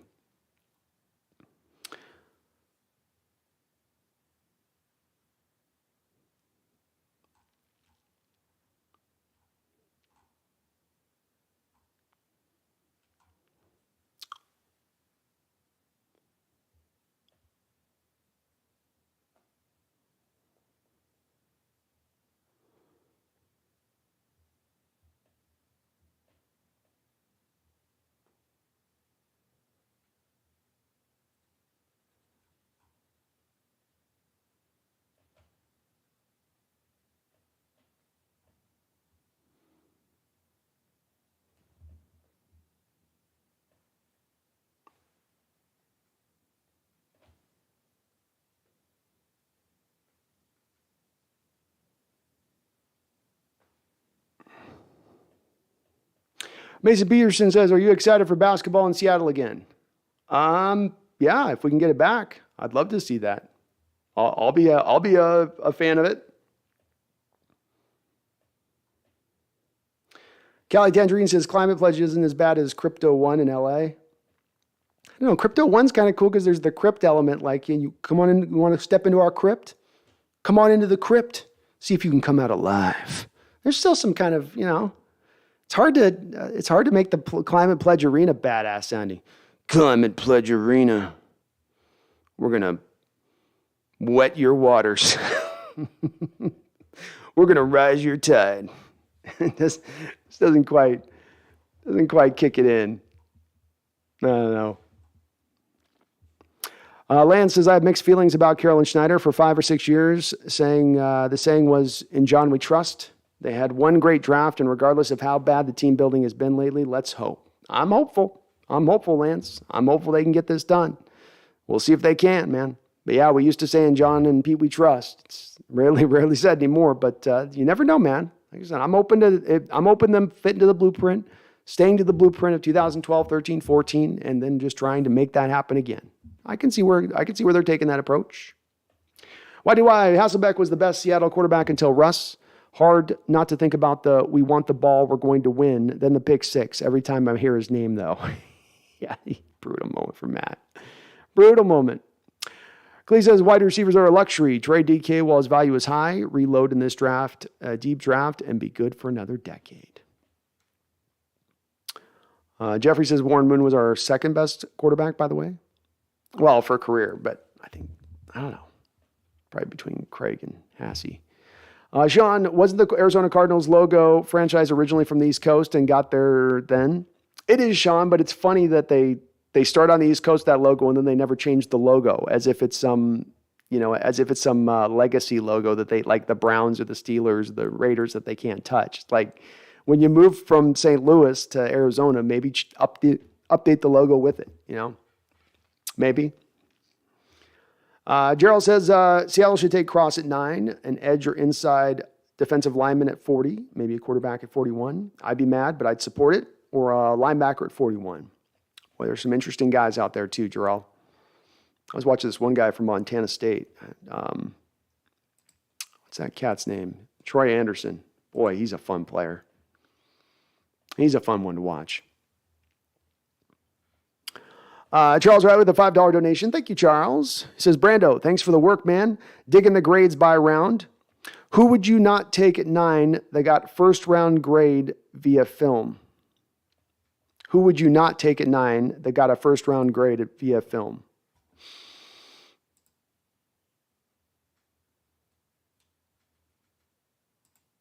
Make sure I read that right. Who would I not take at 9? You phrased that a little strange. Who would I not take at 9? At a first round grade.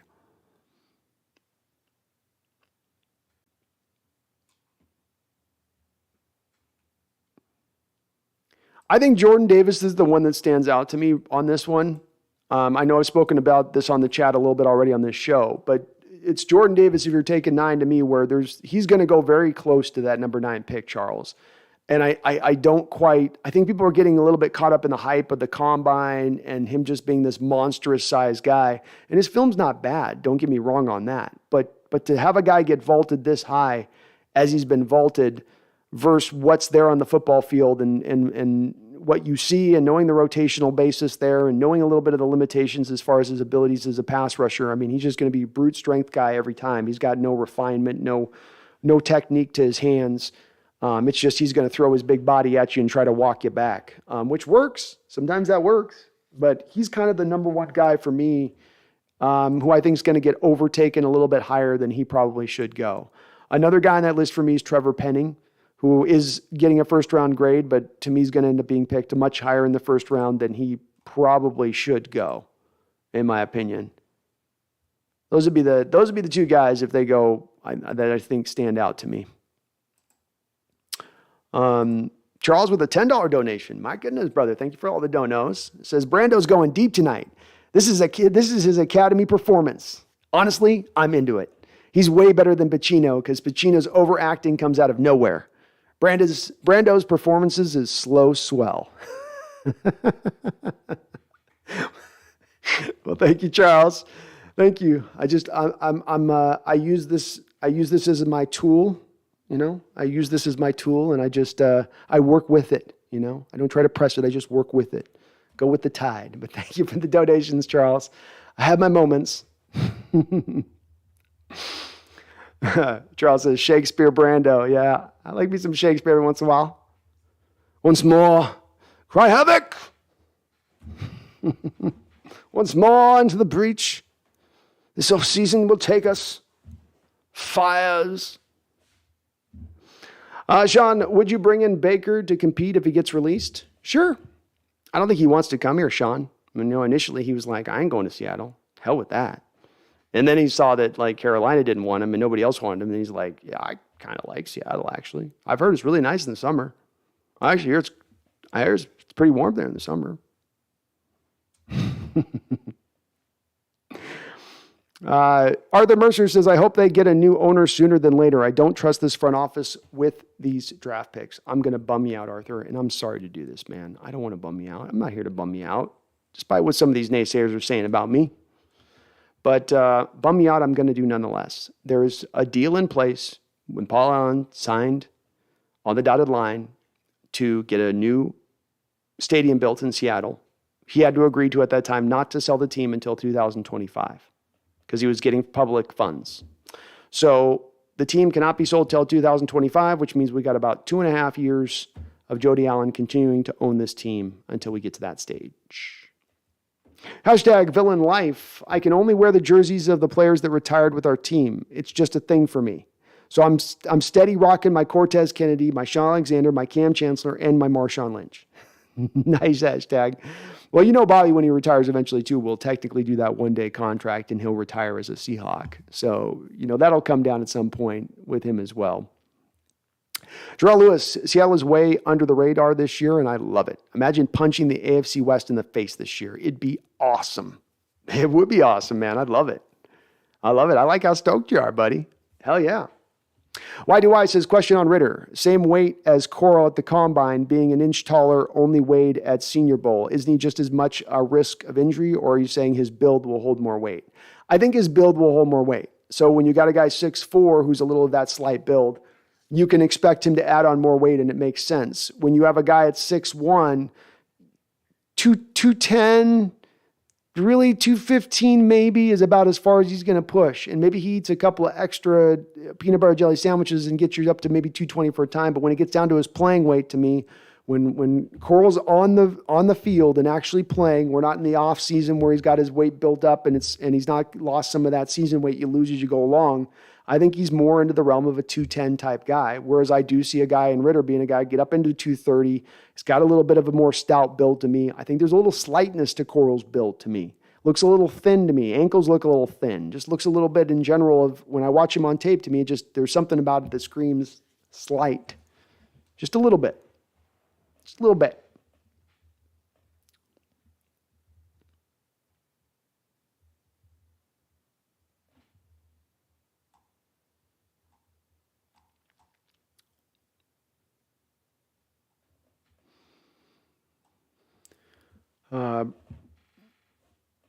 Brandon Bowen says, in Pete we trust. He has built this once before and will again. I love it, Brandon. Let's see if we can do it. See if the old man's got one more trick left up his sleeve. Will Bigham, will seats continue to sell out, or is the King Dome era back? I would imagine we're going to have a few games next year that won't be sold out at this rate. Probably a few. I don't know if we're going back to full King Dome era 1992 level of fans, but we're definitely going to be probably seeing a few empty seats in there. Lolo says, people saying we're whining and crying and that to trust the process. You guys don't understand the game is different than 11 years ago. The sport has evolved. Yeah, it's trust is earned. And to say that I've got to earn trust because they've won more games than they've lost over a 10-year period, that alone is not enough to buy me into I've got to trust the process on that. I need a little more data than that. What's been happening? Where's the most of the success? Well, it actually happened in the first 5-year period. And since then, it's been diminishing returns basically ever since then. Well, okay, that's going to factor in a little bit beyond just simply stating it in that way that sort of, it's not that it isn't truthful, but it sort of is glossing over, the reality of the situation. And part of understanding the reality of the situation is part of then predicting what the situation is going to be into the future. And if you have a front office that's making mistake after mistake after mistake, and maybe the results aren't bearing out those mistakes quite yet, they certainly did this last season when you're sitting in the cellar. But even if those mistakes haven't quite shown themselves fully yet, it doesn't mean that they won't eventually do so. A team that doesn't operate with sound fundamentals and always leaves outside of the fundamentals and plays it wild, loose, and free, making desperate trades, spending money weirdly, well, the price is going to be due, right? Eventually on that. The bill will be due eventually on that. And the bill due is bad football. So I'm open to being Carroll and Schneider turning this around, fitting to the blueprint. They've done it once before. Certainly they could do it again if they fit to the model and the blueprint. But they've also got to get over and fix mistakes that have been made for the last 5 or 6 years. And for you naysayers out there, I'm happy to go blow by blow, block by block, through the things that have been multiple problems that have happened multiple times over, year after year after year after year. And they don't show any signs of fixing those flaws. Well, 2 years ago, we had $50 million to spend, right? 2 years to you naysayers, talking about how great it's been, all great. So 2 years ago, you got all that money to spend. Look at on my right side. Look at the graphic I just posted up of that $50 million you had to spend. $50 million to spend, 2020. Russell Wilson in his prime. Let's go for it. All in. This is how you spent your money. And guess what, naysayers? Or guess what, Carroll believers? You did the very same thing this offseason in the way you spent your money. You did it almost blow for blow exactly the same way. But it didn't work in 2020. But I should have confidence that it works in 2022. Why? It didn't work before going this route, but they're taking the same track. Shouldn't a person trying to ascribe towards being intelligent in the way they view the situation say, well, wait, it went wrong once before, so there's a good chance you do that again, it's going to go wrong once again. Normal teams throughout the league that have $50 million of money to spend don't just try to go dollar store shopping to round out that salary cap space. I'm just trying to give you guys the perspective of where us folks are coming from on it that aren't necessarily as completely, again, overboard with the situation and the way we view it necessarily.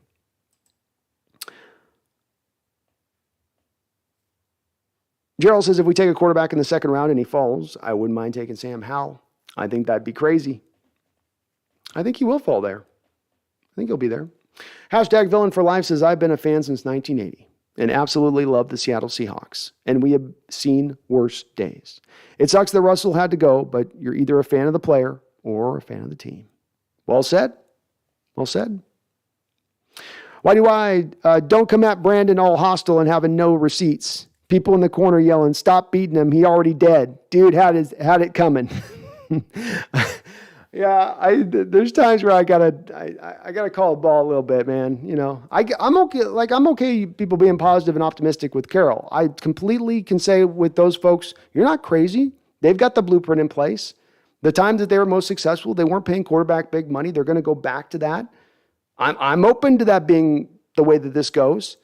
But don't call the people on the other side that don't agree with that stance as being crazy or crying or nuts when they don't agree with your way you've taken your logic to reach that point. That's the part that I'm most pushing back on. I'm okay taking the stance of I don't agree with you. I think Carroll's going to be magical and he's going to tap back into that old spirit. He's going to, as Dave Niehaus once said, get back into that old-timey magic.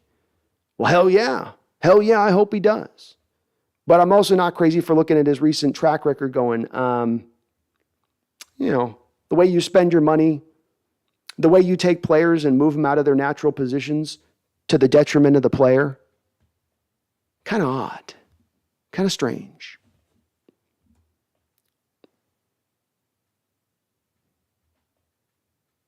Marty Russell says, you can't defend Carroll after the Jamal Adams trade. That one hurts.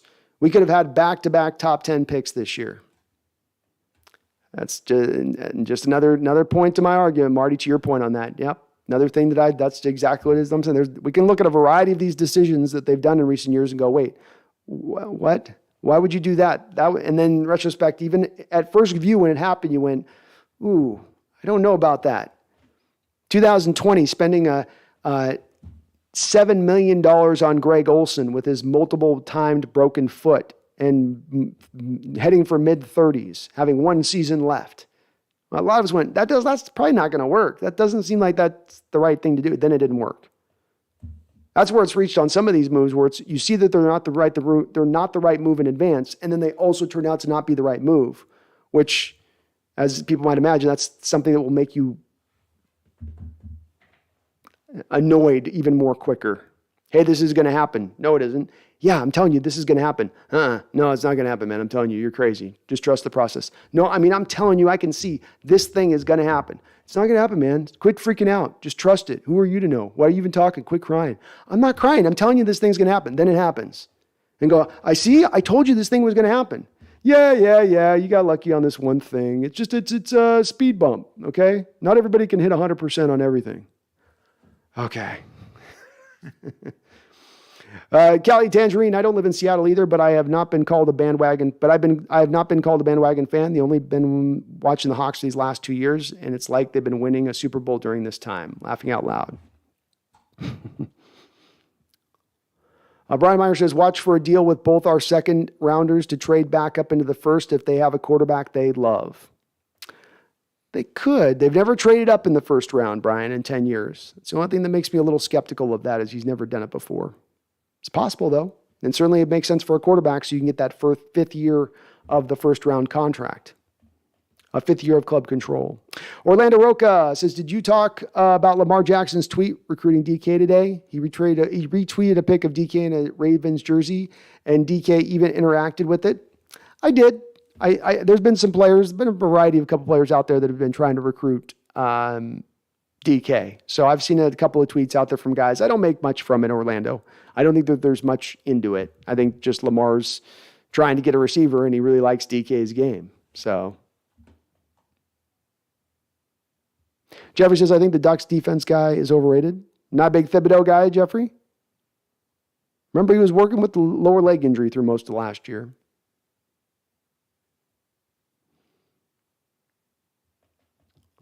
Arthur Mercer says Pete Carroll should have been gone a long time ago. He's the cancer. I'm sorry to say it, but it's true. I have my worries that very well could be the truth, Arthur. So, King Bomber, thoughts on Karlaftis? It seems that he won't be drafted in the top 12. If we could possibly trade down from 9 to 15 and acquire some assets with getting Karlaftis.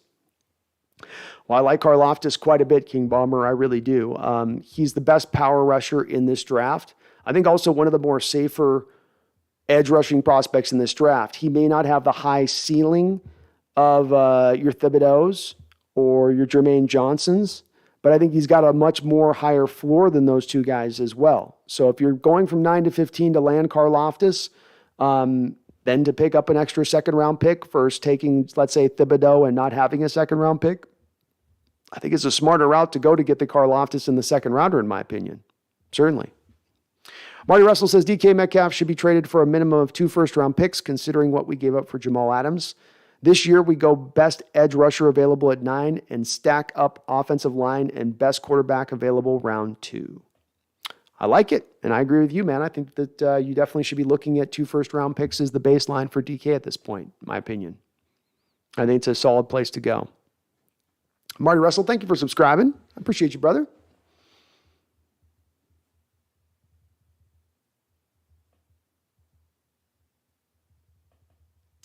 I think my walk-in's better than my Cosell, right, Megan? My Cosell has degraded a little bit. I don't know why it's degraded. One can only wonder if it's the pugnacious nature of my personality. Go Watch Alive says, I'm dying for Taylor, Thibodeau, and Owusu duo. That'd be a pretty deadly duo or trio, you mean? Not duo, but trio there, Go Hawks. There you go.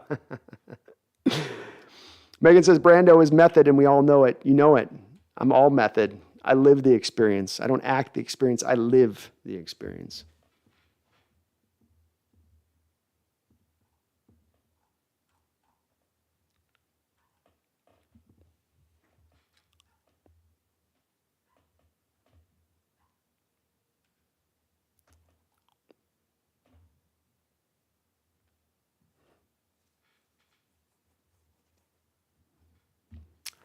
Charles says, Brando's a heart and soul invested in the Seahawks, and he's a lefty who's prone to an earlier demise and wants the best for the team. You graciously saved. That's right. It's part of my left-handed reality, Charles, for why I want this team turned around to a winner so fast. I know I'm working on borrowed time. Lobster Special. I'll wait to see what they do in the draft before I decide they aren't going to be interesting. Fair enough. And I think they're going to be interesting. I won't say that the team's not going to be interesting. Certainly a rebuilding team at the very least is interesting. You don't know if they'll be successful eventually, but they should be at least somewhat fun to watch. I don't know if the fan base is going to be as interested, though, in going to the games if it's a team that is in a rebuilding state. Jeffrey says, wine and cheese crowd that owns all the tickets for the Hawks right now don't care about the team anyway. It's just another asset for them. They'll go for something to do. Yeah, it's true. Maybe. I don't know. If they're a bad team, I could see the stadium opening up pretty quick. Huey says, not glad at all Wilson's gone. Pete should have built the team around Russ, and there would be no drama. Keep Russ and fire Pete should have been the call. You know where I stand on that, Huey. You know where I'm at with it. Jamal Haji, do you think Seattle is going to sign another guy from free agency? Yeah, I think that they eventually signed somebody else. They probably got about $9 million or so to play with, and I think that they eventually bring somebody else in with that $9 million, be it an offensive line or maybe another pass rusher. But yeah, they'll make some other move. It may be just very late in the process before they do it. Sam says, honestly, I don't mind resigning our games and not winning the Super Bowl. There we go. Go Hawks 5. Over the next few years, we find out what came first, the chicken or the egg. Was the reason for the early success Pete's philosophy or Russ's heroics? A little bit. A little bit. As somebody said below, some of it is that football's changed in the 10 years since Carroll put the model into place 10 years ago. So some of it's that it was Pete's philosophy to begin with that drove this. I've always said it's both the Russell and Carroll combination along with the rest of the way that was built. It wasn't any one person that really pushed it above anybody else. But we'll learn about where Pete's at as far as career right now in the next couple of years for sure.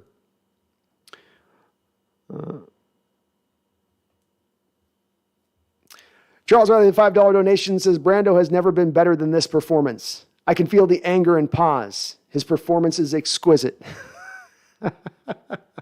Thank you, Charles. Appreciate you, man. Hey, I get in my feelings sometimes, Charles, and that just brings out the better performance. Zach Moole, thank you for becoming a member. I hope I pronounced your last name correctly. I know we got that little Motley Crue hyphen there on the end of your E, so I hope I got that right. Welcome aboard.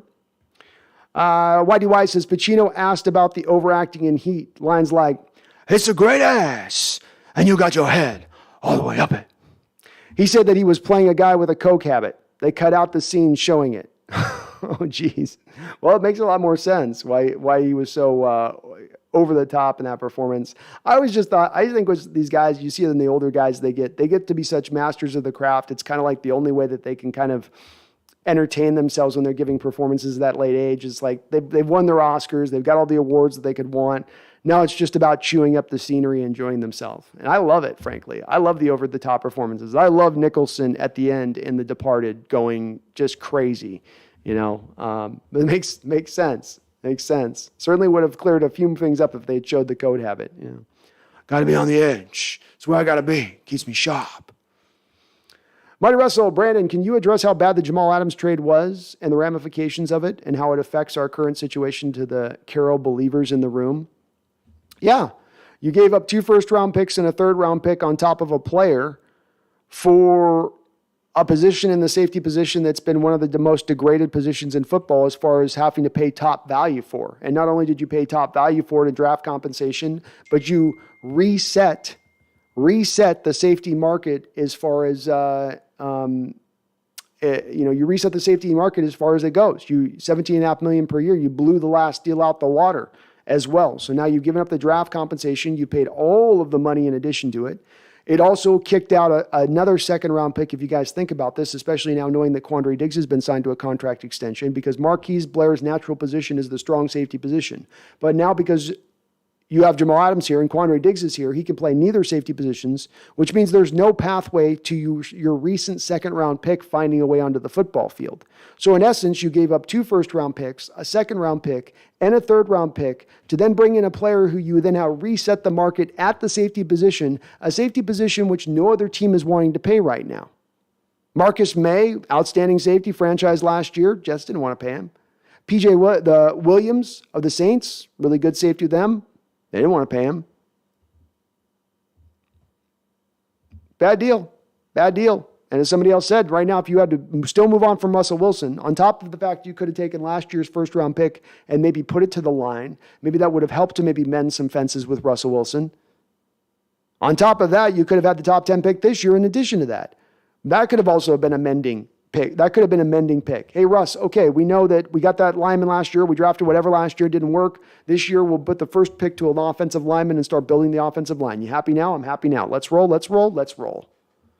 Could have gone that route as well.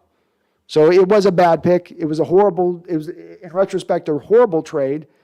And then made even further all the worse, if this is even possible, if it's even possible to even go lower than that, you've misused him for 1.5 years, 2 years of his career. You put him out of position to succeed. You've used him in a different manner than the New York Jets did that had him landing in all-pro status. Yeah, not a good one on that one, Marty. Definitely not a good one. Jeffrey says Greg Olsen was pricey as F, laughing out loud. Yeah, he was. It's the downside of giving out all these 1 and 2 year deals is when you do this, you end up pricing yourself out of the market. When you end up putting $50 million on a bunch of 1 and 2 year contracts, you can't spread the bonus money out. So you can't put as many players up under contract. To draw a comparison for you guys that I like to do is look at Austin Blythe. Austin Blythe, you're signing to a 1 year, $4 million deal. A year after the Chiefs signed Austin Blythe to a 1 year, $900,000 deal last year, he didn't even play last year, but somehow his value quadrupled in 1 year. And by the way, that 1 year, $4 million deal, to put this in perspective of what that true cost comes down to, Corey Linsley last year was one of the best free agents out on the open market. He was going to reset the market for the safe center position in whatever free agent deal he ended up signing, which was with the Chargers. What was Corey Linsley's first-year cap hit there with the Chargers? $6.5 million for an upper-level prime center position guy. In Austin Blythe, you're getting a guy probably a little bit below league average for $4 million, for just a mere $2.5 million less. That's not great roster building necessarily. Charles with another $5 donation. My God, Charles, coming hot tonight. He says, listen, Brando, delivered a performance tonight. What I will say is, I don't want him to be forced to do it again. We saw something special. Thank you, Charles. Might be blush over here. I feel like I need roses thrown my way and do a few bows or something here, man. Thank you. I appreciate you, buddy. And Sandy Mixes with a $2 donation says, we got to get tackles. And Sandy, it's not a matter of it'd be nice if we can get around to it. You know, maybe we'll double back away around to a tackle in the 4th or 5th round. In the first 3 picks, you better draft at least 1 tackle. And within the first 4 picks, you better draft 2. It's that bad. It's that needed. It is that necessary. Our tackle situation is by far right now the worst in the entire NFL.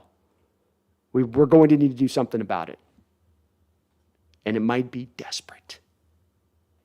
But Inlet, I disagree. Most of the players they signed this year are young with upside.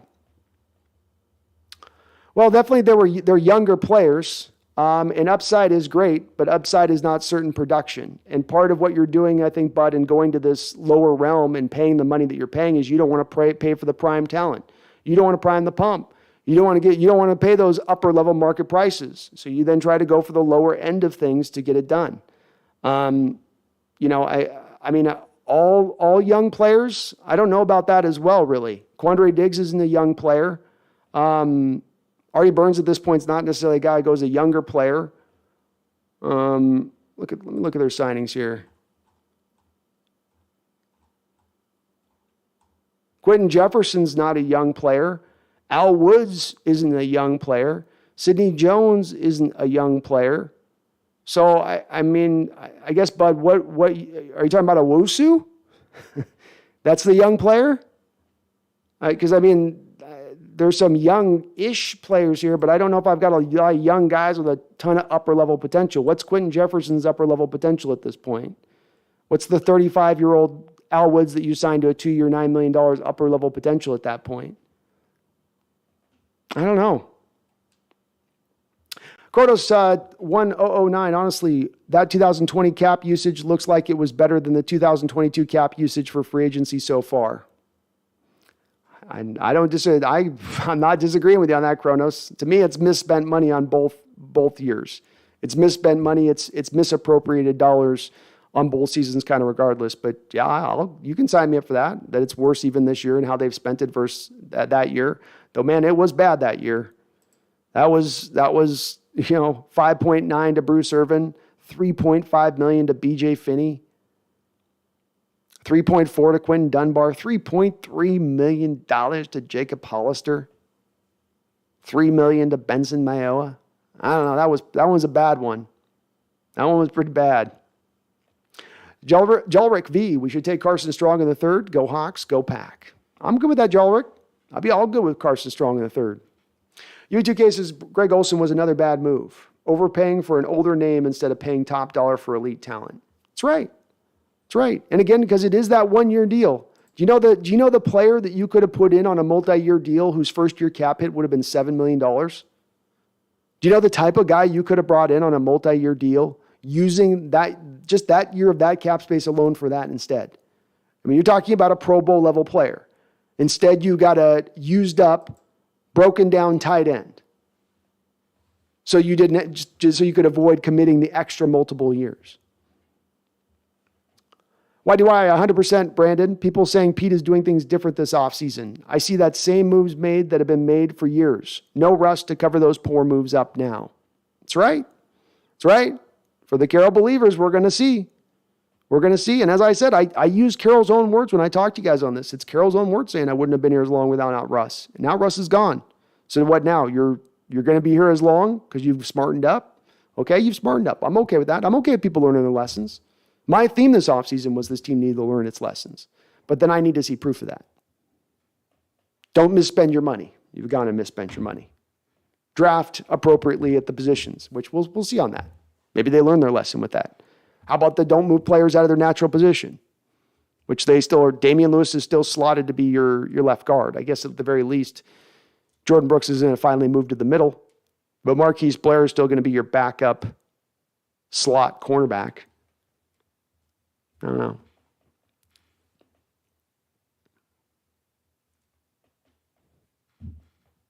Michael says, did Pete do something stupid today? Nothing today, Michael. Pete's been fine today. Michael says, Bruce Irvin's still on the team? No longer on the team. And yeah, Bud Inlet, I would say that Noah Fant is better than Olsen. But Noah Fant, Bud, you acquired via trade. I'm talking about the signings in free agency. I'm talking about how they spend their money in free agency, not trades. Which I know that Noah Fant costs money, but it's more of to me, I'm taught the $50 million was removed of the Fant.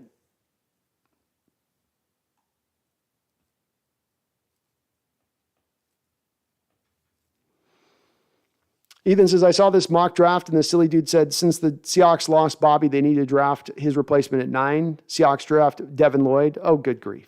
Yeah, I can't see that either. I've seen a few mocks with him posted to us. I don't see it. Megan says, no one in Seattle can bitch to me about spending their time in traffic because I will spend 18 hours getting to Seattle. That is quite a bit. But traffic's bad here, Megan. I mean, it's bad. It's awful. It's like, dear God. Standard champion, consistent winner is the most overrated participation trophy fans cling to and cherish. Aim higher, folks. That's right. Aim higher. Aim for greatness. Aim for greatness. It's okay to do that. It's okay to aspire for more than just being better, a little bit better than average. It's okay. Berg Show, I think DK will be traded. No sense in paying him. Get the picks. I think it's very possible, Berg Show, very possible. Johnny Evans, do you think Carroll will move to the front office if the season goes poorly? No, Johnny, I think he's pretty resigned to rolling this through, and I think he's going to remain for the next couple of years regardless of what happens, because I don't think that our owner is in a position to really want to move on from the coach, no matter what happens. Gerald Lewis says Drew Lock will shock everyone, or at least I hope he does. I hope he does too. That'd be awesome. Budlin, like Karloftis doesn't fit in a 3-4 IMO. No, but remember too, Bud, we're going to be doing 4-3 stuff as well. So we are going to be transitioning to some 3-4 stuff, but they're going to be, at least this is what Clint Hurd talked about in his press conference, was that they were still going to be hybridized. So you were still going to run some 4-3 looks. You're going to go back and forth. Maybe, I would love to believe this, that they would do it based upon the opponent. If you have an opponent that maybe struggles with a little more of the 3-4 looks, maybe this week we run a little more 3-4. If you run into an opponent on a given week that struggles with a little of the 4-3 down stuff, maybe go 4-3. That'd be kind of cool if they were looking to do something like that.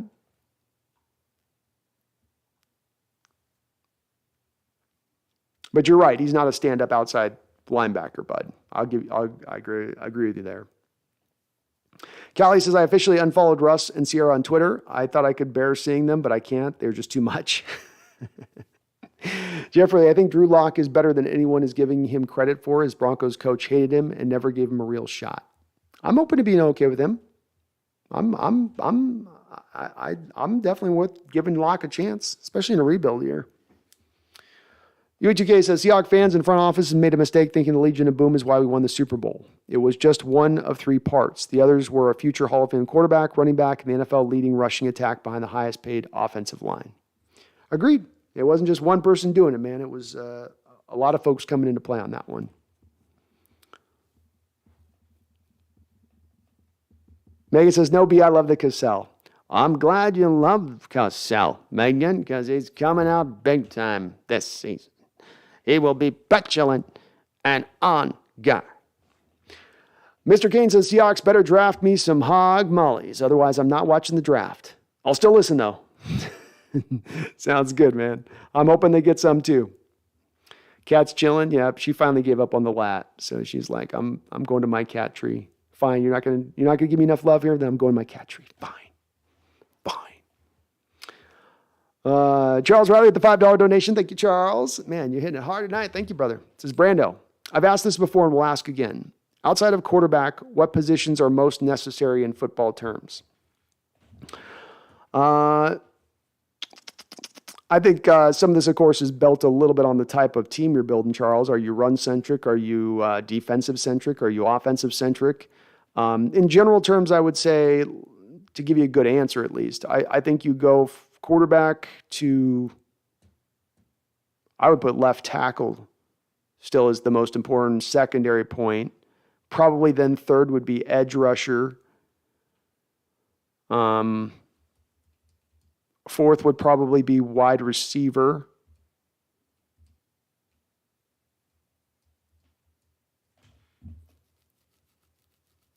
And then I would probably go guard. I'd probably go center. I hold center a little higher. So I'd go probably center, guard, defensive tackle.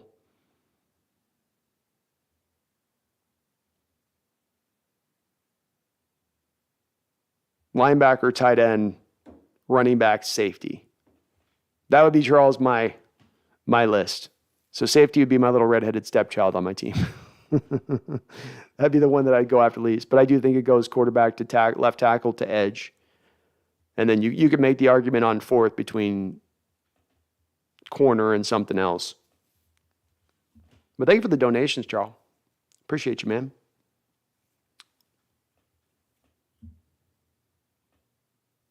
Marty says, I only subscribe because of your on-point Jerry and Sons impression. Jerry, yeah. Hey, give me Russell Wilson. Dad, we don't need Russell Wilson. We got Dak Prescott. I don't care. He's not good enough. He got a dodgy ankle. Dad, it's too much dead money. We can't make that trade. The cap is, doesn't work, okay? Cap is, it's a figment of your imagination. I'm telling you. Look what the goddamn Rams are doing. They signed Bobby Wagner. I wanted Bobby Wagner. Why'd you give me Bobby Wagner? Daddy, I told you I couldn't keep Bobby Wagner. We don't have $65 million. We got $65 million in Texas. God damn it. We build bigger here. We can't spend enough. We don't have the money. Daddy, we don't have the money, and we already got Micah Parsons. Don't talk to me about Micah Parsons. I want Bobby Wagner. I want special talent on my team today, in the middle. That's the middle of your defense, boy. What have I taught you?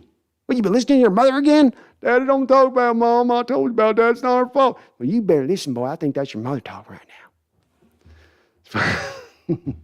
I'll always give you the goods on the Jerry stuff. I could do that all night, Marty. I have them discussing, and every once in a while, the third brother, the special brother, comes in. You know what I mean? The real special one. Jerry Jr. YDY says Luke Jokel got $8 million when the cap was $167, but won't pay past $10 million for a good offensive tackle now. Paid 2 firsts and $16 million for a strong safety. Bad move, and I love Adams. Current highest paid cap hit is a defensive tackle that can't pass rush. All this is bad. Well said, man. Well said.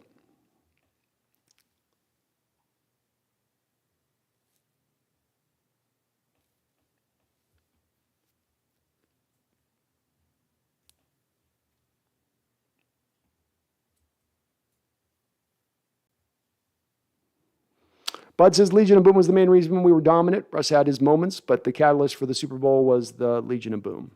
I do think Russ would be if there's a third fiddle, he's the third fiddle on that, Bud. And I do think the Legion of Boom probably gets a little bit more, at times of the credit. I do think, though, YDY makes a good point with how much UE2K makes a good point with when he speaks about how much we spent on that offensive line in that given year. And that's one of those things that doesn't get talked about a lot, is how much you were investing at that time into the offensive line versus later on through these years. But I agree with you. Legion of Boom probably carried a wider mark of it. I think Marshawn, though, Bud, too, was also a big part of that as well, as the sort of the heartbeat of the team. Charles says, I don't know, Brando is far more talented than Cheeseball impressions. Have you embraced his performance? Soon people will impersonate him. Seahawks Gaming, pick Charles Cross at 9, and then if Malice or someone like Derek Stingley falls, use the second rounders to pick back into the first round again. They just don't ever like to trade up in the first round, Seahawks Gaming. That's the only thing with that, you know? They're not big on trading up in that first round. Why do I can't argue against the theory. Pete was only good at personnel first 4 years because he was familiar with the guys from college, and it's been downhill after that. There was no more guys once he was done with more guys. After there was no more guys he once recruited. Very true, man. It's definitely not been the same as those first couple of drafts when he walked in the door. And I think having that insider information, not just of the guys he recruited and brought to the team, but of those households he had been in and already some of that groundwork he had done. WK Football Shorts says, I want Jacoby Dean. Dean's an awesome player, man. Awesome player. I don't know if you want to spend this high on another middle linebacker just 2 years removed from taking Jordan Brooks, but he's really good. Excellent blitzer. Probably the best blitzing inside middle linebacker in this draft. Fast as hell. And still very good in coverage. So, good player. Marty says, I'd love Thib at 9, but wouldn't be mad at Jermaine Johnson at 9 either. That's the way I look at it, Marty. I prefer Thib, I guess, over Jermaine, but I'd love both. I'd be happy with both. Callie Tangerine says, did you fall for any April Fool's jokes, pranks this year? I didn't, Callie. I really didn't. I was kind of on guard for it. It seems like April Fool's gets bigger and bigger now every year. More people are into it. So I was just kind of, I was already set up for it. It was like 12:01 hit on the clock on the April 1st, and they were already coming down the Twitter. The Twitter people trying to gaslight a little bit was already coming down the track. So no, not this year. Not this year. And Thibodeau, by the way, WK Football Shorts, what we're hearing is Thibodeau is definitely due to fall out of the top 5, and there's even thought process he might fall out of the top 10 right now. Maybe it's just talk, but that is the going thought process out there.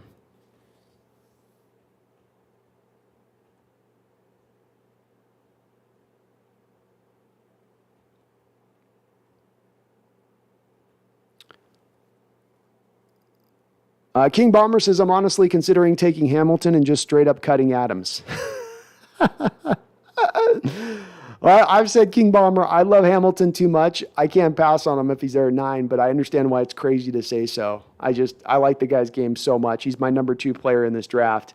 I love Hamilton. He could be a free safety. He could be a strong safety. He could be your best slot corner on your team. He could play will linebacker. I think he can kind of do it all. Bud Inlet says, red in traffic makes me want to throw up. Well, but it's the single thing that drove me over here to the east side of the state, was that I love the west side of the state. I might eventually end up settling back down the west side of the state. But if I do so, it's going to be doing like YouTube live all the time, being able to not have to leave my house very often, because the traffic in Seattle and around that area is the worst in the nation. And I have been all around the nation, and it is the worst. It is just the worst. God bless you folks over there on the west side, man. You lose half your life in traffic, and it's brutal. Brutal. King Bomber says, what would you do if the draft board fell in this order? Hutchinson, Thibodeau, Walker, Gardner, Neal, Cross, Ekawanu, Karlaftis.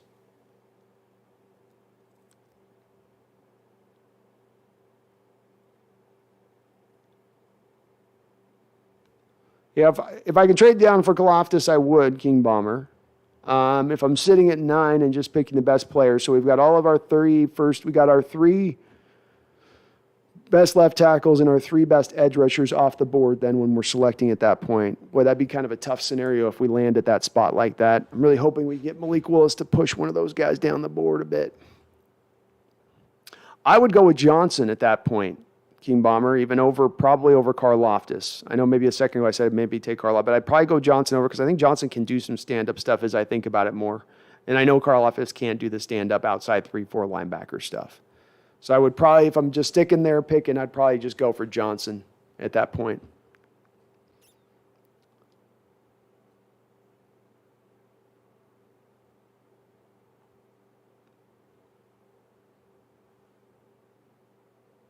King Bomber, QB in the first? I wouldn't take a QB in the first. I'm with you, King Bomber. I would move for next year and grabbing one of the better ones in next year's draft.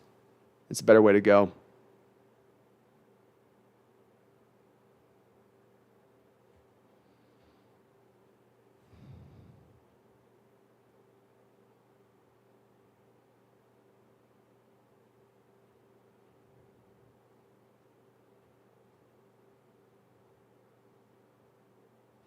Yeah, Jermaine Johnson.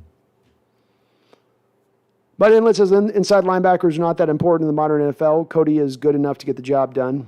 Agreed. And to Bud's point on this as well, we're doing more inside linebacker 3-4 stuff with 2 inside linebackers. It's even, I think, a little bit less than it would be if it was a 4-3 inside linebacker we're talking about. Agreed.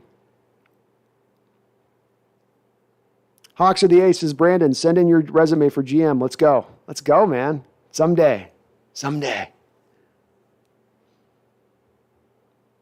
Why do I say Seattle can win me over my positivity with a great draft in 2022, 23, and a good free agency in 2023. New moves can change my mind. Give me something to be hopeful about, Pete. I agree. Well said. That's where I stand with this. I'll be open to being optimistic about it, and I can have my mind change. I could come out of this draft saying they just knocked this draft out of the park. They killed it. This is absolutely the base that you want to lay for rebuilding this roster and putting in a position to be able to succeed in the next couple of years. So if they do it, I will be standing up here on top of my desk, pounding the table, saying they're finally on the right track. They're finally giving us something to be optimistic about, and I'm hoping that they do so. It's one of the upshots of having so much draft capital is it puts you in so much of a better position to get good players to feel better about your draft, right? We always get to see the teams that they always put at the top of the drafts every year. Oh, this team got an A+. Oh, it just happens to be the team that had 4 picks in the first 3 rounds, 4 picks in the first 2 rounds or whatever.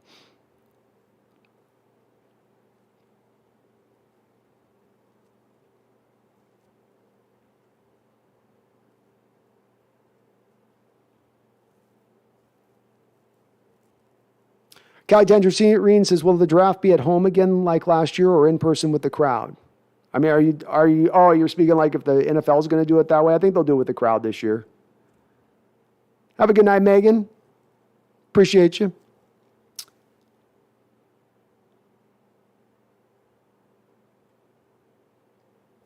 But I like feisty, man. I'm always feisty. You're just matching my energy, so I love it, buddy.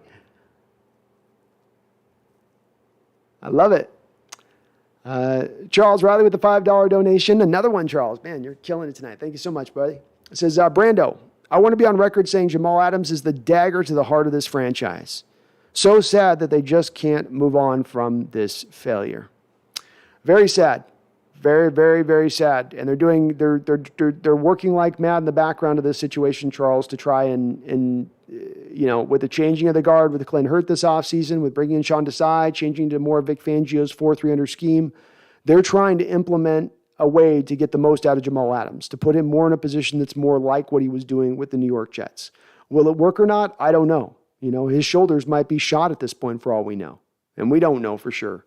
So it certainly is, to your point, I think a trade that still lingers over the top of this organization, and it could hound them for years, especially when you look at it in retrospect that this domino then caused the domino of Russell Wilson to be traded, which then caused the domino of Bobby Wagner to be released, which then caused the domino of DK Metcalf to be traded.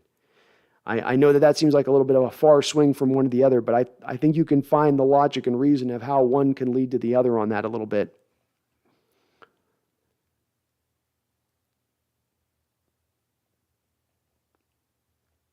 Lolo says, I made a simple tweet on Twitter to ask how people would react if Carolyn Schneider traded DK. Didn't expect 1,600 people would go to war with each other. It's been a tough offseason, Lolo.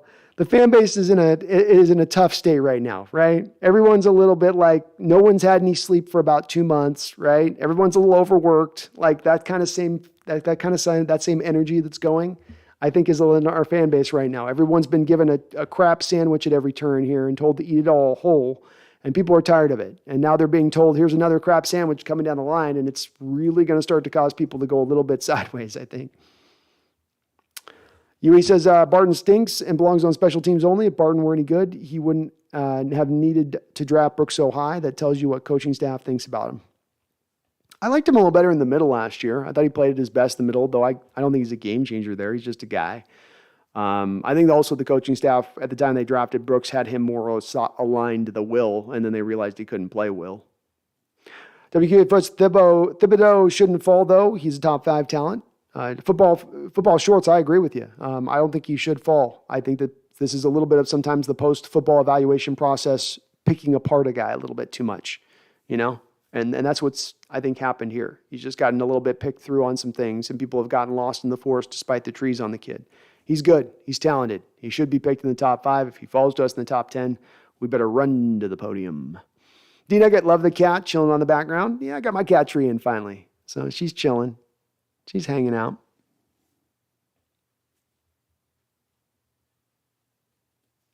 Football Shorts says Hamilton's overrated. I like his film. I like it. Not worse than California, says Ethan Techworld. I think it is worse than California. The thing at least California does is that they create 6, 7 lanes. They get their lanes nice and small, and then they duplicate them. And so that you at least kind of have a general flow. Seattle's got the 2 freeways, and they're like 3 to 4 lanes apiece, and that's all you get. That's all you get. And there's no back roads, no side roads. You have bodies of water between your 2 areas. Man, it makes it a little bit tougher than other spots. Charles says, dude, I'd take Ryan Neal and cut Jamal the Jet guy.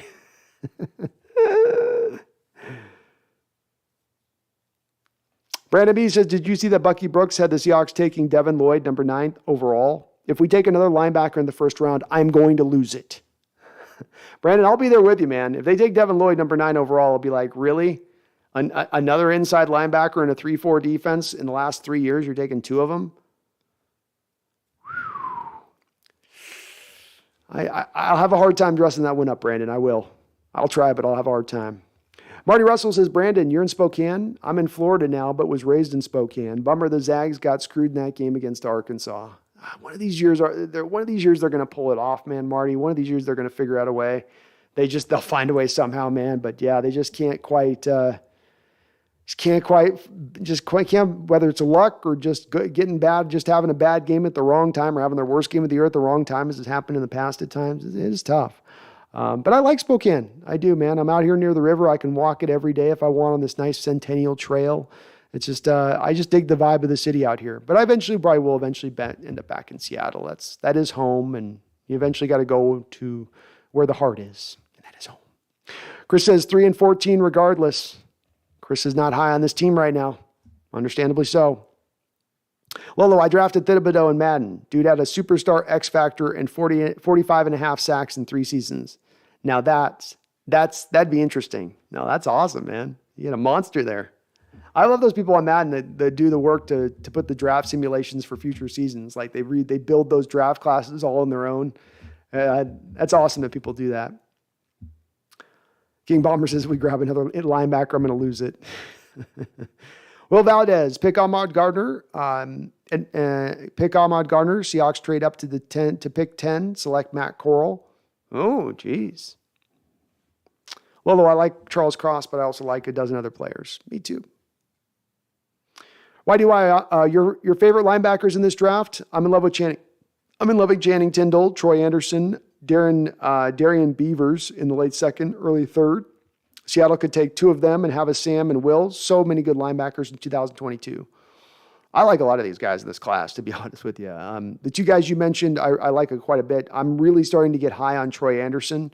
I mean, he is really, really vaulting up my boards quite a bit. I like Brian Asamoah of Oklahoma as far as a will linebacker.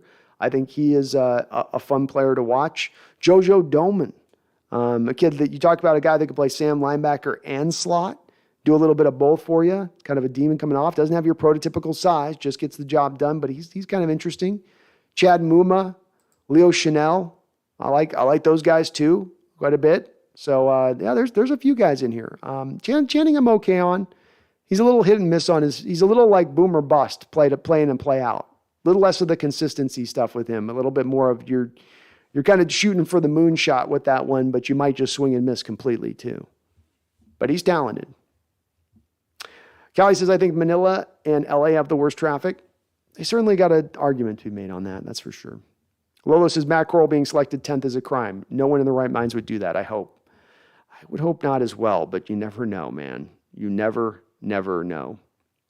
King Bomber, the other thing is, what do you see Darrell Taylor playing as? Because our roster right now is for a 3-4. Would be Cody Brooks, Wusu, Taylor, Harris, Woods. So who exactly are we missing? Outside linebacker or defensive end? I guess it depends on how the team views Wusu. If they view him as their starting de facto guy that's going to eat up 70% of the snaps and just be your main guy you run, or is he going to be a rotational guy that you mix in with Taylor? I think they'll probably go more rotational based, and for this reason, King Bomber, I think this necessitates more of an edge guy that you are open to drafting at that point to get the rotation right. I think more, for instance, with Shelby Harris's presence is more for when they go to 4-3 looks, and then he's your de facto 3 technique in a 4-3. I don't know how much he's going to be doing in a 3-4 defense as a defensive end. Maybe some stuff in that, but I see him more as that when they slide into the 4-3 stuff. But I come down to an edge. The outside 3-4 linebacker, the blind side outside 3-4 linebacker, blind side rusher there. That's what they're probably needing to add to the defense right now.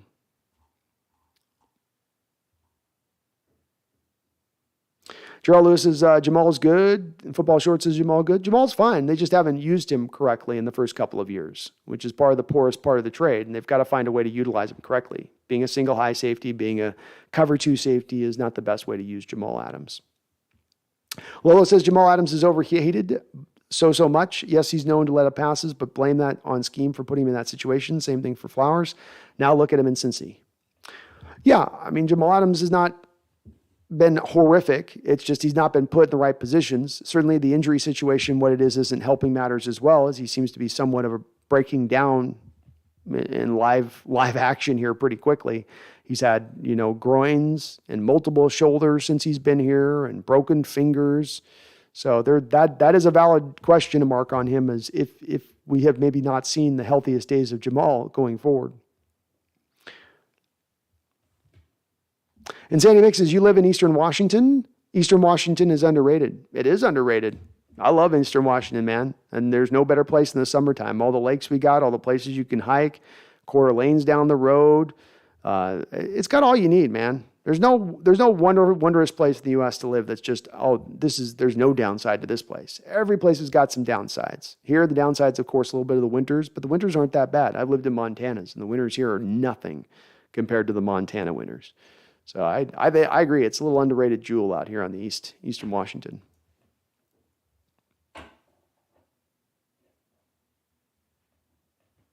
King Bomber says you play 3 safeties in the field and you run a 3-3 defense. I'd love to see that, King Bomber. Outside the box and new approach to it. I've long wondered if the new model of the NFL is going to be going away from taking one linebacker off the line of scrimmage to now moving that linebacker into more of a maybe in-between zone as far as from safety to the defensive line, another in-between defender for you in pass coverage. I've wondered if the NFL would eventually transition to something like that because we've become so pass-centric as a sport, but they haven't as of yet.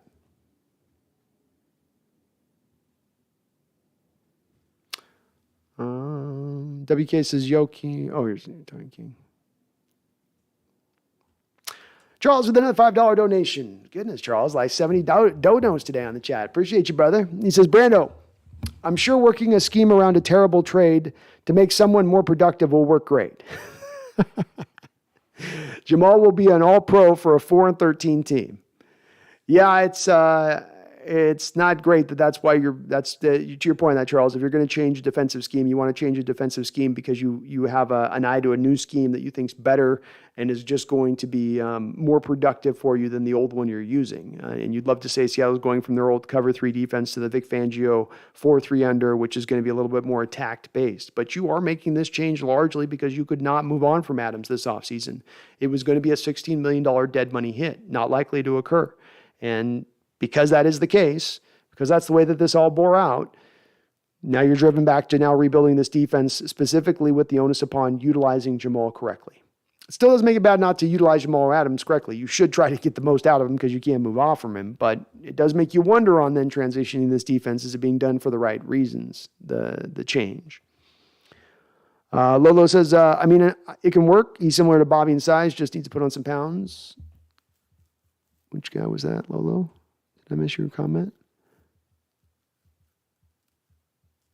Lolo says Hamilton could be a linebacker, but I think keeping a safety is better. I agree, Lolo. I wouldn't want to do it long-term with him. And if I was drafting Hamilton, to me, it's an indication of you're probably seeing maybe the last season of Jamal Adams at that point. So it's a move to pick towards after this year, then you're going to move on from Jamal and call it a day. But I like him. I like Hamilton a lot. Ian ML says his coverage wasn't even bad, people. Only look at the memes. Agreed, Ian. He had some good days in coverage. The San Francisco game on the road, shutting down Kittle as he did last year, is good. I think, Ian, as I point out on this, when you put him out covering receivers and he has these bad moments, you shouldn't put Jamal Adams in points of having to cover receivers 40, 50 yards up the football field. He shouldn't be having to take on Deshaun Jackson one-on-one up the football field. That's not his game. But they put him in those positions oftentimes, and that's where the coverage looks bad. You put him on running backs, you put him on tight ends, he'll look just fine. He can cover those guys. And that's normally what you would ask out of a strong safety. Let's be real with it. You're not going to ask a strong safety to cover Cooper Kupp 50 yards up the field. You're not doing it. You're not going to ask him to cover Stephon Diggs on a key third down in Buffalo a couple of years ago. You're just not going to put that in a position. And I can prove it because we never did that with Cam Chancellor.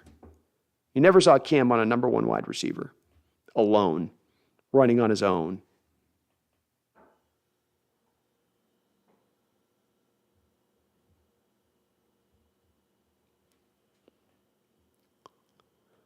But Inlet says, I heard Desai likes the 3 safety look. Hamilton could still be an option. I could see him playing the nickel and back up Adams if he blows his shoulder out again. I'd love it, bud. If they went for Hamilton, man, there'd be few players that would get me as excited as taking Hamilton. I just love his tape, man. And the three safety look thing has been something that I've been like kind of turning over in my mind as a possibility and how that interests me and what you could do with the safety looks on that and how you could play games with quarterbacks because they don't see it from any other teams. And I think it's a move that eventually the NFL will probably transition to as it becomes less run dominant and more passing based. It may take a while, but I think that the first team that gets out in front of this horse and is going to be the trendsetter, is going to be the innovator, is going to be able to take advantage of a situation that the rest of the league is going to have to learn and catch up upon. I'd sure like to be one of those teams that becomes one of those forerunners as opposed to one of those teams that's trying to play catch up.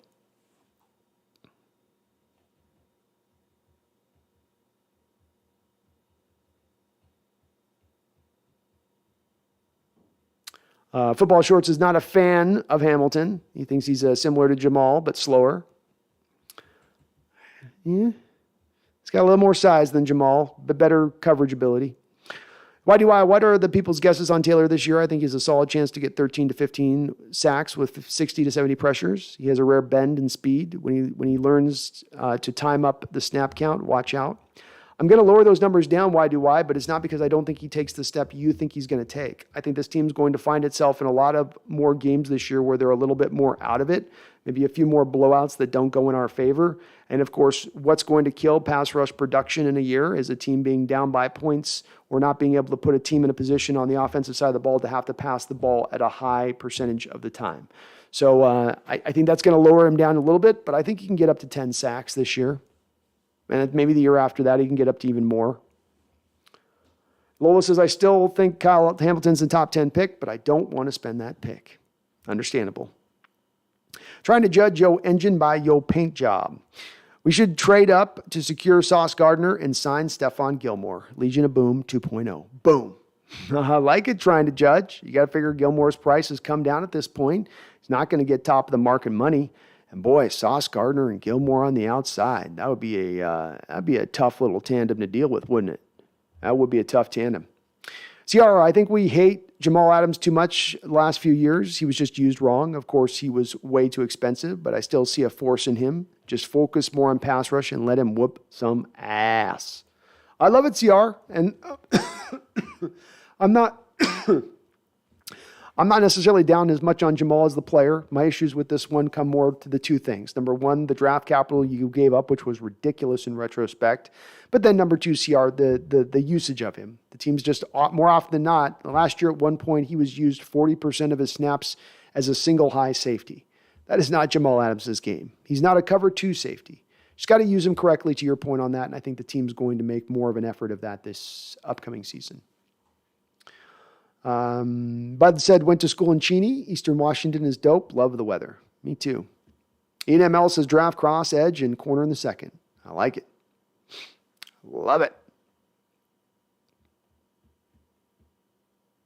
Yami, hello people. Thanks, Brandon, for all the nice work. Finished the call-in show yesterday. So much fun to have faces to the regulars. Yeah, that was really a good time, and I had a lot of fun with it. We will be doing more of the call-in shows into the future, so we'll make that a regular component of the channel here because it seems to be a really big success. We had a lot of people watching, so we will definitely get back to doing that again for sure. CR, for me, it's like when we get Thibodeau, Cross, or Gardner at 9, or should we trade down and get either Linderbaum or Wyatt? I want to have the best positional value, and I feel like edges you can get later on.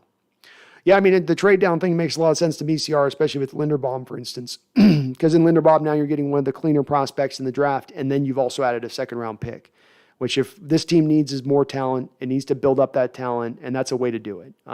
So I'm okay with them trading back, quite honestly. I don't think the team will, but I'm okay with doing it. And both Linderbaum and Wyatt, who I think is the cleanest 3-tech in this draft, are players that you can feel pretty good about the floor that you're bringing to your team. This is going to be an upper-level player for us with some star potential there, and getting that midway through the first round while also adding a second round, which is now,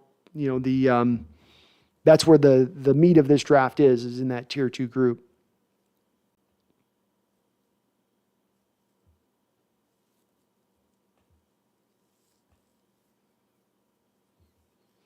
King Bomber says, if we were to see a 3-3-3 with Adams and playing on the line with how the Rams approached it and moved Adams around inside the box with possibly playing something like a prevent to a blitz. Yeah, you could do it. And a lot of it, King Bomber, too, of course, is that you're diagnosing what you're showing you're not diagnosing, you're hiding pre-snap what you're going to show post-snap there also. So it's always going to change what they're seeing from pre to post look. And when there's that many guys all over the field moving like an amoeba, it's going to be very hard for a quarterback to get a good read on that if they go this direction. There's probably going to be some rough parts on it too. You're probably going to get gouged at times in the run game a little bit as you're figuring out the proper way to play it. But it'd be innovative. It'd be fun. It'd be forward thinking. Marty says, I'm against drafting offensive line round 1 unless it's Jones type talent. You can get quality offensive line in round 2. You can.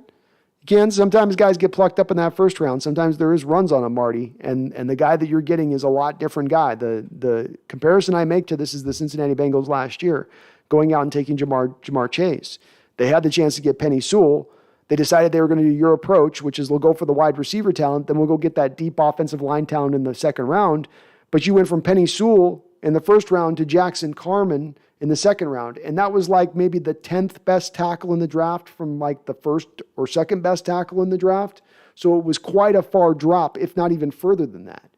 And I think you could find yourself in that same kind of potential even in this draft as well, taking that route, because there does tend to be a run on linemen through most of that first round. You're going to see probably 11, 12 guys taken, probably 6, 7 tackles alone. Wheeler, Hawks would be really stupid to move DK. He's literally our future. I know Pete and John don't like the current contract receivers are getting, but that's just what it is right now. Well said, and I agree. The cost is the cost. The market is the market. Charles was asking me about positional value, and I was mentioning that I could see easily receiver being maybe the fourth most important position on an entire football field. Well, you got to pay for the important position, and you're going to have to pay top market prices, and you shouldn't complain to do so. Bud Inlet says, Adams is a really good player. It's the trade compensation that bothers me. 2 firsts for a safety. Shaking my head. And a third round. Don't forget the third round pick too, Bud. 2 firsts and a third. And a player in Bradley McDougald, which McDougald's whatever. You were going to release him anyway if you weren't trading him there. But yeah, that's the part that gets me too a little bit. Just a little bit. A little bit. Matthew Smith says, Kyle Hamilton can cover the field like no other safety coming out of college. Maybe Ed Reed. I love it, Matthew. Agreed, man. He's got special traits to his game. Special traits to his game. I'm going to be selling you guys like a politician trying to get a bill across if we get Hamilton in the first. I will be up here just pounding the table for him. Pounding the table. Why do I was born in Portland, not Seattle, live some in Richland, but never Mariners fan. But after last year, I think I'll be rooting for them. I love it, man. Come aboard. Come aboard. Yami says, honestly, I would not trade down. Go for one of the top talents like Cross, Gardner, Thib, and go for Mafi or Ebiketie at 40 and maybe Ritter at 42. But let's face it, if we draft a linebacker with one of those, let's face it, we will draft a linebacker with one of those. Very well may, Yami. And I agree with you. I think that the team's not going to trade back. And I'm taking a little bit of this off you've heard these comments they made, right, Yami? They've talked about the fact of picking in the 20s and how they're never able to pick in the top 10 and how it's hindered them in not being able to go get that top end talent. I think now they get a chance to finally pick there for the first time in 10 years. I don't think that they're trading out of it, especially when they're already sitting on 2 second-round picks. But we know Schneider does like to trade back. CR, which players you most excited to see this season? I'm really hyped to see what Trey Brown is capable of now that he's healthy. Certainly he would be on my list, CR. I'm hyped to see what Jordan Brooks can finally do from the middle linebacker position. I think he's been playing out of position at the will now for the first couple of years. He's a tried and true natural middle linebacker. I want to see what he can do. I think he gives you better play at the middle than what we've gotten out of Bobby recently, quite frankly. I like to see what Noah Fant can do. I think that you're getting a top 20 tight end talent, which is hard to find. And he's not necessarily been used right with Denver. He's a guy that I'm very interested to see what he can kind of do in moving forward on this. Jay Curhan at the right tackle position. I don't want to slot him as my starter, but I'm still interested to see what he has in his game. And I think Rashad Penny's going to finally show us in totality of a full season of what he can do. And I think he's a guy that I could put down even for a team that's not necessarily going to be getting to the playoffs next year. I could see Penny putting up 1,300 yards. I think he's really going to shine next year. Those would be the main guys.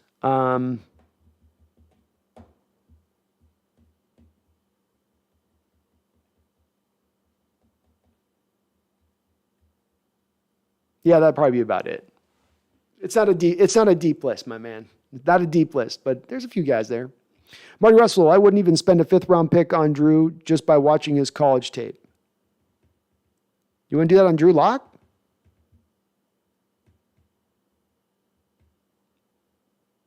Not even a 5th?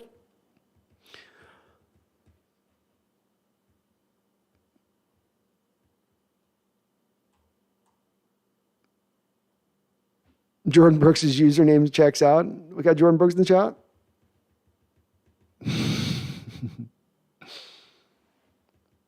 Jordan Brooks says this may be unpopular, but Devin Lloyd. Jordan, you throwing shade at Cody Barton, man? You throwing shade at your teammate there? Hey, Devin Lloyd's a clean prospect. He's a lot like Linderbaum. You're getting a guy with a very huge floor. The floor is way up here right next to the ceiling. Which, look, there's a lot of a crapshoot angle in going into the draft. Doesn't matter if it's the first round or wherever you're picking. So,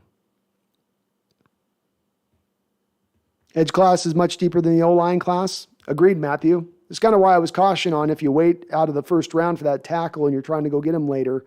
You're easier to go to the edge rush than it is to do that with especially the tackle position. CR says, even I think we should address left tackle at 9. To see Sauce Gardner and Trey Brown dominate a cornerback would be awesome. That would be pretty tight. Jordan says Devin Lloyd is elite in coverage and would cover up for Brooks a little. He would help. He would help. Yami says, I'm a big DK fan. I really don't want him traded, even if we have a good offer. There just isn't a DK in this year's draft. And he became one of the premier wide receivers. As long as we try to compete, keep him. I'm with you, Yami. I've said the thing with me on this is if DK was at 28, 29 years old, I'd feel differently. But he's at 24 years old. He's still just getting warmed up. And since he's just getting warmed up, I'm riding with DK. This is a building block piece. This is a foundational piece. This is one of the pillars that I will start to build this team off of. I'm riding with you on this all the way, and I will keep pounding this drum. Matthew Smith says, if you really want a safety, go Brisker or Pitt. I can't pronounce his name, but I like him. He's such a fun player, Matthew. The Baylor kid. In the second, and one of your twos. But in the first, you got to take a trench guy.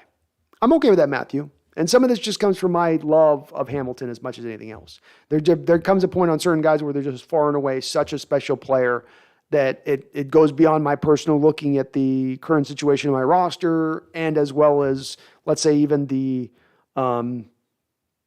quality of, not the quality, but the players that might be available in, let's say, the second or third round. There's certain times where a guy will just go beyond those metrics for me. Because my personal style in a draft is to go for best player available at the board. So if I have Matthew, for instance, Charles Cross at left tackle, who I see as being a little bit better than average at the left tackle position going into the future versus Hamilton, who I think is going to be a star, I'm going more to the star on that than anything else. But I like Pitter a lot. So he's the guy. I'm not as big on Brisker. Brisker is a second round talent, but I like Pitt a little more. Pitter. I got to figure out how to say his name, but he's good. King Bomber says prevent one high, cover three with Neal and Diggs as safety. Sometimes Diggs and Adams. If we grab Hamilton, he's a game-changing player, but can he be as flexible in the secondary? I think he can. I think Hamilton can play free safety, strong safety. I think he can play slot corner. He could be your dime corner as your fourth guy in the field. We know teams like the Rams love to go to 4 wide receiver sets. You were killed staying in nickel in that set last year over and over and over again. So why not going to maybe just a pure dime now? He can play all of those positions. I think he can even do some will stuff, King Bomber. Why do I says big believer in picking best player that does not go for top 10 picks. Ben Baldwin put out a chart showing the only players that have value to draft in top 10 are quarterback, offensive tackle, defensive line, cornerback, wide receiver. Top 10 picks are high money. They do cost a lot of money. That's a part that you got to factor into that, is that they don't come cheap like they used to for a while there. Gerald says Noah Fant will be a top 5 tight end conversation by the end of the year. I love it, Jarrell. He's got the talent to do so. He has got the talent to do so, no doubt about it.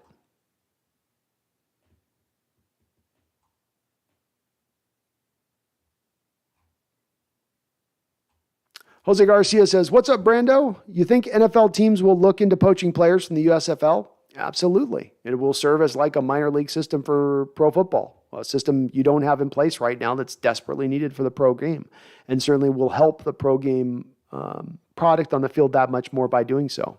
Yeah. King Bomber's ideal picks are tackle, corner, edge, and quarterback in the first 4, and then running back, tackle, interior, offensive line. I like it. Why do I says, oy vey, Lloyd, my man, I did not know that age of 25. Makes sense of Utah player, most likely went on a mission for 2 years. Yeah, that's a little old. I didn't know he was 25. That's a little old. That's a spicy meatball. Matthew says, in reality, teams succeed by taking best player available rather than drafting for need. That's how you build depth, and it's pronounced Petrie. Petrie. Okay, there we go. Thank you, Matthew. I love his game, though, dude. He's one of my favorite players in this draft. He's just a fun guy to watch. God, is he fun on tape. Marty, here's something. Will Penny be as effective this year now that the defenses won't respect our pass? Won't they just stack the box against the Hawks this year? Potentially, Marty, but remember, you had players on the outside that were drawing double coverage as much as anything else. So it was, I don't know as much about the passing game as far as the players you had on the outside to necessitate that double coverage. And those players, at least as far as if DK does remain, will still remain on this, and they will still require that type of double coverage, I would think. And if that's the case, you're not going to afford to be able to bring that safety into the box. It's a valid question to ask, though. It certainly is. But I do think that they will, with having a guy like DK that was basically the most double team wide receiver in the sport, I think that will still remain the case. If you're bringing that extra safety in the box, now you only have the single high safety at that point. You're not going to usually take that single high safety and then have him double the wide receiver on the outside, leaving the whole back end of the field opened up. So I do think that to a degree, to your point, to a degree it'll be lessened than it was last year as far as the opened boxes, but not completely out of there either, unless we trade DK and then we have nothing on the outside, and then your points totally stands that yes. King Bomber says, also if Cross is available on the board, would you take Cross? I've heard people don't want to take Cross at 9. I would take him at 9. I'm okay with it. There's other guys that I have in higher esteem, like a Thibodeau or a Gardner, but it's a meat and potatoes pick. It's a boring pick, but it's a smart pick nonetheless. So I'm okay with Cross at 9. I don't think he's got star potential, but I think he's got upper level. He'll be an upper level player in the sport. He'll be good. Whitey Weiss's best thing for a weak line is quick passing game. This has been something Pete does not like to do. It's not, but also bringing in Waldron should help facilitate more of that this year. That is the Rams offense. That is what they're going to want to do. And so I think being that you now implemented this West Coast offense, I think it's going to open up more of the door to them doing more of that stuff, which can help out. If they do bring that safety in the box, that gives you a quicker read and a quicker strike to hit. That's another way to penalize those teams that bring that safety up. Gaber Pataki says, hi, Brandon. Hi, Gaber. How you doing? Says, do you have any opinion about Donovan West and Luke Fortner as new versatile center prospects late in the later rounds?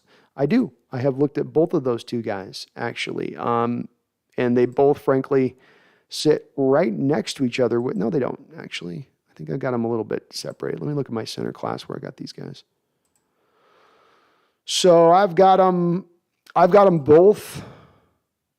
Yeah, so Fortner I've got in the 3rd round, and Donovan West I actually have in the 7th round. So let's get to this a little bit. First off, with Fortner, not great on the explosive scores. But he does really good about getting to the second level. His patented move as far as the center goes is he's a second level hammer is what I've called him. He's got quick reactions off the snap that allow him to always get his hands on the defender, whether the defender is slanting or if he's just got to take a couple of steps to get there. He just doesn't whiff much on his blocks. He's always gets the block laid. It may not always be pretty, but he gets it done.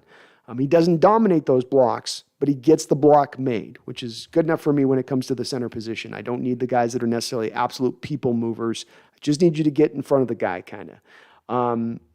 He's a little limited from an athletic profile, but he does make up for it with want and being efficient in his movements. He's a real handful for defensive tackles to get off blocks. Once he's on you, he stays on you. He just snaps on. And even if he's not driving them backwards, he's also not getting driven backwards. You get the feeling that Fortner is in control. Many of the runs would go back right across his shoulder, a little bit like the running back just kind of knew there will always be space behind Fortner if I take it. When he does get beat, it is usually by power and not quickness. But usually, even when he does get beat, he can at least somewhat salvage his block. Outside of his athletic ability, I really do like him in a zone scheme. Though I think he can do both, a little bit of man and zone both. So I like his tape a lot. Fortner's a 3rd round guy. Love him. Should be a really good really good. It's just the athletic thing that gives me a little concerned. Donovan West, he's very quick out of his stance, very quick to lay an early punch. That's the upside of his game. He's a smart center. He always at least seems to cause a draw in one-on-one blocks. He's very adept at double teams and feeling pressure on blitzes. But he does struggle to move in space, which has me knock him down quite a bit because that's going to be a requirement as a center in our defense. He's not very quick, and the further from the offensive line he gets post-play, the better of the chance is that he's not going to reach his block. He does root down really well. If you don't need him to move far, he'll be very good within that. But because of that, I have Donovan West best suited to more of a man-on-man blocking scheme rather than a zone-based scheme. And I do drop him quite a bit down my boards because of his lack of athletic profile. So I've had Donovan down like 6th, 7th round range of things. Or so. All right, well, we are 5 hours and 10 minutes on into the stream here, so we're going to go ahead and just wrap this on up here soon. The voice is getting a little gnarly. It's getting a little bit gnarly on it. But Gabor, bigger on Fortner than West. Fortner's going to be a third-round guy. West, I think, will probably go sixth round when it's all said and done. Whitey Wise is best thing for a week. Oh, sorry.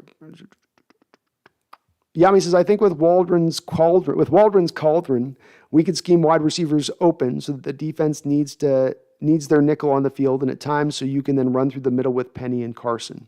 It's true. Remember, this is the old thing with the West Coast offense. The tenets of the West Coast offense, and we learned this under Holmgren. You don't run to open up the pass in the West Coast offense. You pass to open up the run. You may very well end up running just the same amount of times as a team that tries to lean first with the run as the Seahawks have been for like about the last 10 years. But one can open up the other. And if you can make the defenses pay for being too beholden to the run game, and then you're hitting them with the quick stuff that's just wide open because of that, they then adjust out of it, then you hit them the other way. Hopefully that goes down. That's the hope in how you want to make it go. YDY, good stream. I'm out all. Have a good night. Have a good night, YDY. King Bomber, I hope they fix what Adams does. Good to see you. Thank you for the good discussion too, my man. King Bomber says, I hope they fix what Adams does next year. I've watched some high school football, and they just made him play a prototypical safety role where you stand back 10 yards and double the deepest receiver. Yeah, that's not his game, man. He's a downhill defender. He's a hunter. You got to let him hunt. CR says, what do you think we should spend our last $9 million on? For me, it's re-sign Dwayne Brown so we don't have to pick Cross and are just more flexible to draft the best value. I would go, I'm sorry to steal your point on this, CR, but I think I would just go with where you stand on that. Getting a left tackle in here, spending the money on that, and that frees you up to pick the best player available in the draft, which is what I most want to see. Even above what I care that $9 million being spent on, I most want to see that happen first and foremost, which is best player picked available. You need to stack up top-end talent. You do that by operating off of BPA. So, I'm with you on that. Sorry to steal your point with it, but I'm going with that. Yami, or you seem to play over the top with DK and Lockett and combine it with the run outside. Yeah. I think just Russell's lack of appearance here doesn't mean that that's going to shut down Penny necessarily on its own. And Penny, remember, I believe him to be a special talent. I believe he's put up pretty phenomenal production when you keep in mind the fact Seattle still not used him right and really featuring him as an outside zone runner, which is what he should be. But I still think that even without Russ, there comes a point where I trust in what Penny's doing and where he's rounding out in his career, that I think he still puts up that type of really upper level season. Mike says, Jordan Brooks, Jamal Adams, Tyler Lockett, Damian Lewis, Cody Barton trade. At this point, let's just own every pick in the draft. Let's do it. Gerald Lewis says, on Good Morning Football, around week 14, you will hear them saying Seattle is a lock for the playoffs. Ooh, I love it, Gerald. I love the confidence, man. Hell yeah. King Bomber says, I was running a bunch of mock drafts on PFF. There were consistently the same players. Kind of how it goes for me too, King. I try to do differentiating, and I end up going for the same guys. But I think it's good. It gets you through some scenarios, the possibilities of the draft. And we're going to be doing an all-mock stream here at some point here where we're just going through different mock scenarios. It'll make for some good content. Alexander Wheeler, is there a reason Jelani Woods is in there twice? Is he in there twice? He shouldn't be in there twice. So Jelani Woods should only be in there once, and he's a third-round guy for me. So I probably just didn't delete him out of another section that I had him. But he's a third-round guy. Not big on the tight end market this year either. Same with Sky Moore. Did I have Sky Moore in there twice? I'll fix it. Oh, I did have Sky Moore in there twice. Though I have him in second round in both places. He is my top second-round receiver, though. So I have him ahead of Olave. I have him ahead of Alex Pierce, and I have him ahead of George Pickens. Sorry about that. I was putting it together right before I went live, and I wasn't watching it as closely on that. Jack Shaw says this team needs to prioritize the trenches badly. I want either Thibodeau, Cross, or Linderbaum. I love all three of those guys. I'm good with all three of those guys, Jack, and I echo your sentiments on this. I opened up this offseason, said regardless of what you do with Russell Wilson, build back to the trenches. Build back the trenches. Offensive line first and foremost, and then get to the defensive line. So if they take that track with this, I would be very happy. King Bomber says, what do you think about cornerback Jalen Pitre, edge Nick Bonito, tackle Kellen Diesch, and Donovan West? These guys kept falling in my PFF mock drafts. Well, I just spoke about Donovan West, so you know I'm not really big on him. His teammate Kellen Diesch is a little bit better as a prospect. So I'm a tiny bit higher on him, though not by a wide margin. I think you're more into that 5th, 6th round range with Deesh. He's a guy like West, a little limited. Got some good things to him, but a little limited. I'm not as much a big Nick Bonito guy. He's a little bit of a positionless guy at times where I don't have him slotted for, is he an edge? Do I have him a linebacker? Can he cover in space? Is he just a guy that put your hand down and go forward? I don't know where I land with Bonito quite yet. But at Petrie, yes. I'm on board with Petrie. He's great.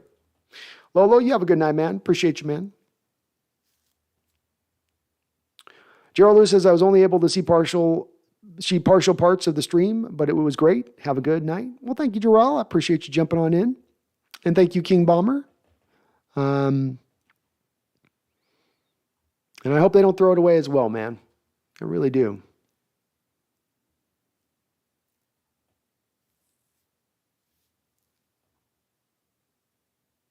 Okay. So I think we got through all of our stuff here on the chat here. Cody Webb, hey man, what about Baker to Seattle?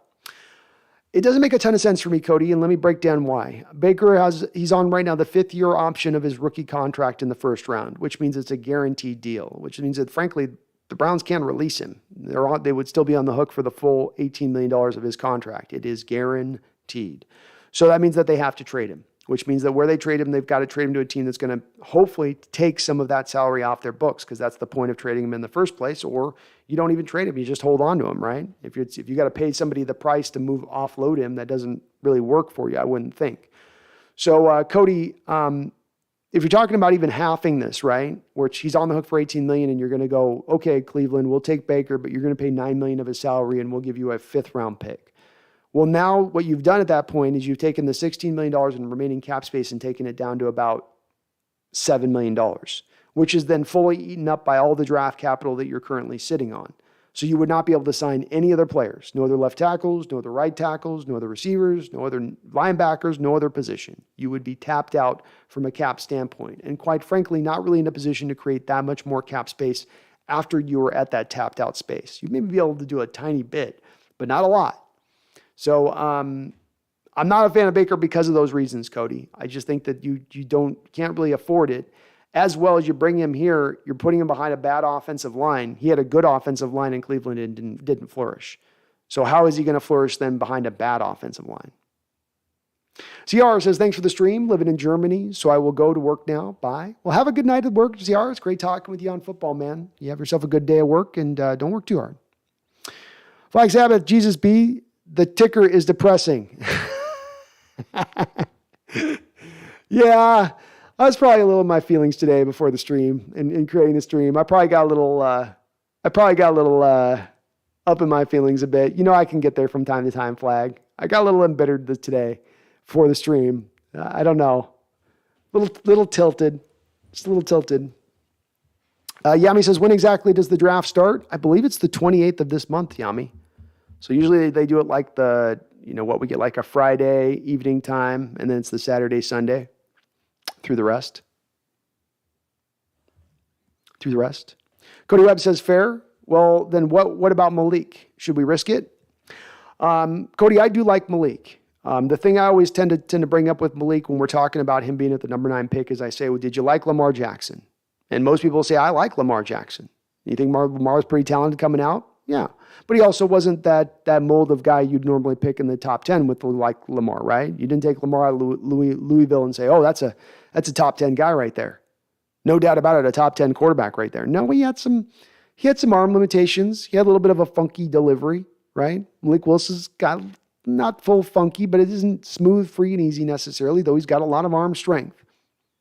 So if you like Lamar Jackson, and I like Lamar, I don't think anybody would say, though, that when Lamar coming out of the draft and he did and being a Heisman Trophy winner is worse than Malik.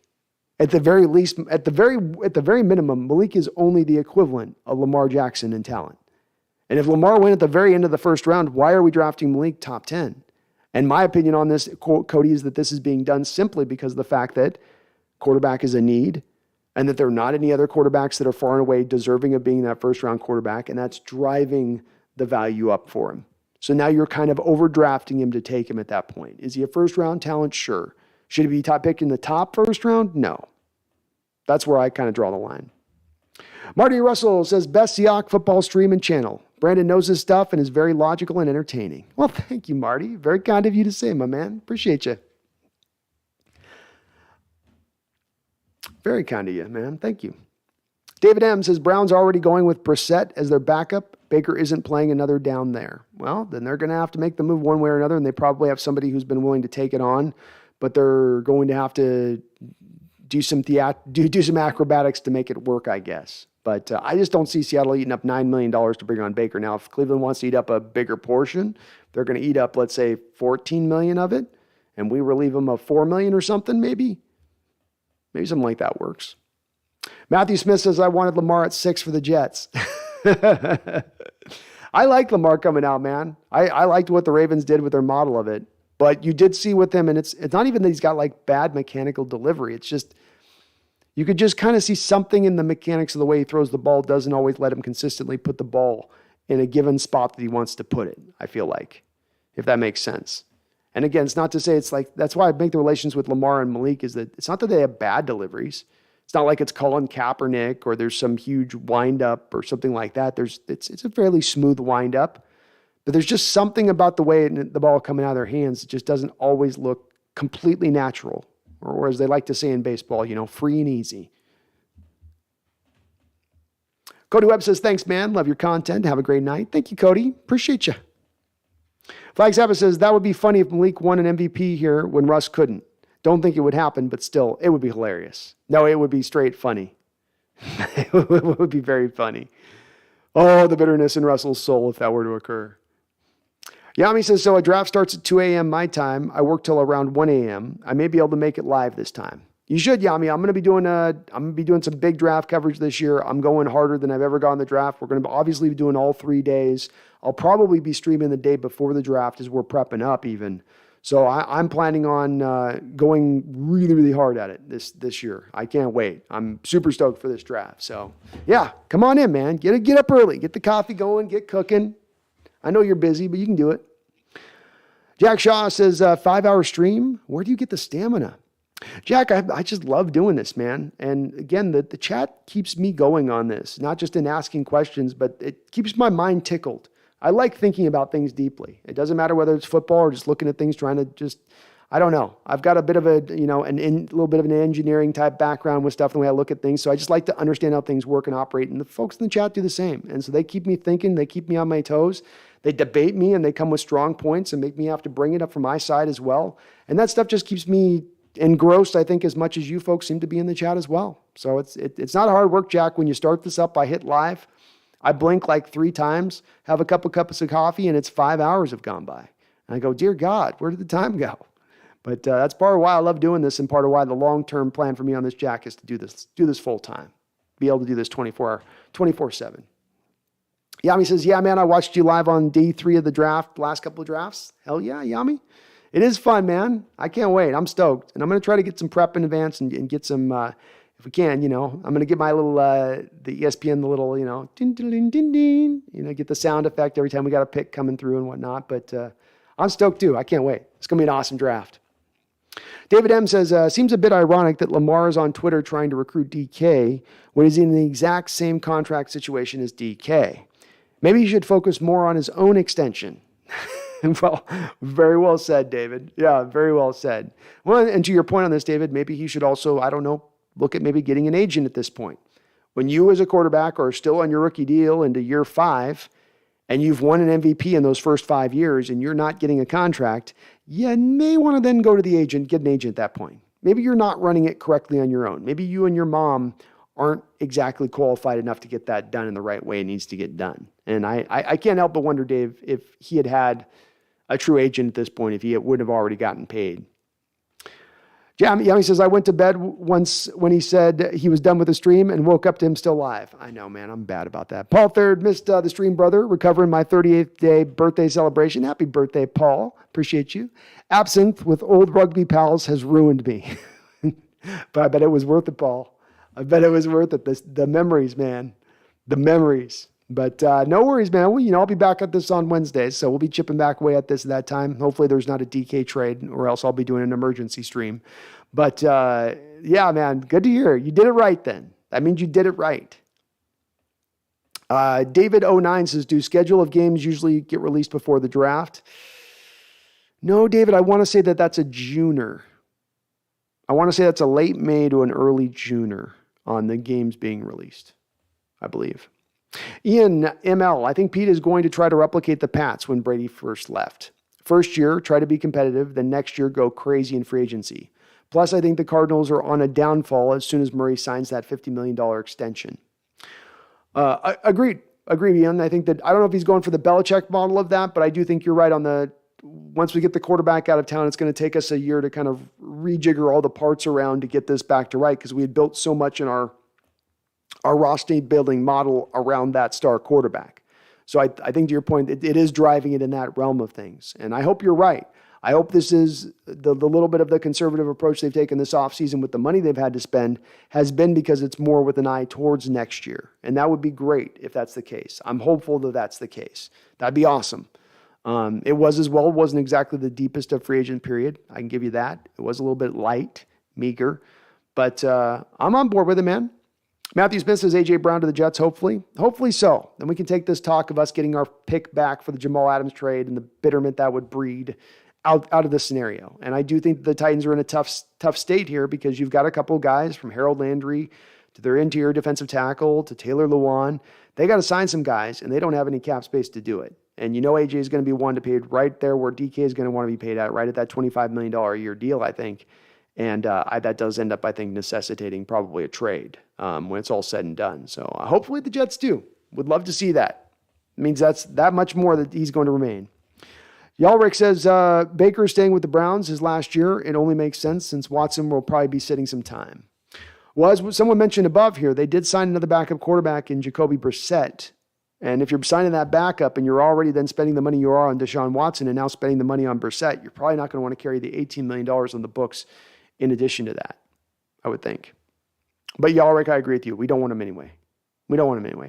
David says, I can't wait for the draft. Nothing is happening this past few days on Seahawks. Refreshing Reddit and Twitter is no longer satisfying. I know, David, we're hitting into one of the dark periods here right before the draft of the NFL offseason. So you got a couple weeks here where it's nothing but draft talk and proverbial, rosterbation, so to speak. So hang in there, but the draft's going to be awesome, my man. It's going to be fun. All right, well, we are 5 hours and a half in. I have reached the end of the chat. I am going to go ahead and wrap it up here then on this note. If you do like what you're listening to now live or even on replay, I don't care either one. Just do me this favor. Go over there and punch that like button, okay? Hit it right in the stomach. Hit it in the stomach when it's not looking, okay? I want you to drop the stomach out of that like button. Just boom, okay? Hit that like button for me. If you're not subscribed, come on, let's get subscribed. Jump on board. Get on board. I appreciate it. We're on our road now here. I'd like to get, I'm shooting for, it's a little aggressive now. I'll give you this. But hey, when I'm getting 1,000 subs in a month, I'm allowed to be a little aggressive. We're going for 10,000 before the start of the season. Let's see if we can make it done. Let's see if we can get there. So if you're not subscribed, get subscribed. Come on board this train. We ain't stopping until we reach the Lombardi, baby, and it's a party until we get there. You better believe it. It's been a tough off season, folks. I ain't going to lie to you because I can't lie to you. I love you too much. This has been one hell of a tough offseason. Hall of Famer after Hall of Famer being moved out the door. Tumultuousness. Coaches fired. Coaches retained. Coaches elevated. Coaches changed. And now we get rumors further of our bright, young, budding star potentially now being moved. Hope is waning. Some are shaking in Seahawk land, unsure of this future, unconfident of what is coming down the pike. Don't get lost. Don't lose your faith. Don't become wayward. We're getting back on this. We're turning this back around.